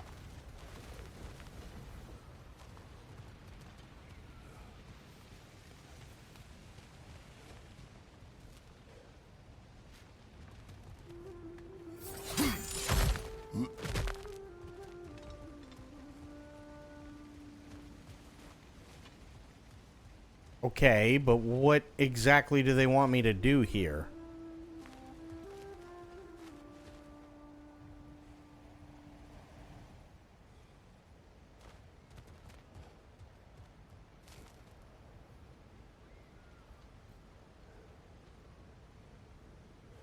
I'll support any movement that'll make Nintendo lose money. They're not really losing money, though. That's the whole thing.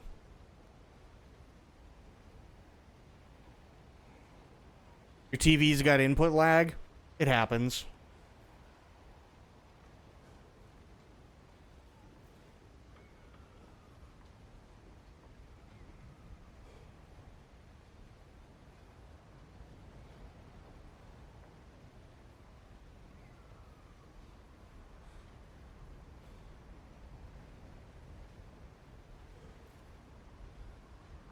This isn't, unfortunately, this isn't like back in the day where you could buy a physical copy. You could, like, go to Walmart and buy a physical copy. Or you could download it off of Steam. Or you could, you know, get a physical copy for, you know, most of your console games. We don't live in that world anymore. Right? We just don't. We live in a world where most of the stuff is digital download. So if you're pirating a game, your chances are you were never gonna buy it in the first place. Like if you're pirating a game to play it in its entirety, but you won't spend the money to buy it, then you were never going to buy it, which means Nintendo doesn't lose out on anything. Things and stuff are pretty good. Was about to steamroll PvP match in 14. But the other two teams realized we were that much ahead, and now we might lose it all. Oh, no. Well, that's not good.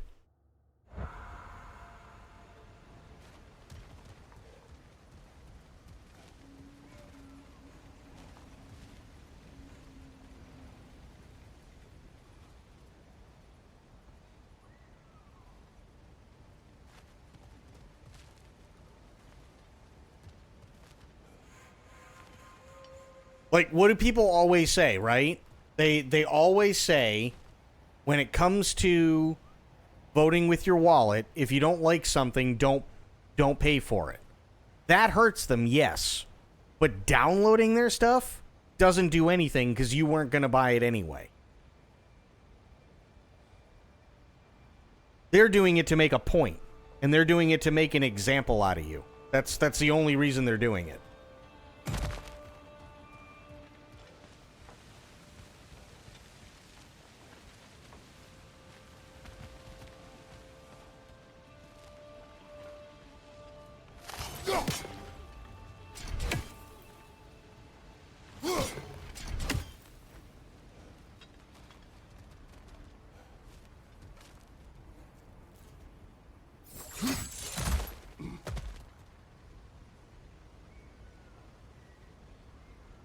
I have no idea what the hell they want me to do up here.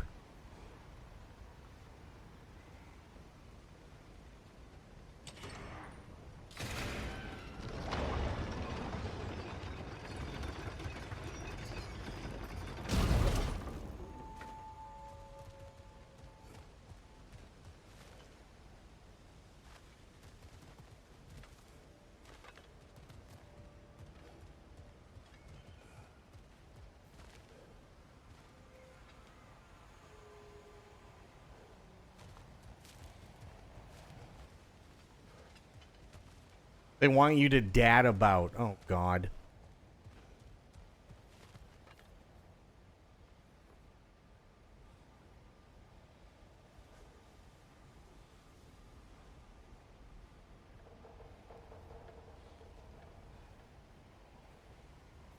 I just have no idea what they want me to do. That's the worst part.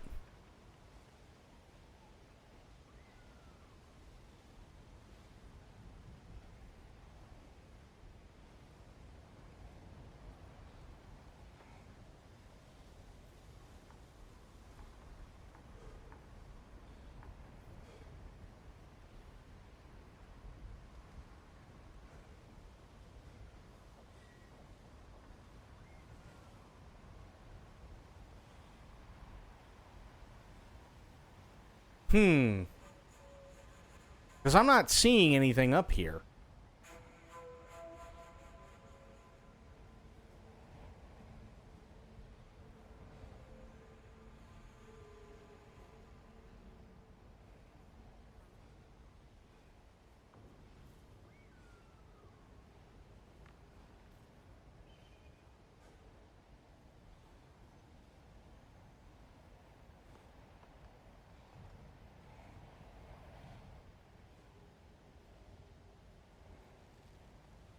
What the hell am I missing?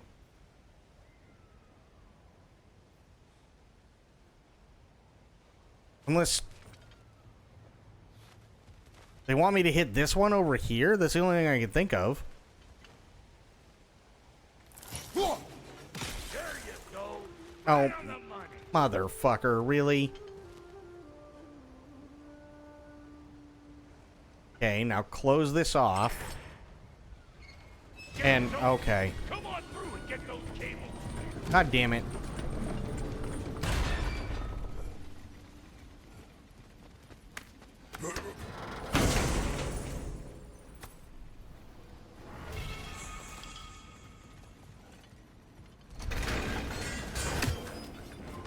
Yeah. Well, I think they seen us. Look out! Up above you!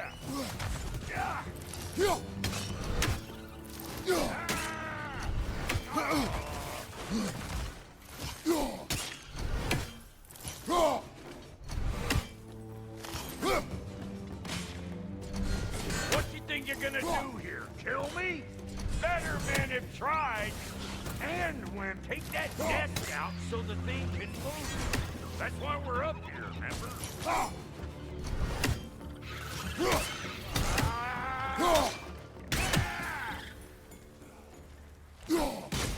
There. Finally! Now we can ride on up to the forge. Come on! The lady's waiting. Hey, got another riddle for you. What gets bigger the more you take away from it? Well, let's see. Something abstract, I expect. Appetite? No, that doesn't work. Stump the stump. Oh, isn't that clever? Vampire.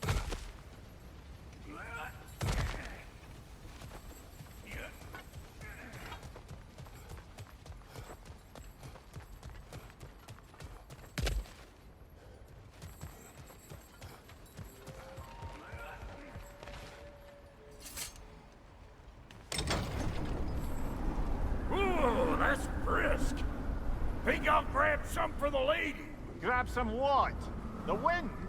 No, you idiot. The sound of the wind. Oh, watch and learn. See? Dwarven magic's all about the intangibles. The relationship between the stuff what you can touch and what you can't. It's about understanding. Understanding what? The nature of a thing's more important than the form of a thing.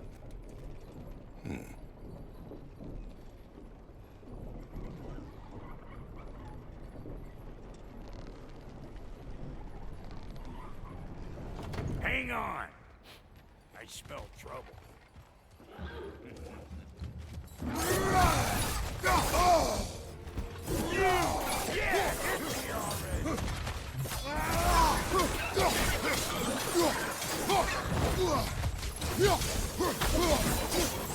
Oh, I felt that one, brother.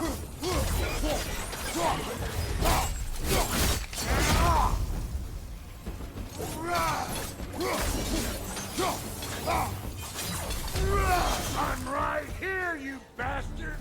Let's go already! So this lady, then? The Lady of the Forge. Ain't no more magical creature in this whole realm. Why, I've been waiting for my chance to meet her since I was knee-high to a Noken. But Sindri would never have it. Said I was too uncouth. But today's finally the day. Woo! I got goosebumps on my bunions. Oh. Why, bro, I've never seen you so reverent. Are you nervous? What? Shut up. No, fuck you. It does not work. Huh? What is it this time? Out of the way. Let me look. Oh, fuck no. Do I gotta fix everything in this dang city my own self? I'm gonna need a couple of things. Follow me. Oh no. Yeesh, this place ain't in some disrepair. It's disrespectful, I tell you. I need that axe of ours to go kiss that material out yonder. The spiky silvery stuff. You'll figure it out. This lady, what does she do? Well, we'll both see soon enough, won't we? I know this, though. If we're real lucky, she'll give us her blessing. Doesn't give them to every piece, but the ones she does, there's something to behold. The axe? Well, that particular process was a whole nother cluster hump. Maybe sometime I'll spin you that tale. The spiky silvery stuff. What spiky silvery stuff? This? Nope. However... Oh, that was a regular burb. Oops. Oh, here we go.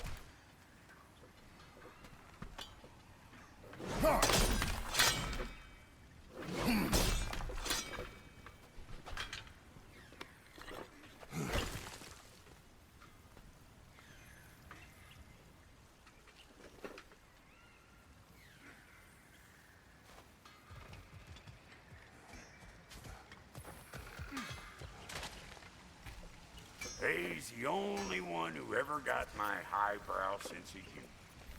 Damn fine woman she was. Apart from her taste in men, of course. Now I need a chunk of that bronze material over by all that busted up wood.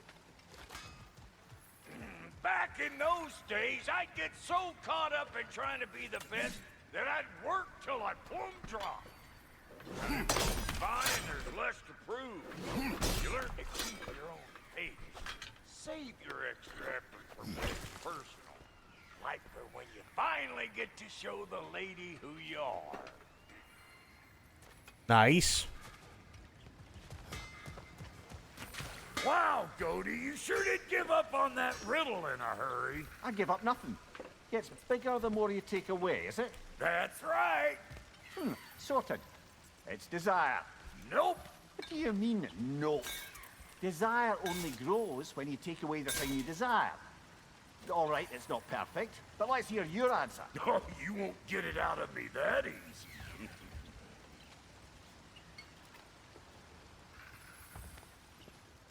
All right, let's get back to business. One more crank to turn and it's on to the forge. I see no forge. You don't see the form of a forge, but we're going to the nature of one. I was almost following him for a moment there.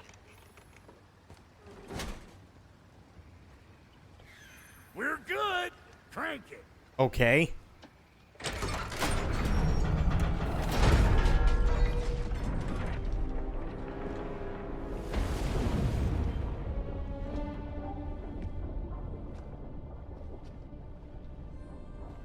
Where's the forge?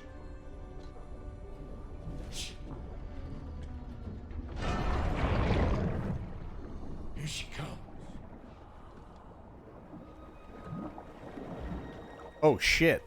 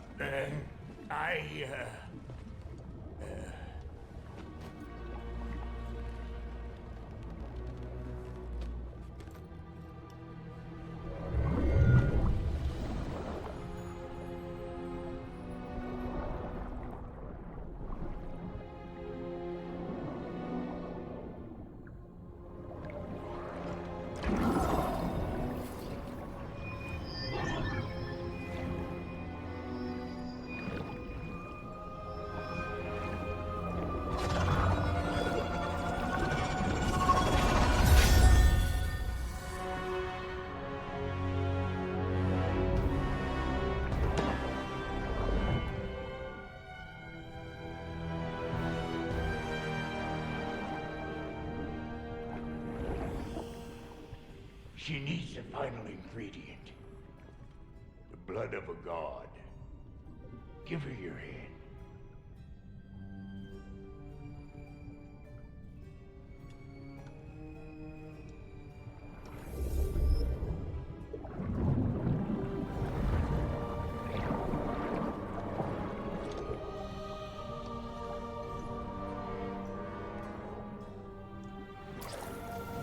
Oh, okay. I was really worried she was gonna, like, need a lot of blood.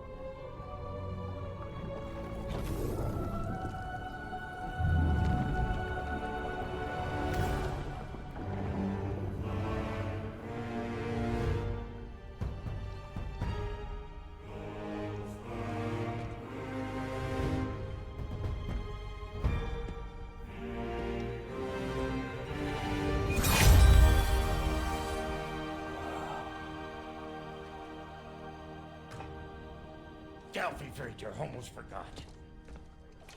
Ma'am, it would be an honor if you might bless it for us. Are you, hello? Hello? The fuck was that?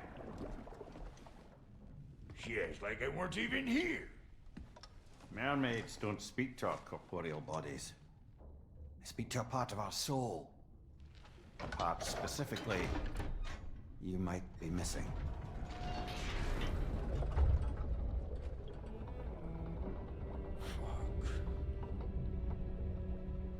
Fuck!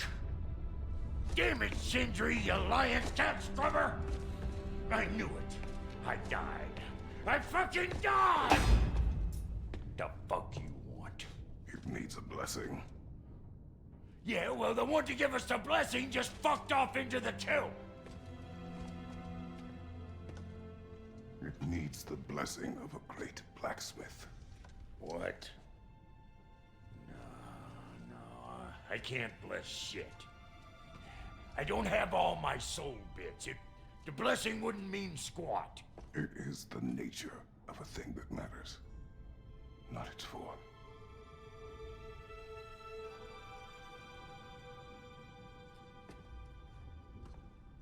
All right.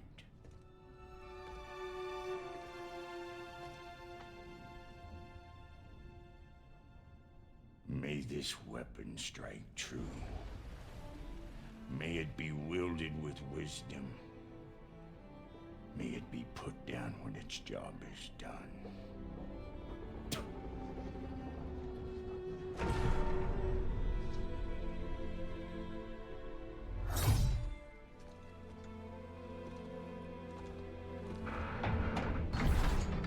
Let us return home.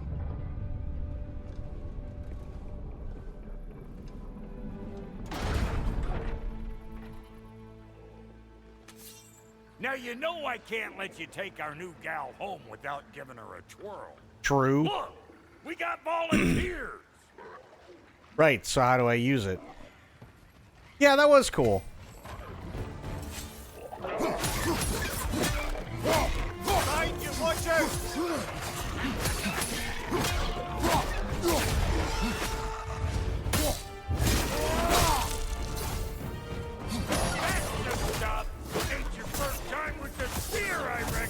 It is the first weapon a Spartan learns. Well, hell! Ain't this just like old times? Couldn't have put it more forebodingly myself. On your left! Damn. This spear fucks.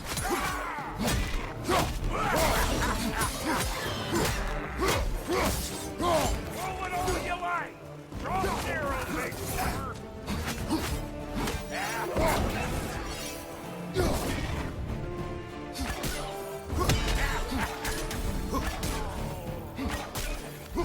Oh, shit. Damn.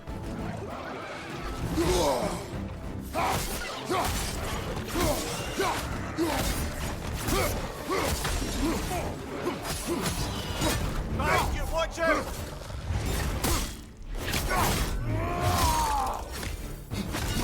Adequate enough for you? It will serve. Poison, right flank!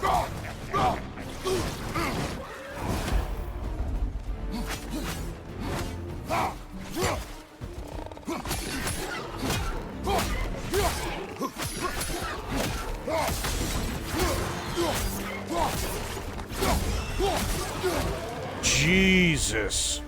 The Draupnir spear's looking pretty battle-worthy to me. Let's see if she can help us get out of here, too. Damn. Up there, see that weak spot? Jam one in right there. Hang on, I gotta kill a burb. Trust me, huck a spear right up there where it looks.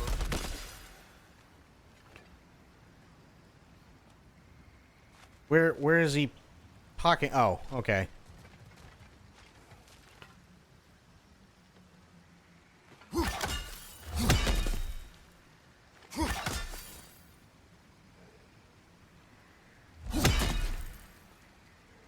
It's almost as OP as Ingrid. True. Oh, this. Nice. Yep. Guess we're doing this one boy style. Wait, what? Listen, I appreciate what you said back there. It's good to have friends when you find out your brother's a rack-scabbing liar. No doubt he only wished to protect you. Weren't his call to make. The guy dies, he's got the right to know about it. Take heart, Brock. We all die sometime. Many of us more than once. No, never mind all that. We gotta finish putting the spear through her paces. Come on. Might have to get creative up ahead. Spear's been blessed with a nice spot to come get some. It's true.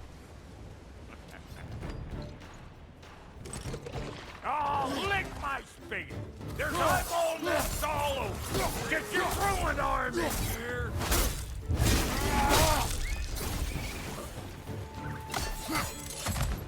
Find you.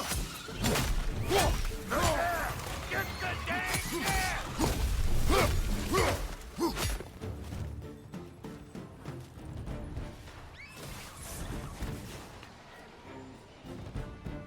Better take out that nest or it'll be Eyeball City out here. Damn.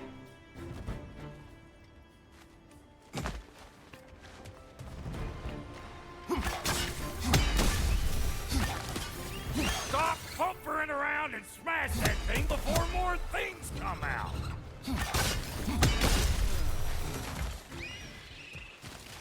Nice. I like it.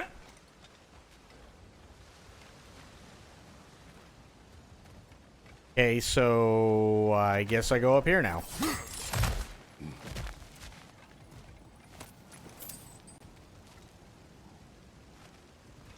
Or not. True Spartan weapon. Hell yeah, it is.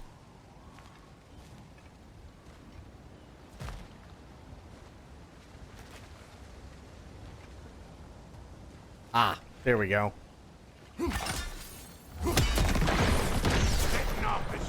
Damn! Like that's a sure way to alter your circumstances on the right quick. You know, it has a cool banner thing? Yeah, it does. Guesses, belt boy. Oh, all right. Gets bigger the more you take away. Ah, is it time? Because the more removed from events you become, the larger their scope in your memory. No, that's bollocks now that I say it. Game's over. Wait, so can I go over that way now? Nice.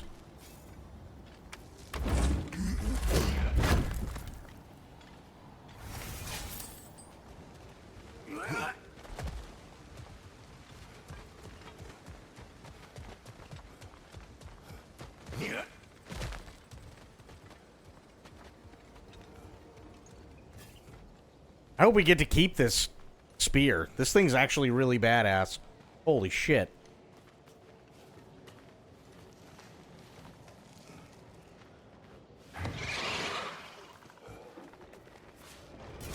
Them eyeballs are taking over them ground. We better beat them out. Closing in behind you.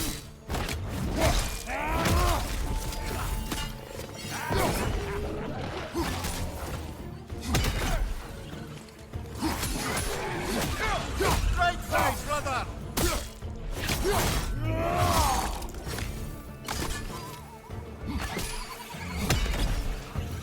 Nice. Well, that was creepy. Ah, that's blocked. Ready for your next lesson? Take note of that there whatchamahoos. Get a decent angle and fling a spear into it head on. What? At an embed point? If you want to get out of here, listen up. Throw a spear into that thing right there. What thing? Oh. See? Dirty enough to climb on, swing on, whatever's you need. Oh, that's cool.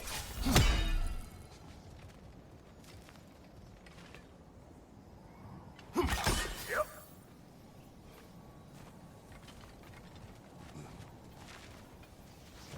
That's cool as fuck.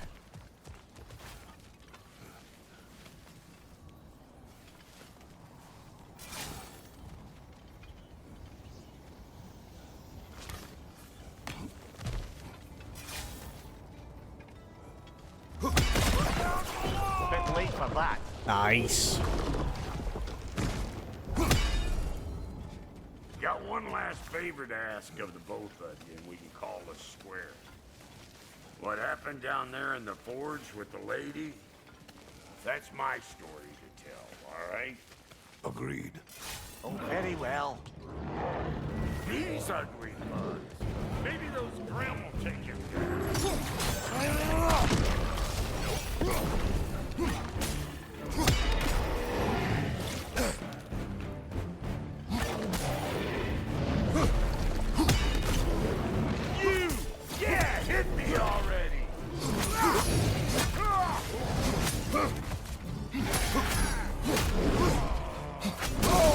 Ow, that's the wrong one.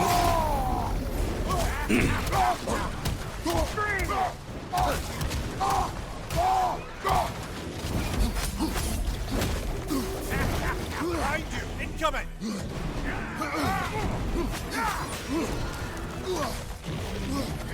I was unaware that there were two. Get back!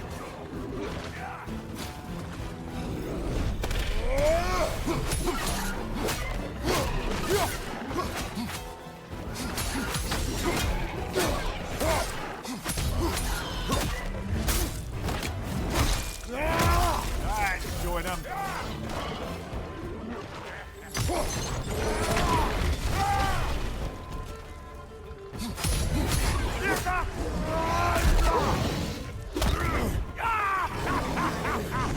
I always knew you were crazy.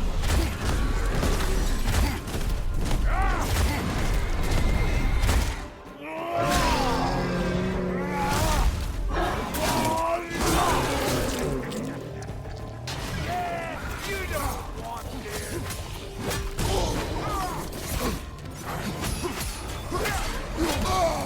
Left side, brother! Yeah, well, I couldn't dodge.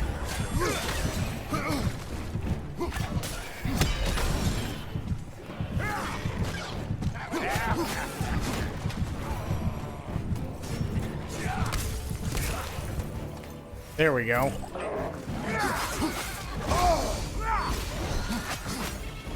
Left side!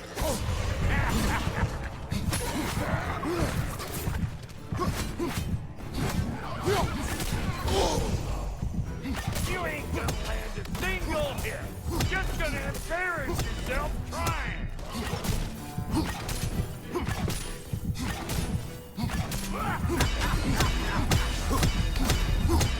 Oh, boy. There we go. That's probably enough heart pumping for me today. You pick up the loot. I'll set up shop over yonder. Jesus. So you can just keep... You can throw up to what, like 5? You can throw 5 spears into someone and just detonate it? Holy shit. That's insane.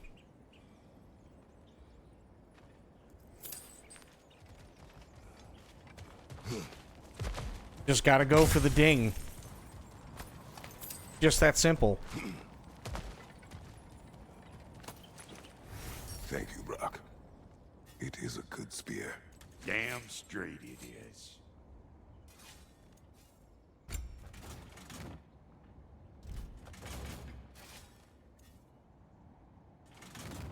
I thought that said roid of deflection. I was like, ew.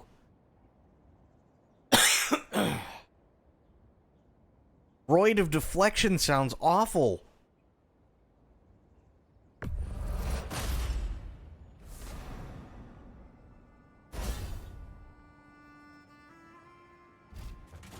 Reckon I see how you'll be getting down from up here. Best I find my own way back. Been too auspicious a day to end it working and working. Oh, is that the way down? And I'll get those gates working for you. I only hope Sindri's in one piece by the time Brock's done with him. The ice beneath those two is thin enough under the best of circumstances.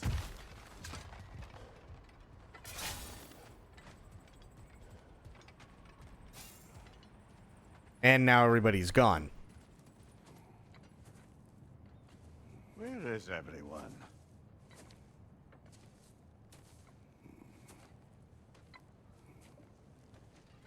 Now a good time. I just want to talk. Dad to Dad. Speaking of which, imagine my surprise when Atreus came knocking at my door. He's doing well, by the way, and will continue to do so just as long as I return to Asgard sometime soon. Besides, our friend here has a whole lot to live for.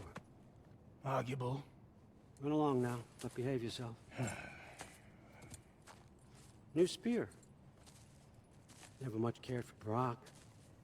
Can't deny the dwarf's talent. You came to speak. Speak. You don't really want war. Kratos? All that blood on your hands? On your son's hands?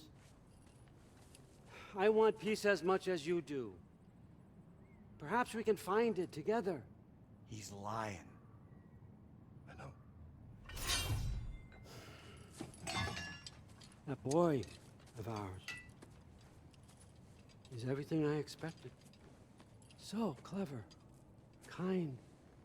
You sure he's yours? A kid. You really ought to be very proud. He is the key to peace in our age, to break free from all this fate and prophecy. My son is not your key. Oh God, do they not have metaphor in your homeland? Or rather, did they? I'm sorry, that's not fair. I know you're not the god you once were. And now is your chance to prove it. Return my son, or you may meet the god I once was. And what kind of god is that, Kratos? What do you even know of godhood? In your lifetimes, has anyone ever worshipped you? Ever prayed to you? Can you even imagine that kind of love? No! You don't care about mortals. You don't care about anything beyond yourself, beyond the monster who kills without cause.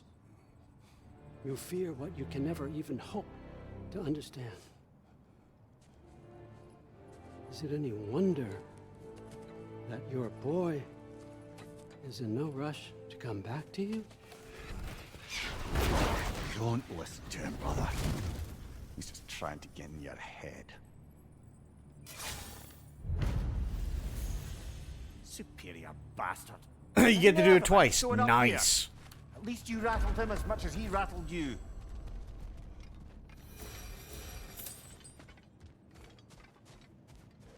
And thank you, I appreciate it. Good timing. Let's see what Brock made you. Careful, brother. You're covered in Bifrost. Use a shield strike. How about shut the fuck up? Enemies on the left. Oh, this is a fine mess. Jesus Christ.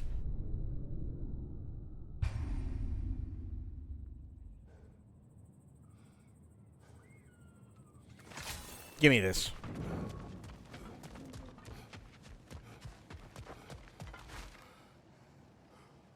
Okay. Good timing. Let's see what Brock made you.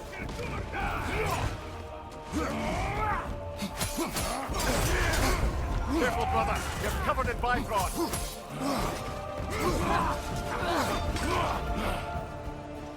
What in on your left?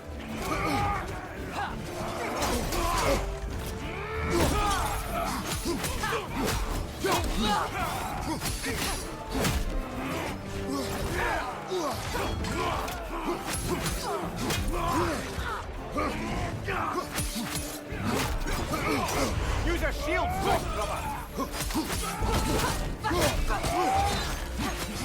Behind you, look out!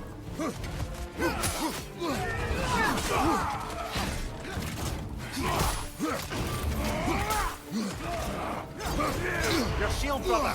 Use it, yeah? Hang it off!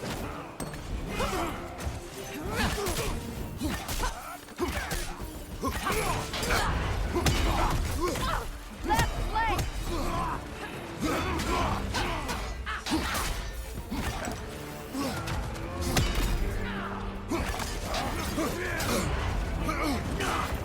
Cross!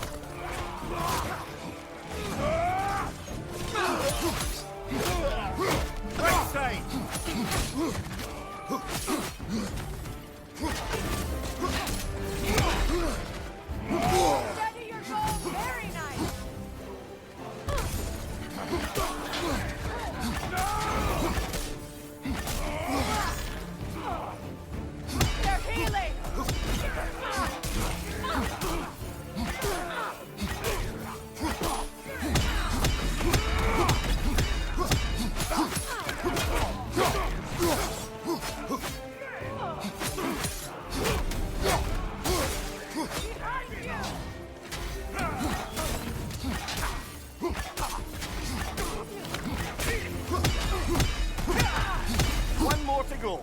There we go. I like this.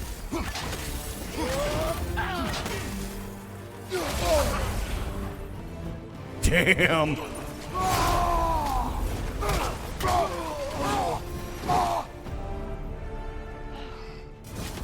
So that's the weapon?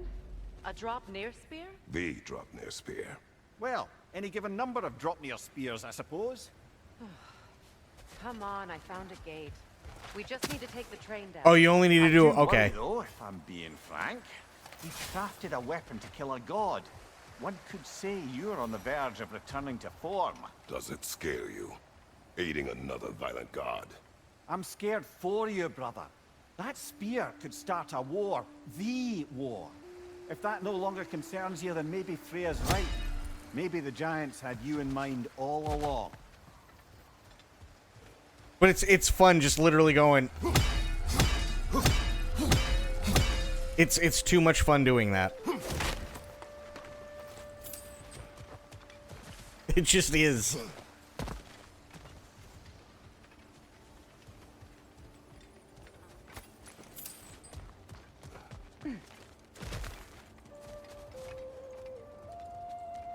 Use it to taunt the enemies. Oh god.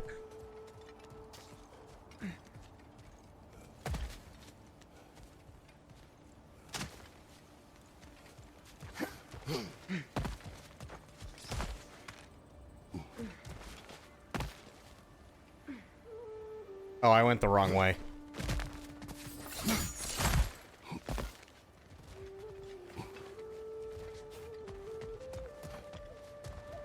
Oh, we've already been there.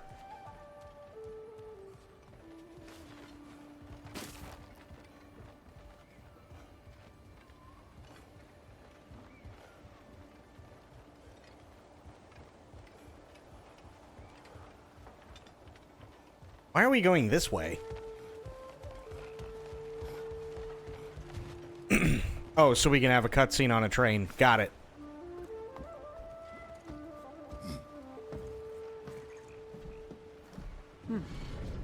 So this drop near spear. You're prepared to use it? To protect Atreus. I am no one's champion but his, nor no one's god. That may be my form. It is not my nature.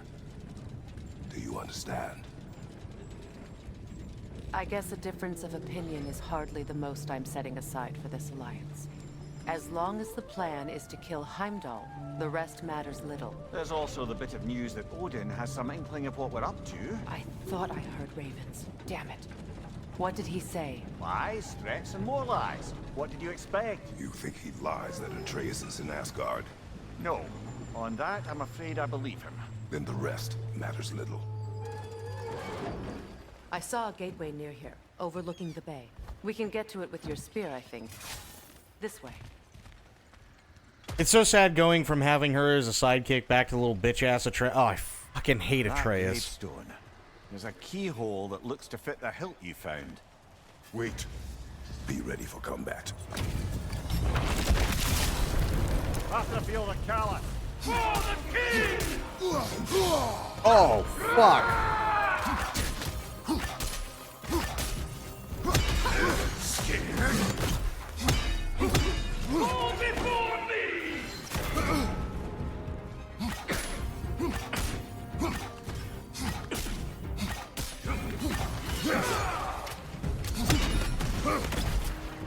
This is going not well. Fall before me! Ow. Tremble, false god! Weak godling!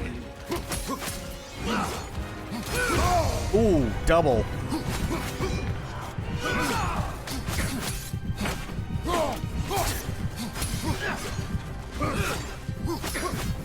Fall before me! Tremble, false god! Damn. Where's the boy? Hopefully dead. Hopefully. I sincerely hope.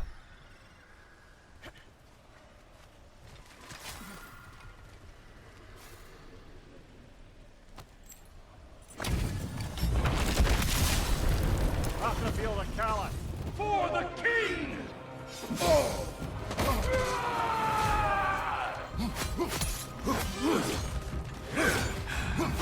You should run! Fall before me!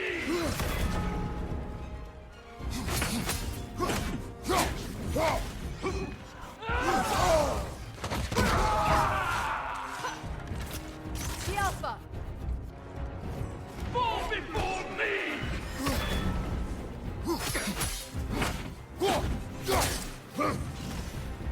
Tremble, full stop! Fall before me!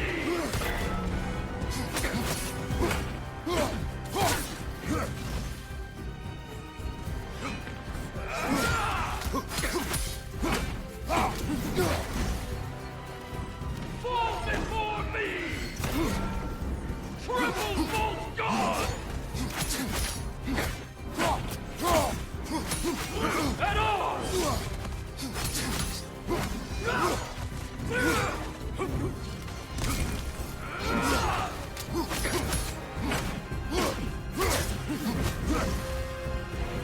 Fall before me!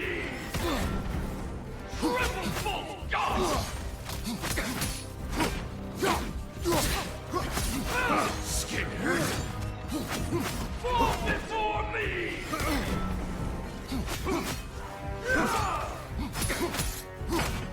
There we go.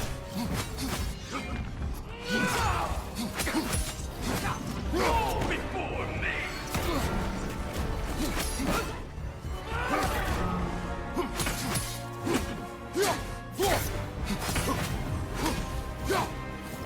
Triple full god! Weak god! Fall before me! Ooh, that one hurt.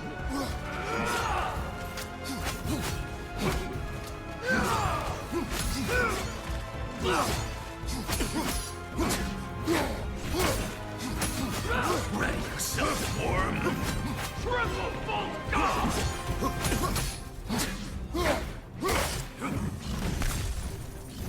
Fall before me!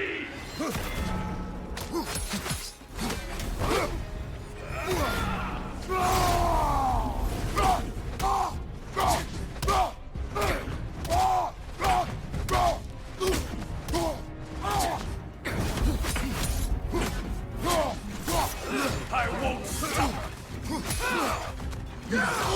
Ow. Fall before me!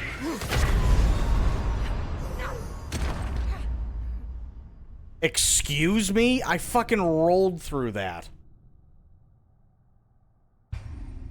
That's bullshit. Okay, this guy has to die.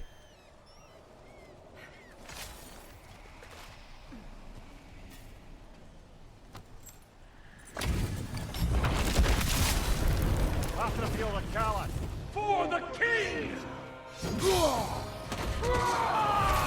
Why does it never work? With that first one. Ready yourself, worm! Fall before me!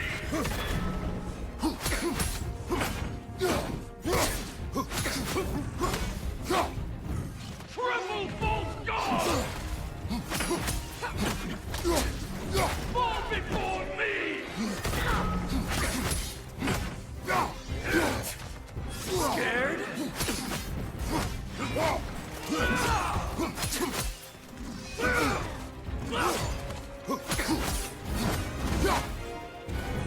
Fall before me! Triple full god! The Alpha!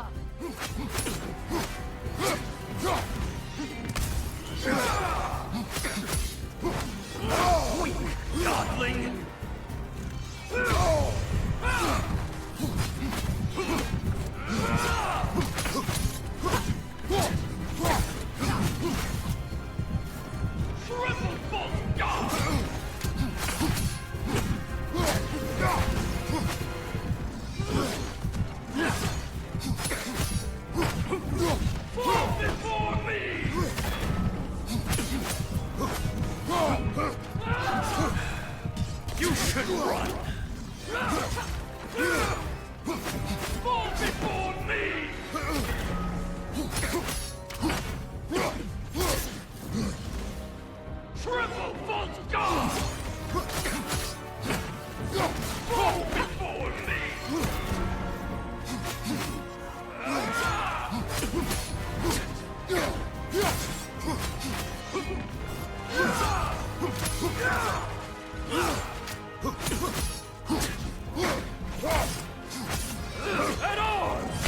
Damn! I went the wrong way.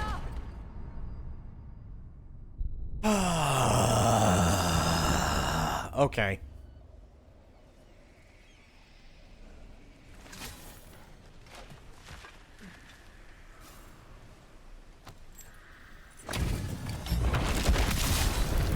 Off the field of Cala. For the king!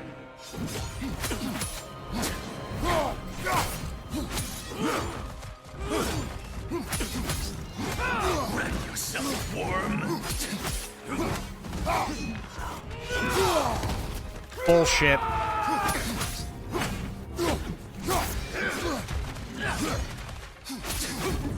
Fall before me!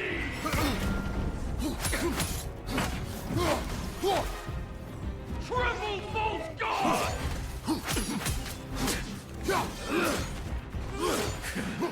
Scared!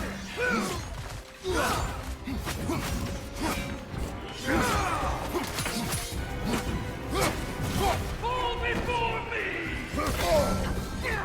Horse shit.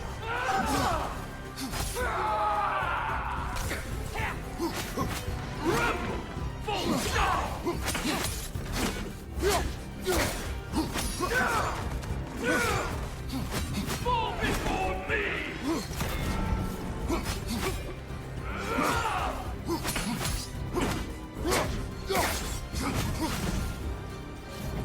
Fall before me!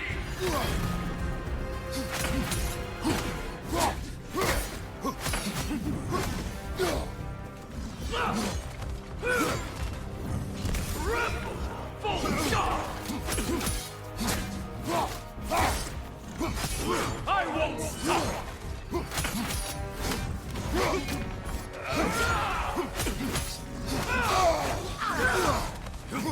Fall before me!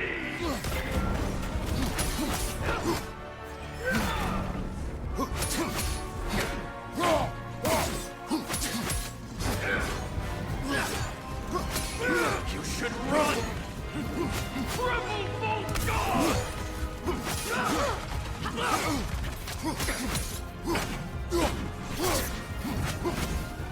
Fall before me!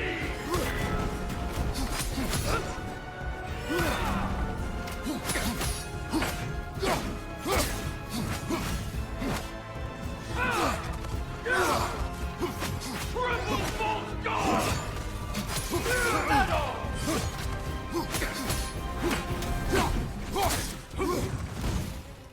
Fall before me! That's horse shit.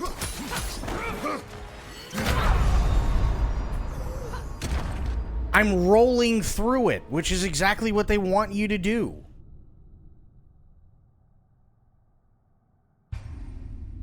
So I'm not entirely sure what it is that...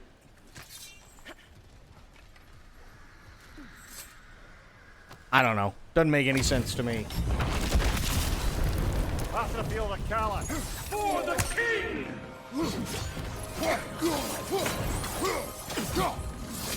Ready yourself, worm!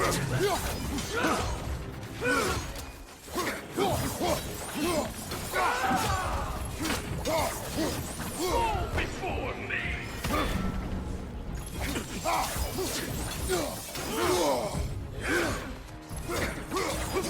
Triple false god!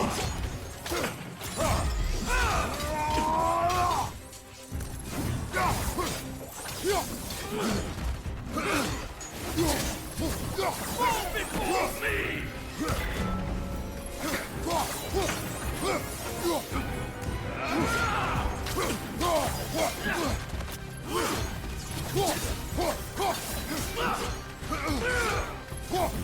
Fall before me!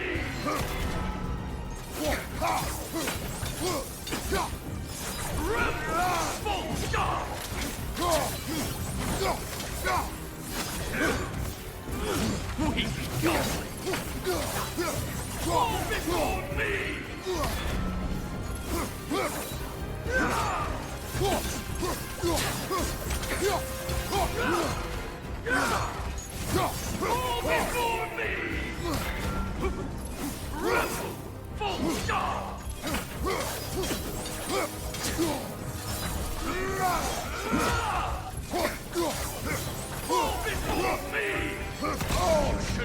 See what I mean?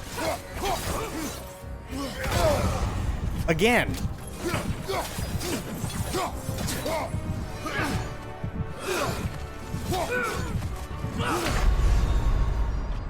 Oh, this is a fine mess. Of course settings have been set to ultra. It's a 15-year game. It's a 15-year-old game. There's nothing glorious about that. That's like me going, holy fuck, I've got 8,000 FPS on Counter-Strike.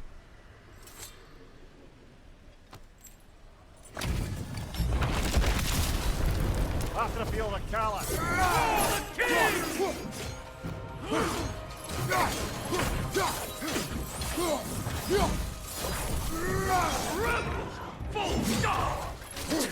It's Skyrim.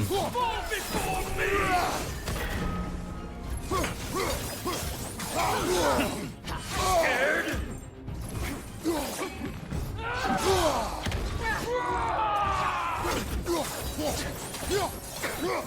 Fall before me! Triple false god!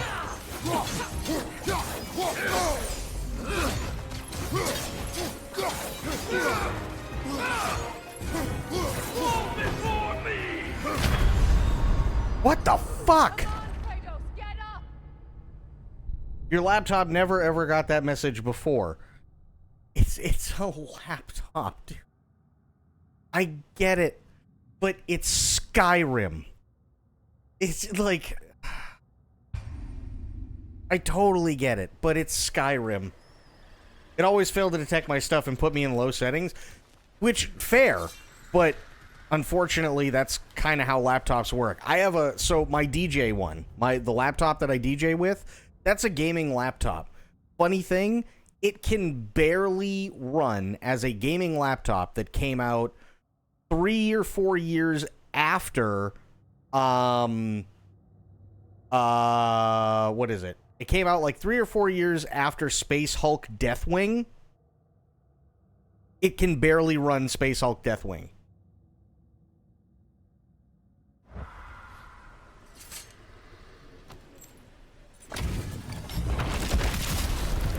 After the field of Cala.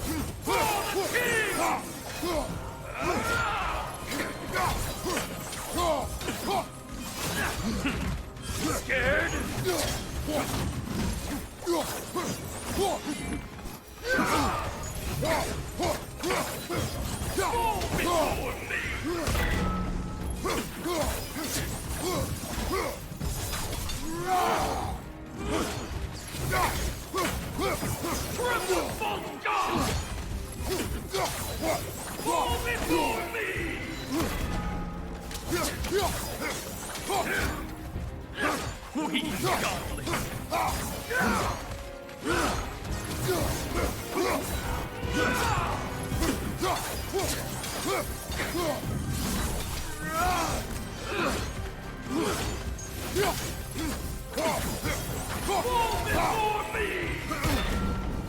Triple false god!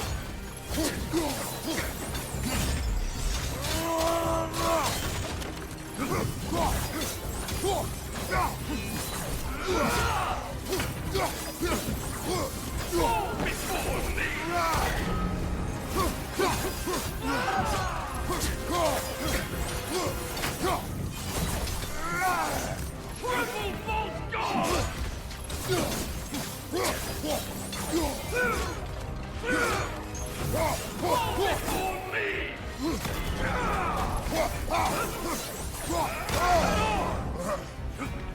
We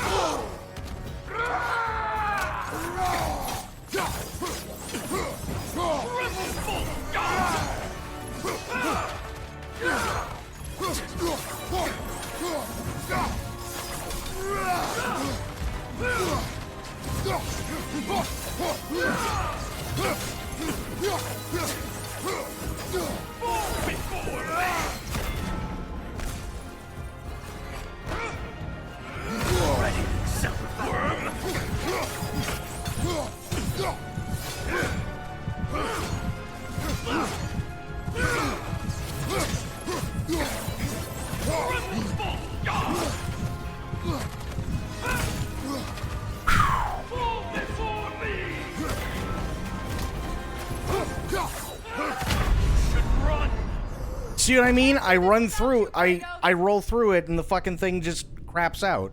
I don't get it.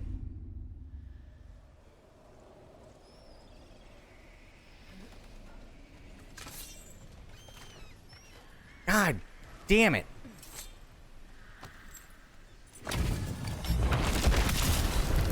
After the field of Callus. For the king! Just fucking roll.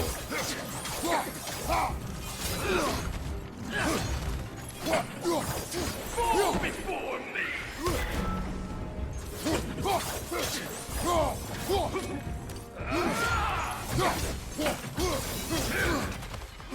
I won't stop! Fall before me!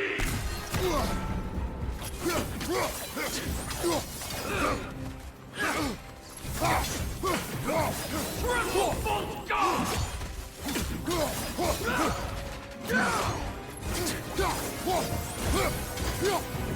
Fall before me!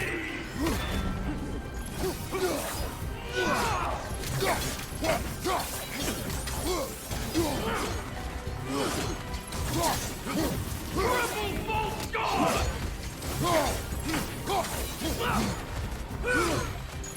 Fall before me! Scared?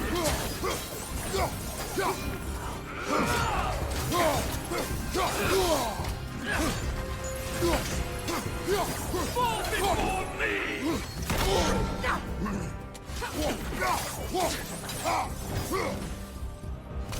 Triple Bolt God!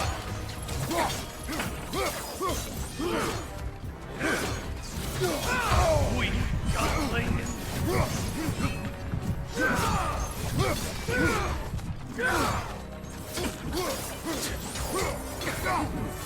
Fall before me!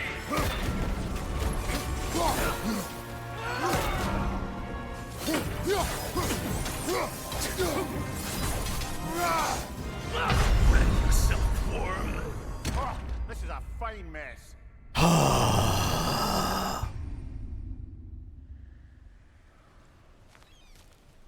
I'm gonna beat this.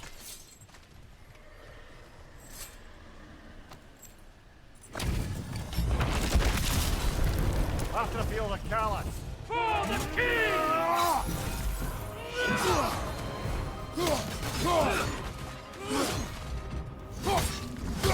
I won't stop!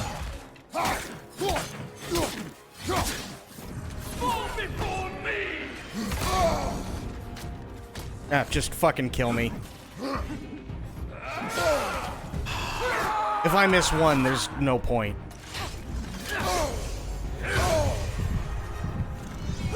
Ready yourself, worm! No, I absolutely will today. I absolutely will today.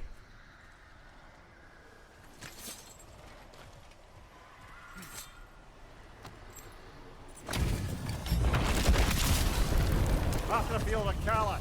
For the king! It doesn't... Ready yourself, worm! Fall before me! Ah, this is a fine mess. I don't know why that first one is so fucking hard to dodge.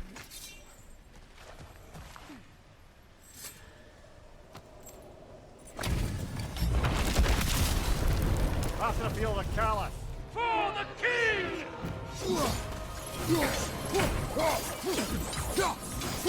Ready yourself, worm!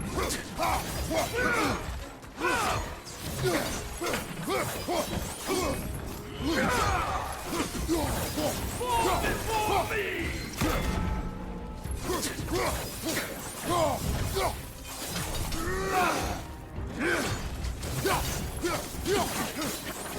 Triple Bolt God!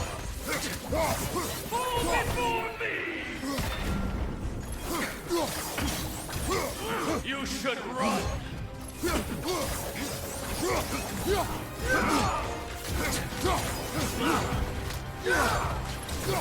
Fall before me! Triple bolt God!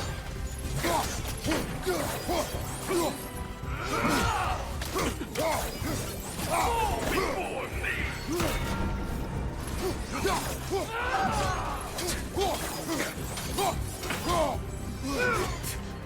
Scared? Fall before me! Triple bolt God!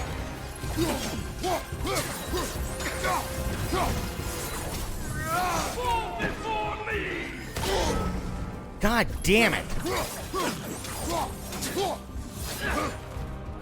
I won't stop!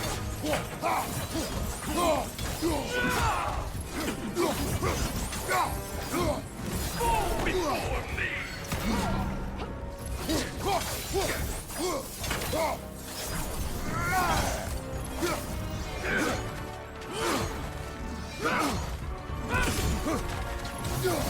before me!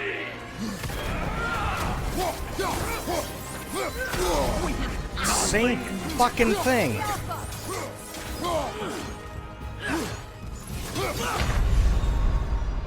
God damn it. No, but I'm not going to back down from it now that I've done it.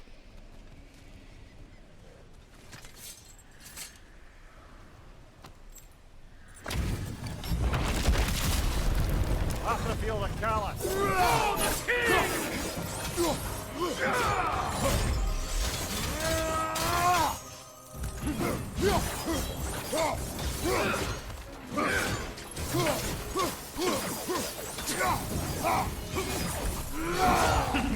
Scared? Fall before me!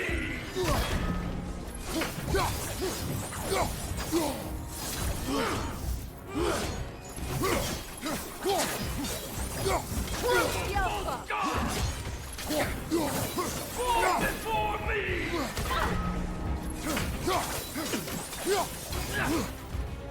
Ready for some work!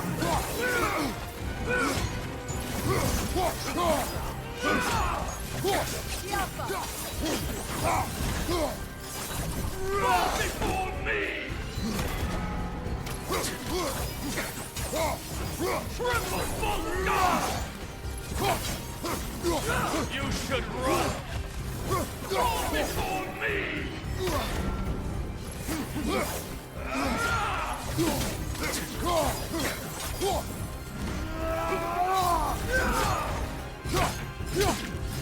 Fall before me! Triple bolt God!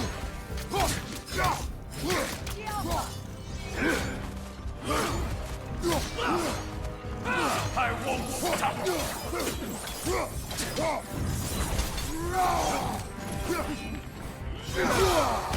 That's horse shit.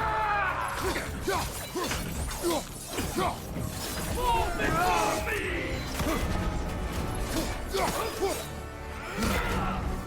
Behind you! Watch out! Weak godling!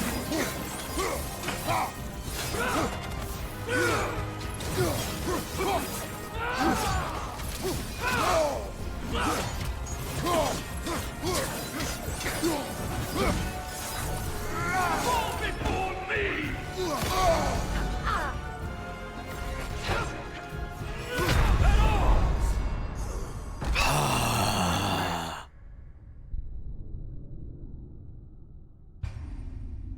Oh, that pisses me off so much.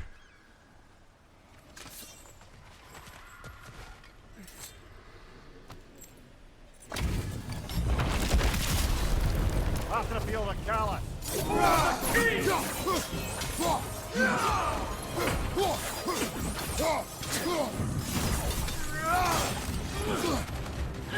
Weak godling!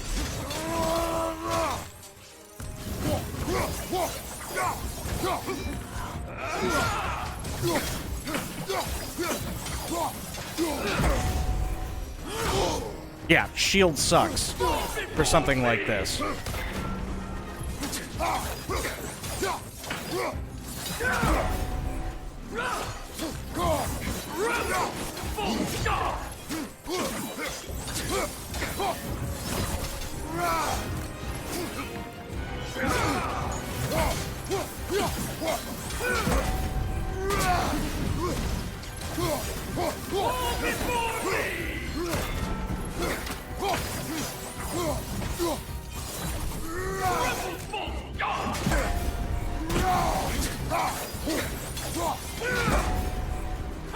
Ready yourself!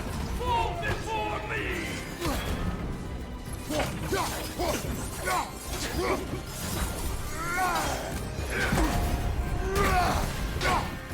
Fall before me!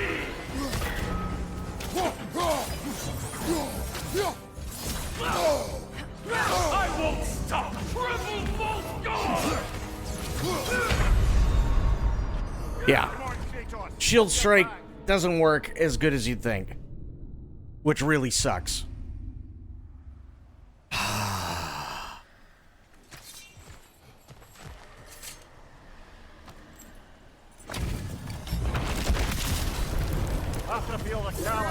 For the king!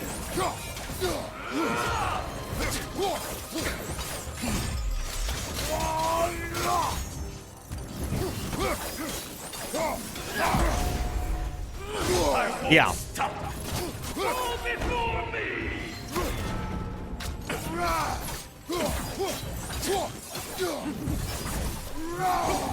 Triple Bolt Guard!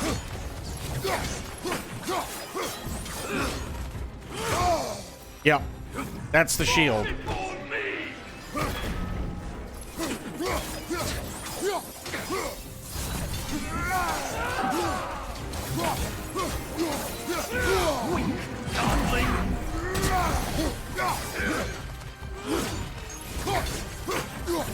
Fall before me!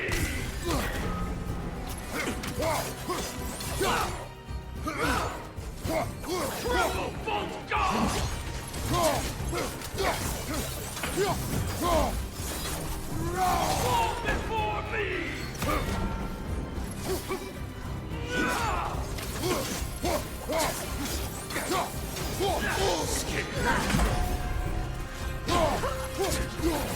Triple Bolt Guard! Fall before me!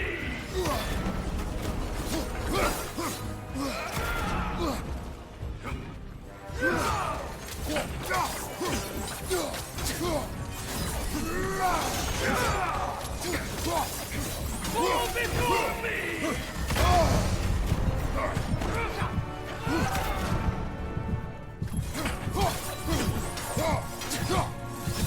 Ready yourself, worm! Triple Bolt Guard!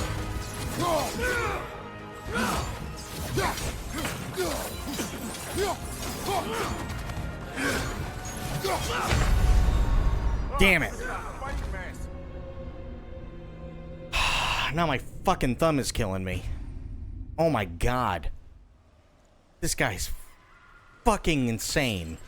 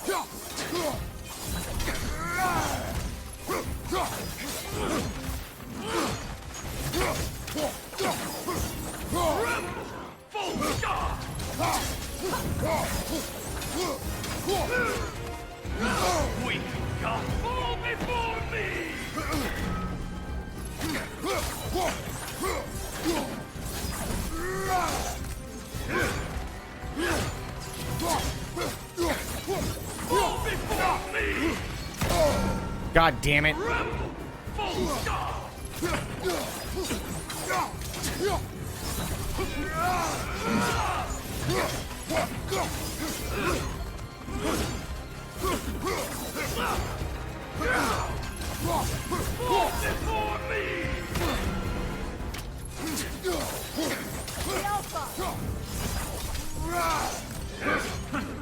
You should run.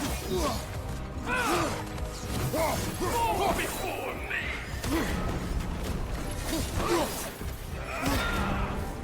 Triple bolt God.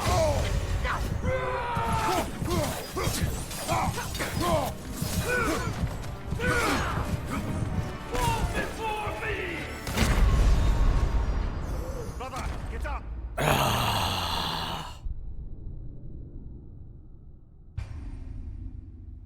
Name is hard refill. Yeah. This fucking asshole. After feel the collar. For the king!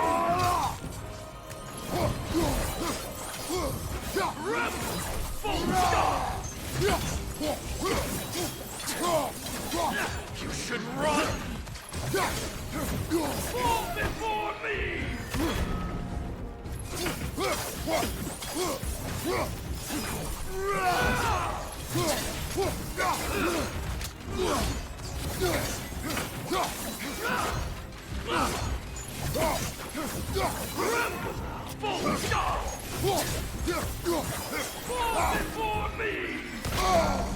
Motherfucker.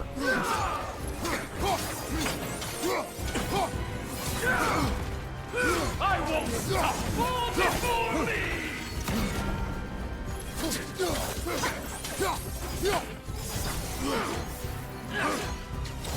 Fall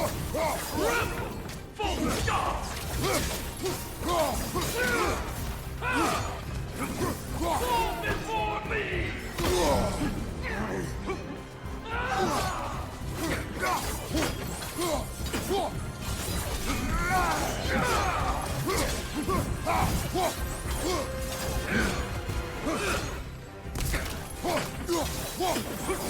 Fall before me! Wait. Triple bolt God!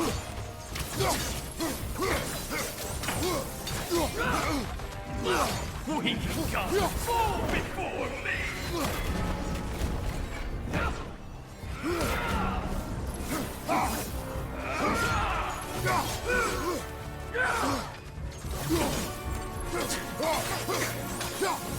Triple bolt God!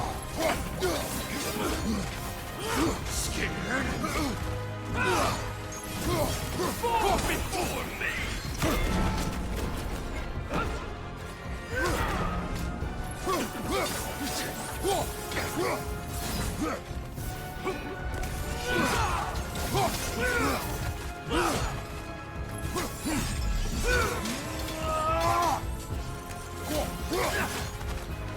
Ready for some worm!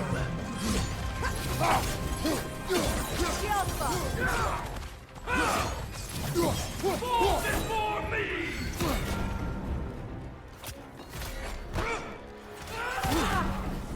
Triple bolt God!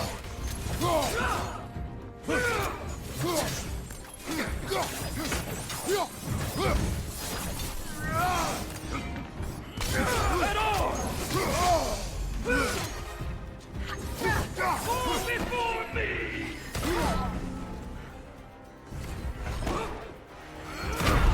Fuck. Come on, get up, brother. God damn it. This sucks.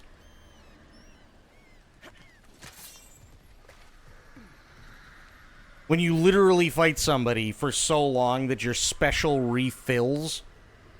Holy shit.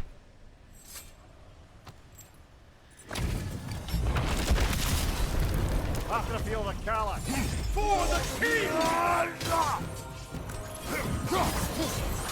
Triple bolt God!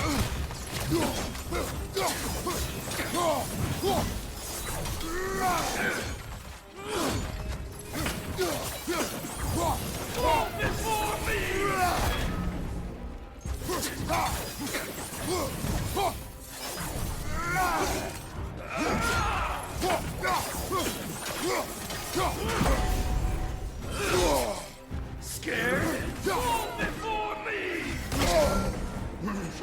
false god!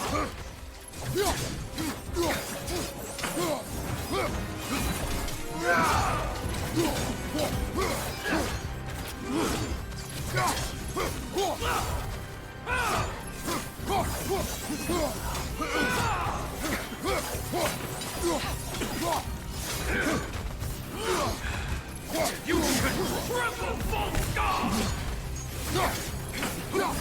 Fall before me!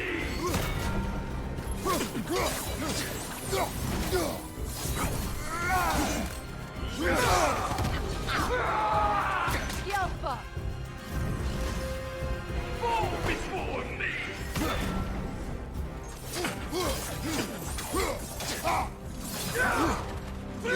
We got triple false god!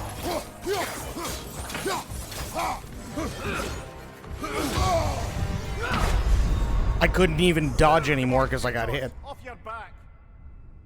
Ugh, God damn it.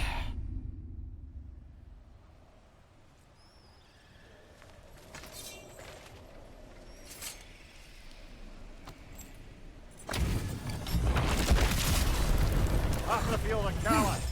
For the king! Rebel! False god! Yelpa! Fall before me!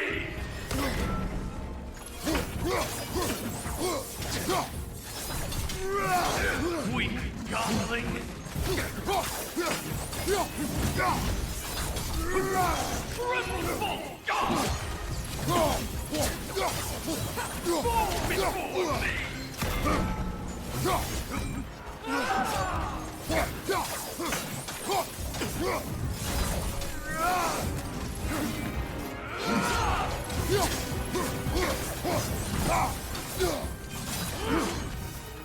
You should run! Triple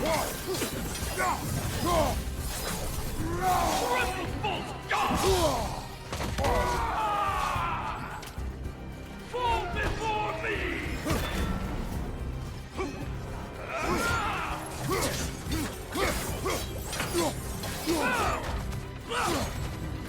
Fall before me! Triple false god! Fall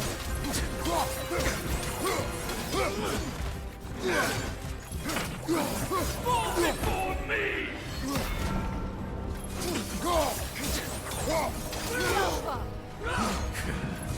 Scared!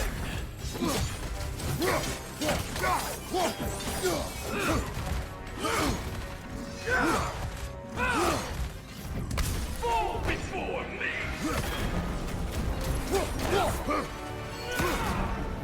Triple false god!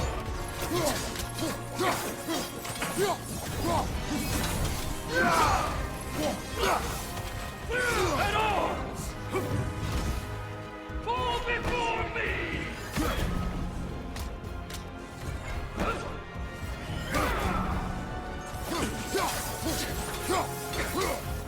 Triple false god!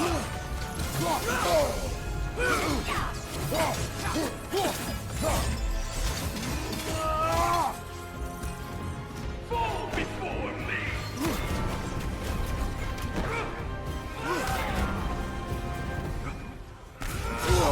Ow. Worm!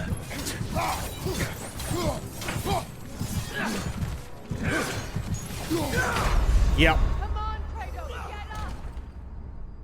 Fuck. Cheap ass cheeseburger that's probably been there for a week in the heater. Ew. That sounds awful. No, this isn't Consort Radon.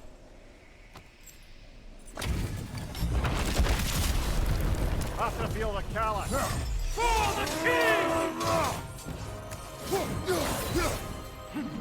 Triple false god!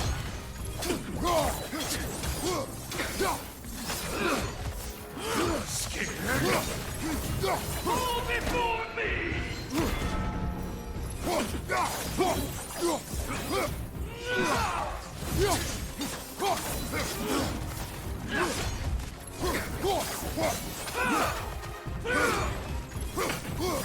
Fall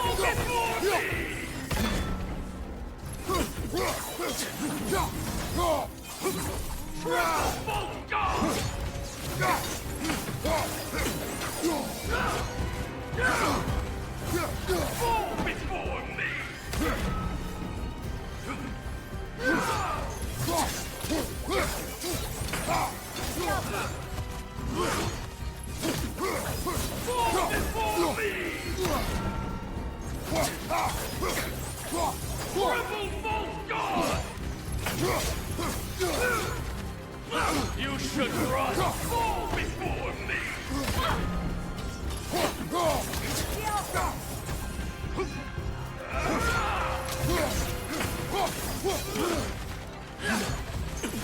Fall before me. Triple false god.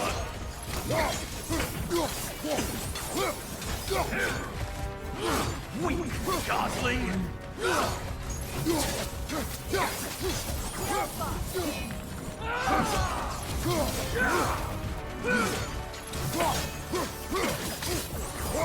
Fall before me.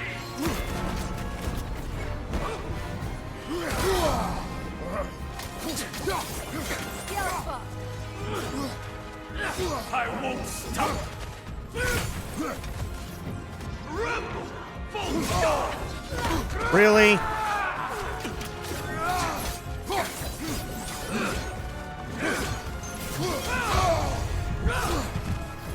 Fall before me.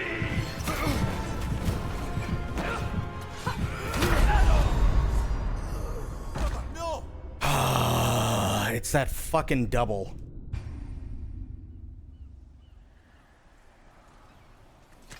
It's that fucking double jump.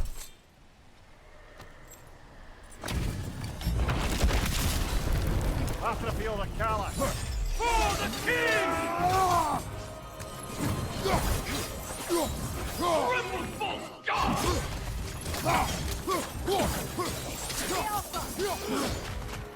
Edo! Fall before me!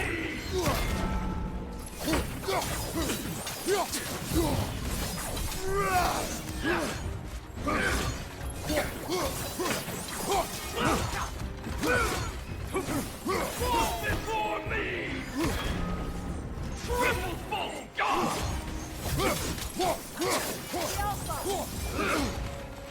I won't stop!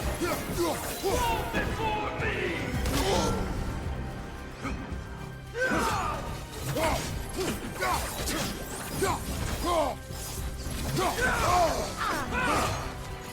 Triple false god! Fall before me! Weak godling!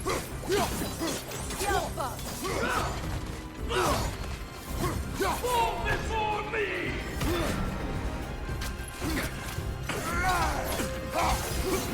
Triple false god! Fall before me!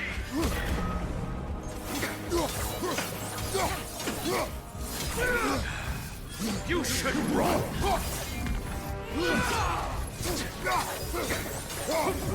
Triple false god!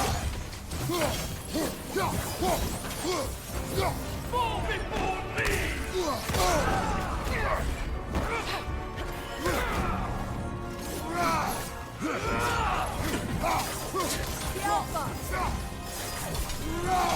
Ready yourself, worm! Fall before me!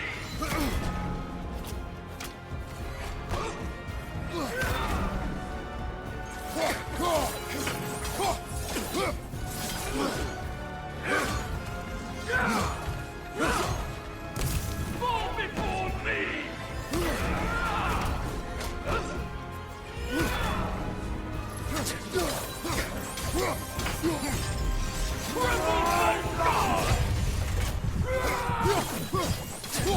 god! Fall before me!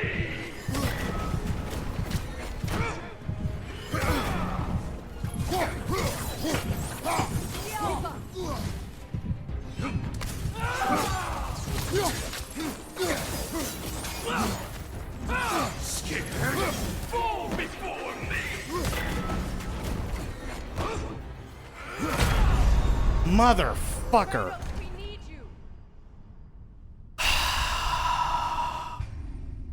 Jesus Christ.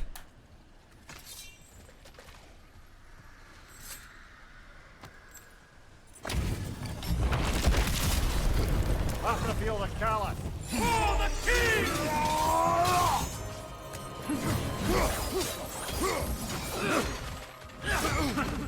You should run! Tremble, my God! Fall before me!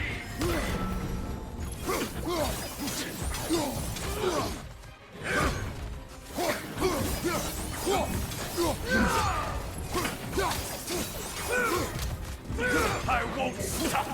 Fall before me!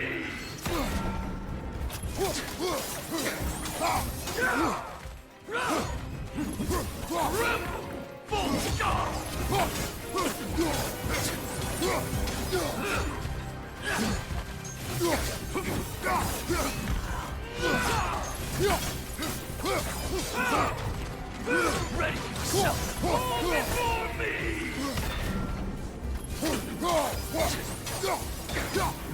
Triple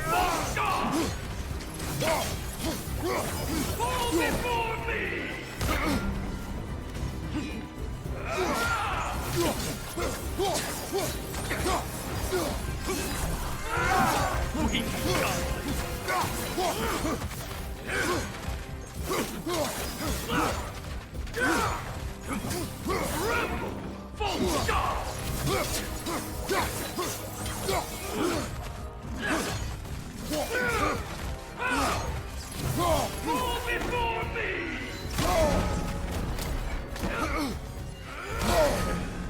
Scared!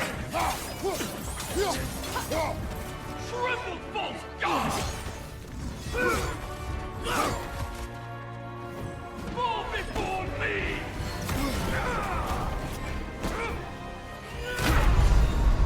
Fuck!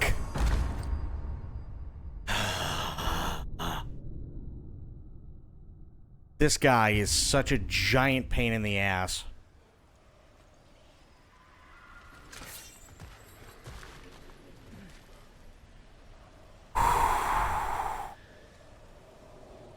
Give my hands a break for a second.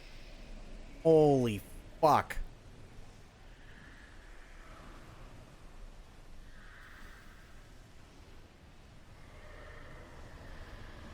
Oh.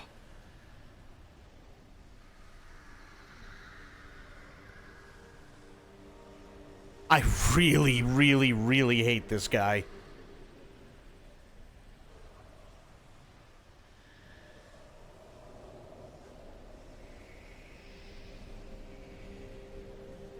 I can get him down to 2 bars.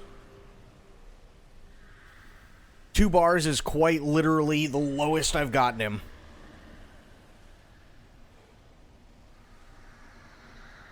And it's that fucking double jump.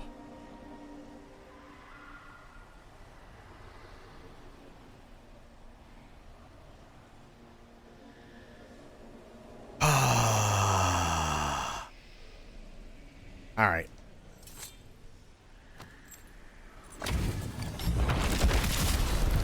Off the field of Callus. For the king!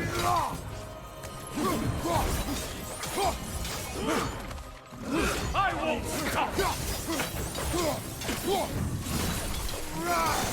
Triple Bolt God!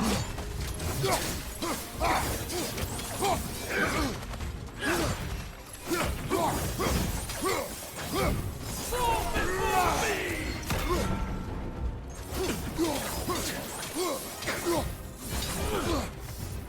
Ready yourself, world! Triple Bolt God! Fall before me! Fall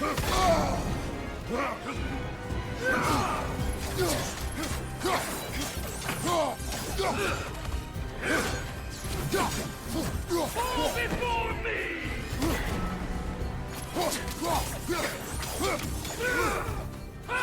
We got Rebel Bolt God!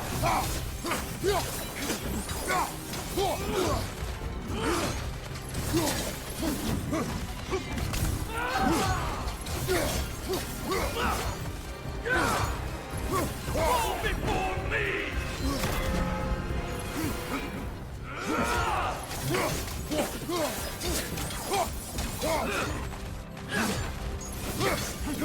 Triple Bolt God! Fall before me!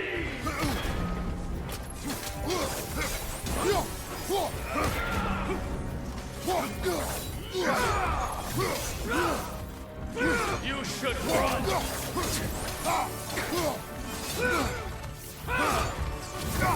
Triple Bolt God!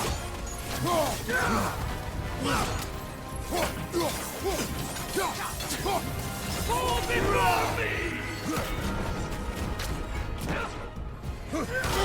God damn it.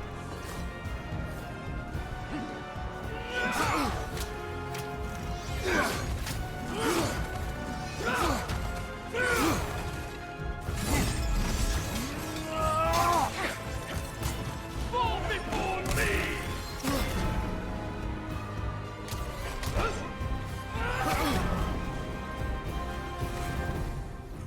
Triple Bolt God! At all!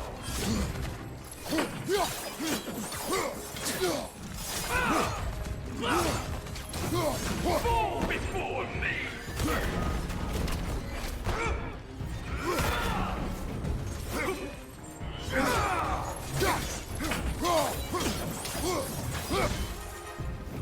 Triple Bolt God! Fall before me!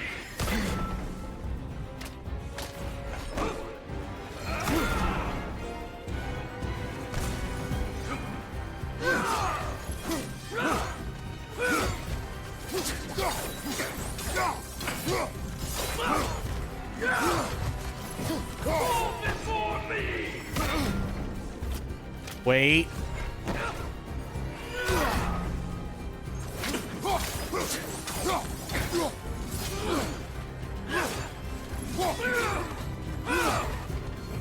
Fall before me!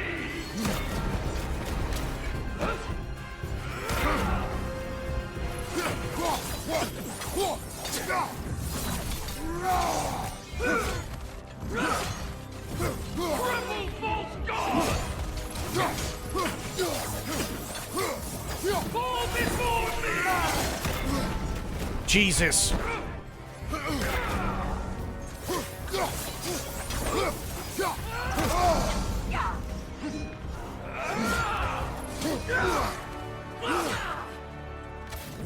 Triple Bolt God!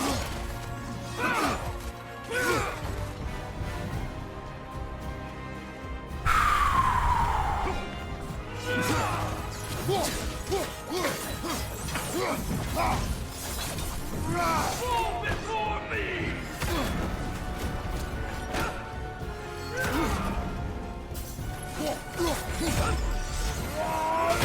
Yeah, I fucking knew it.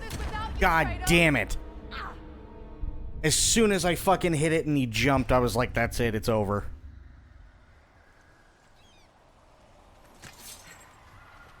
As soon as... Oh, motherfucker. It's doable, it's just a giant pain in the ass. After the field of Calla.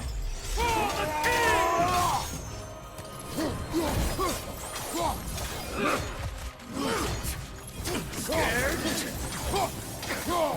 Triple Bolt God! Fall before me!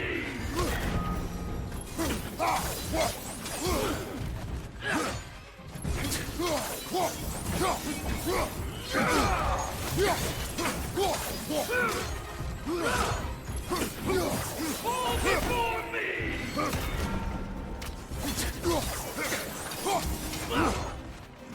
I won't stop! Triple Bolt God!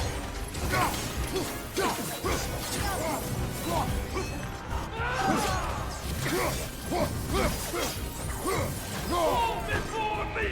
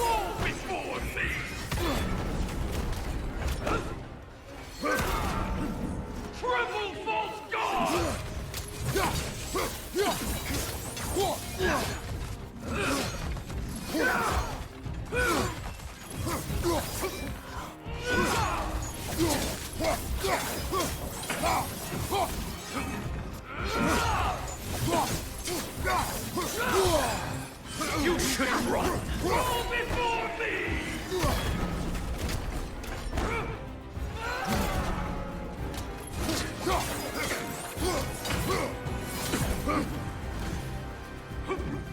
Triple false guard!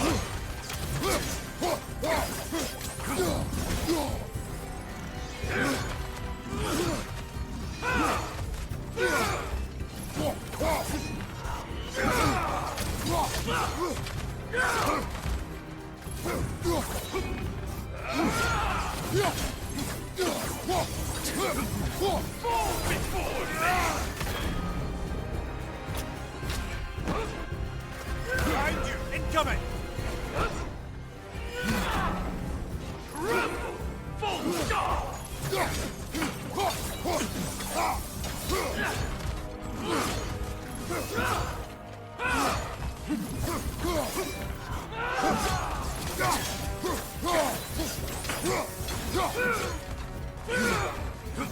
Fall before me!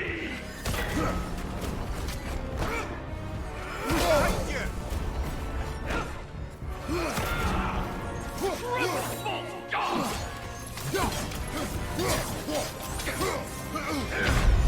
Fuck! Brother! Get up, brother!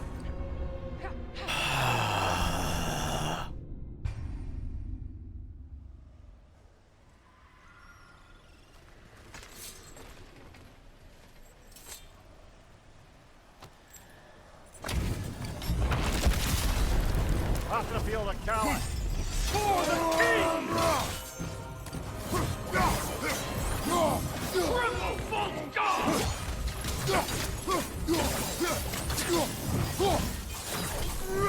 Fall before me!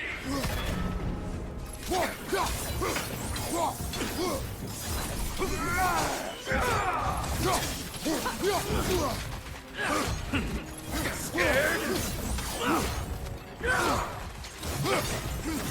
Fall before me!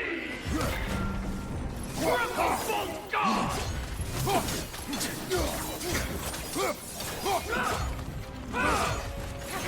Fall before me!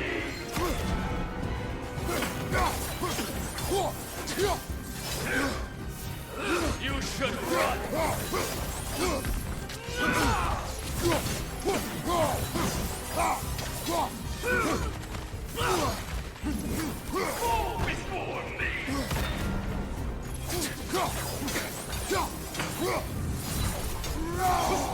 Triple false guard! We got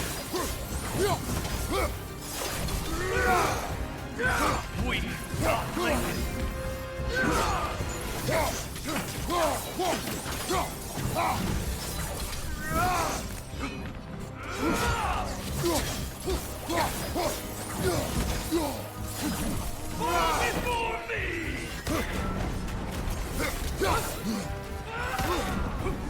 Triple false guard!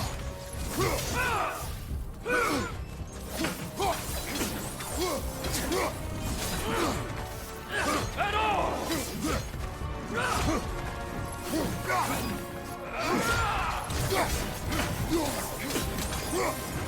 Fall before me!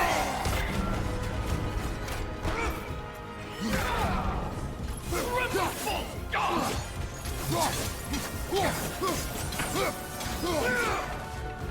Ready! Fall before me!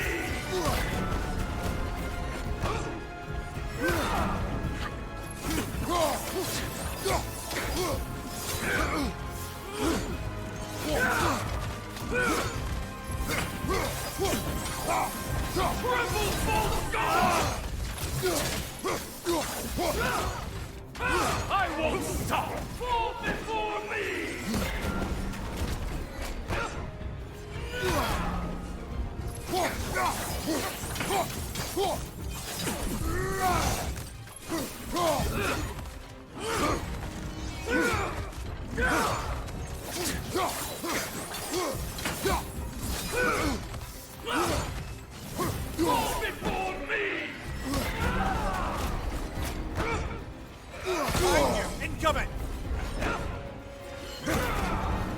Triple false god!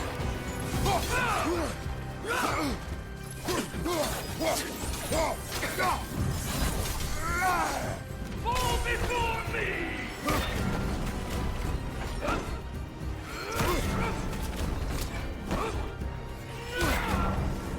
Triple false god!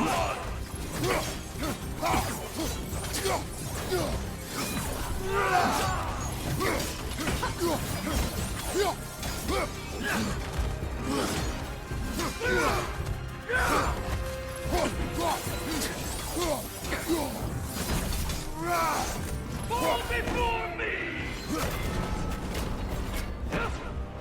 Behind you!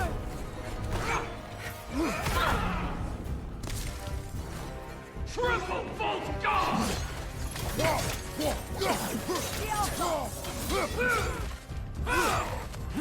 Fall before me!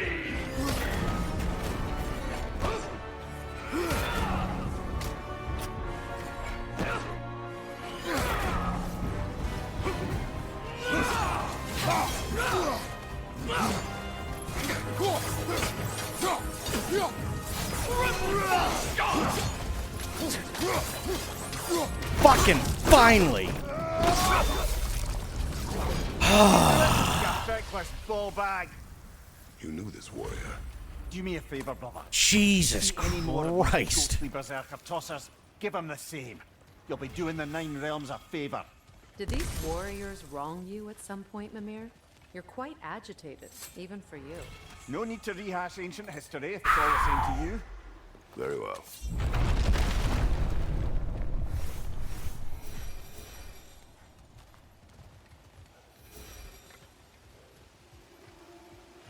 Okay, now my thumb hurts.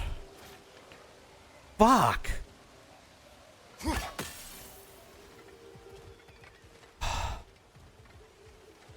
That was absolutely fucking batshit insane.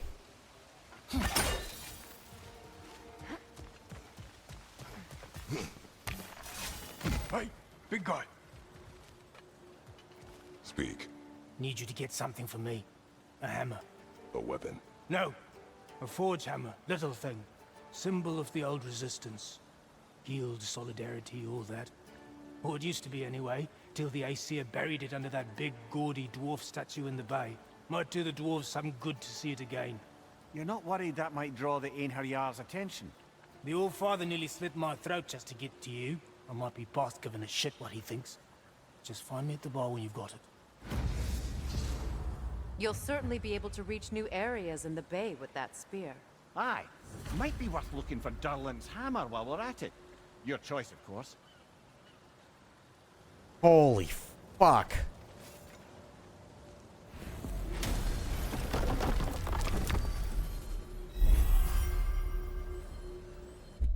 Yes, I'm going back to Sindri's house, because my thumb is killing me.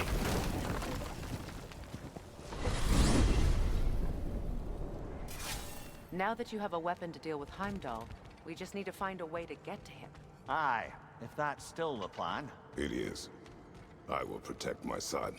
So, then it seems the original plan to avoid Ragnarok has fallen a bit by the wayside. That is up to Odin. Yes, that's rather what concerns me. Listen, brother. Those things he said to you... His words are nothing. True, though I expect retaliation is no empty threat.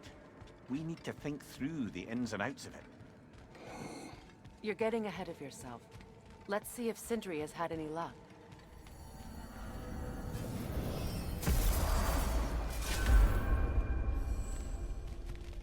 Okay, speak with Sindri.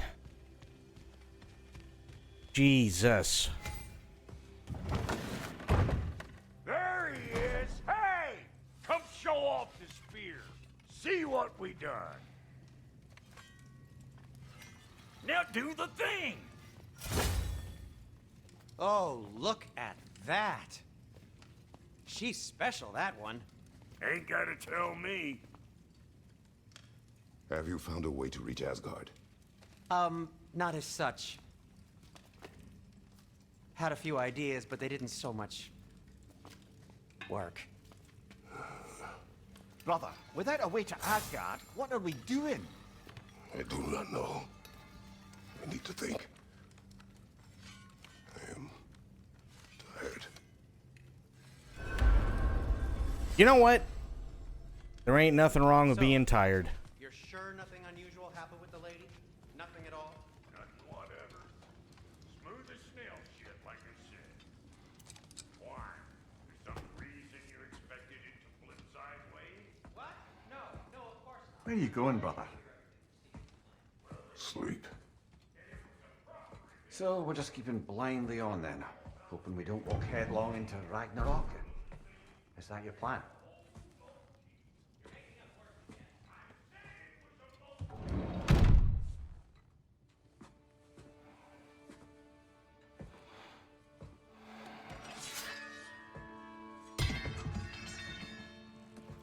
Damn, he really is tired.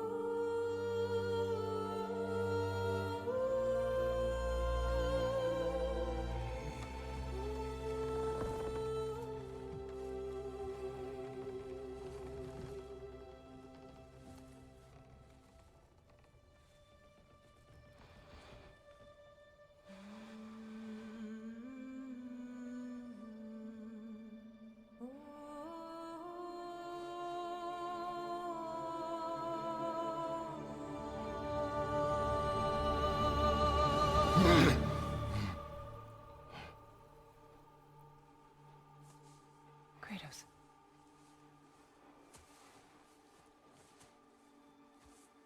You all right?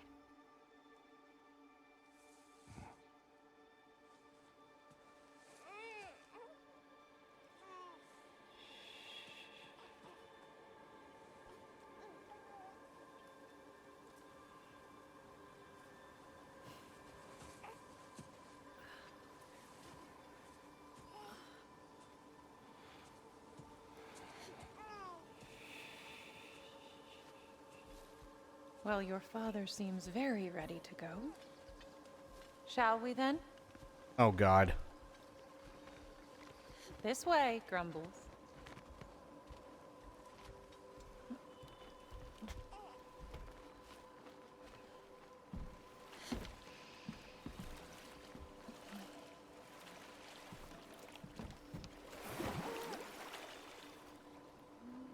Do you enjoy the gentle waves, little one?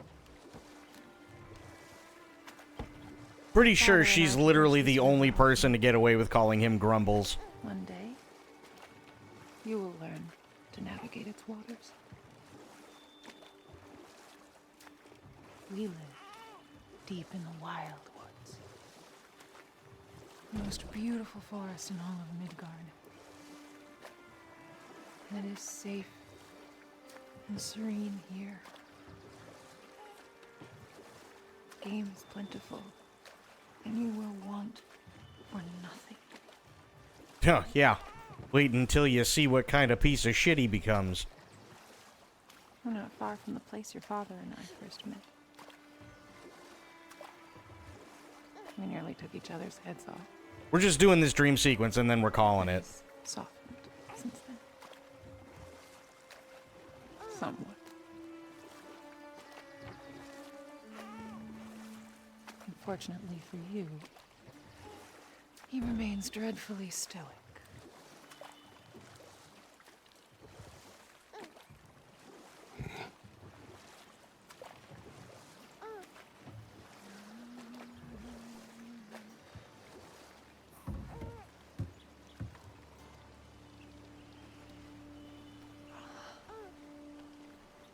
I suppose it will fall to me to teach you language.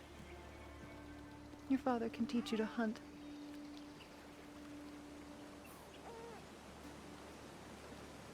Or perhaps that will fall to me as well, since all he seems to be good for is grunting.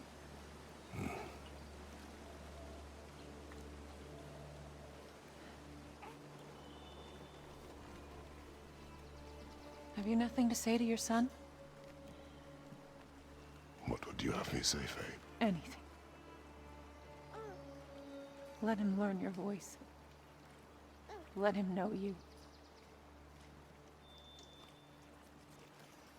Hate him? It's far better off knowing as little as possible. Knowledge is not always a burden. Yes, it is. What are you, fucking high? Think. The mighty god of war, frightened of his own child. I do not fear our child, Faye. I fear for him.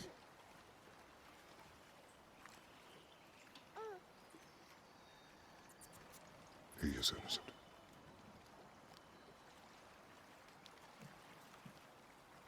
We are not our failures. We are not who we were. We must be better.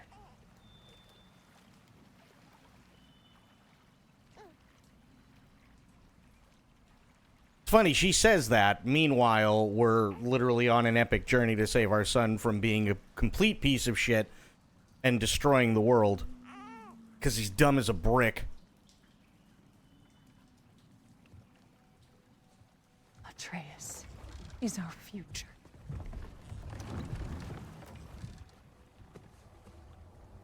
Keep him safe, Kratos.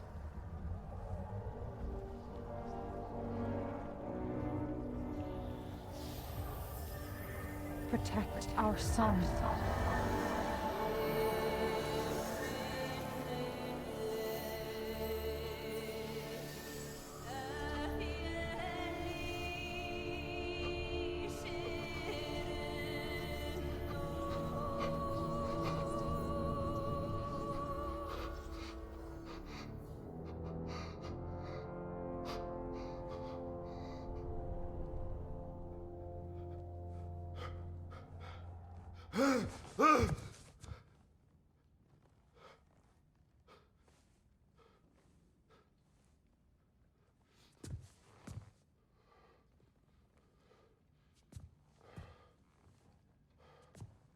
I'm not gonna lie, it literally looks like his muscles never relax even when he's sleeping.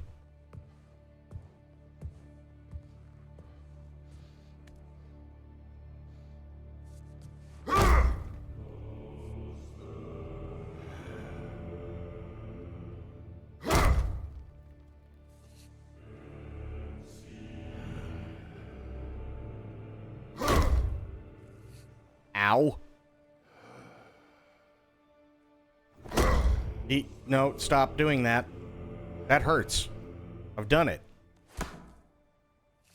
Oh, god damn it. Well, thank God we're saving and not playing this tonight.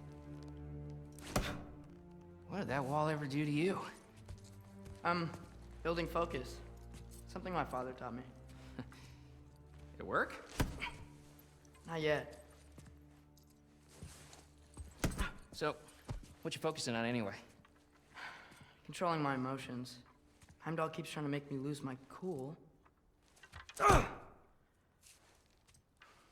I can't give into it. Thrud, hey. It's Thrud. Hey, be cool.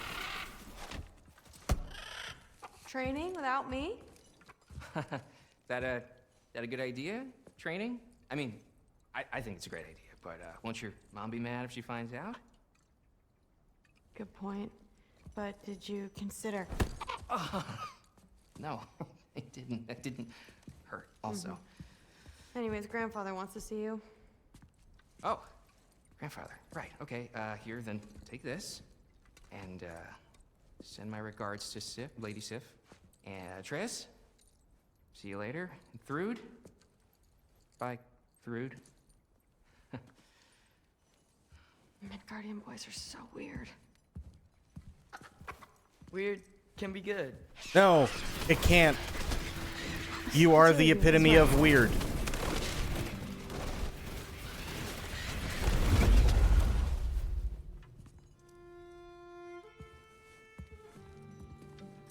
What's in the jar? Milk curd, Mom's favorite. It's his way of helping.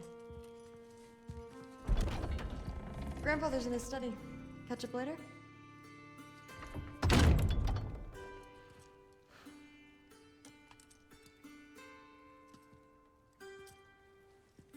Yeah, no, we're definitely not playing his fucking short round tonight. Absolutely not.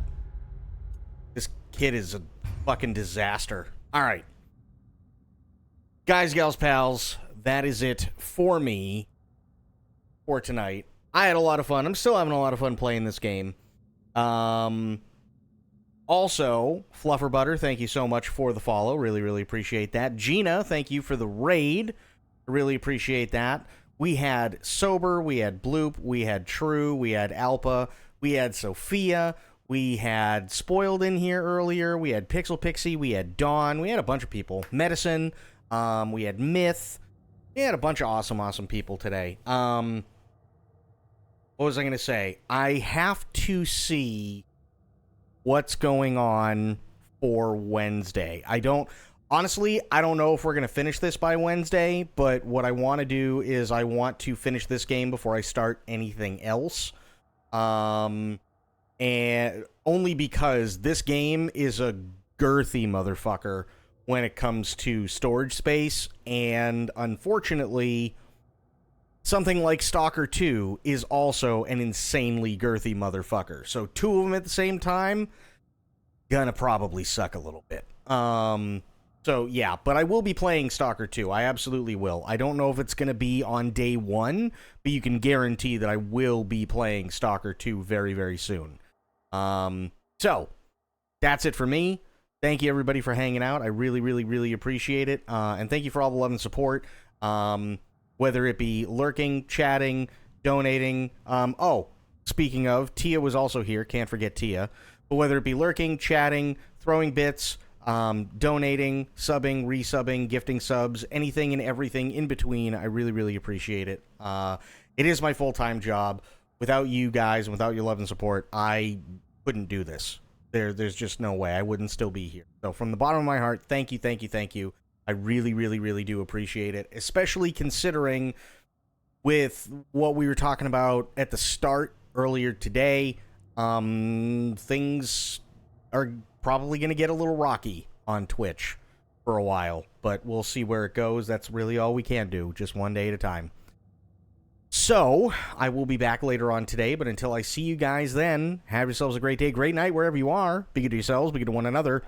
Stay safe, stay frosty, and of course, the #1 golden rule around here, try to remember some of the basics of CQC. And I will be seeing you guys later on. Thank you so much, everybody, once again, for all the love and support. It means the world to me. Have yourselves a good one. I will see you later on today, and that's it for me. I'm out. Take care. Bye, guys.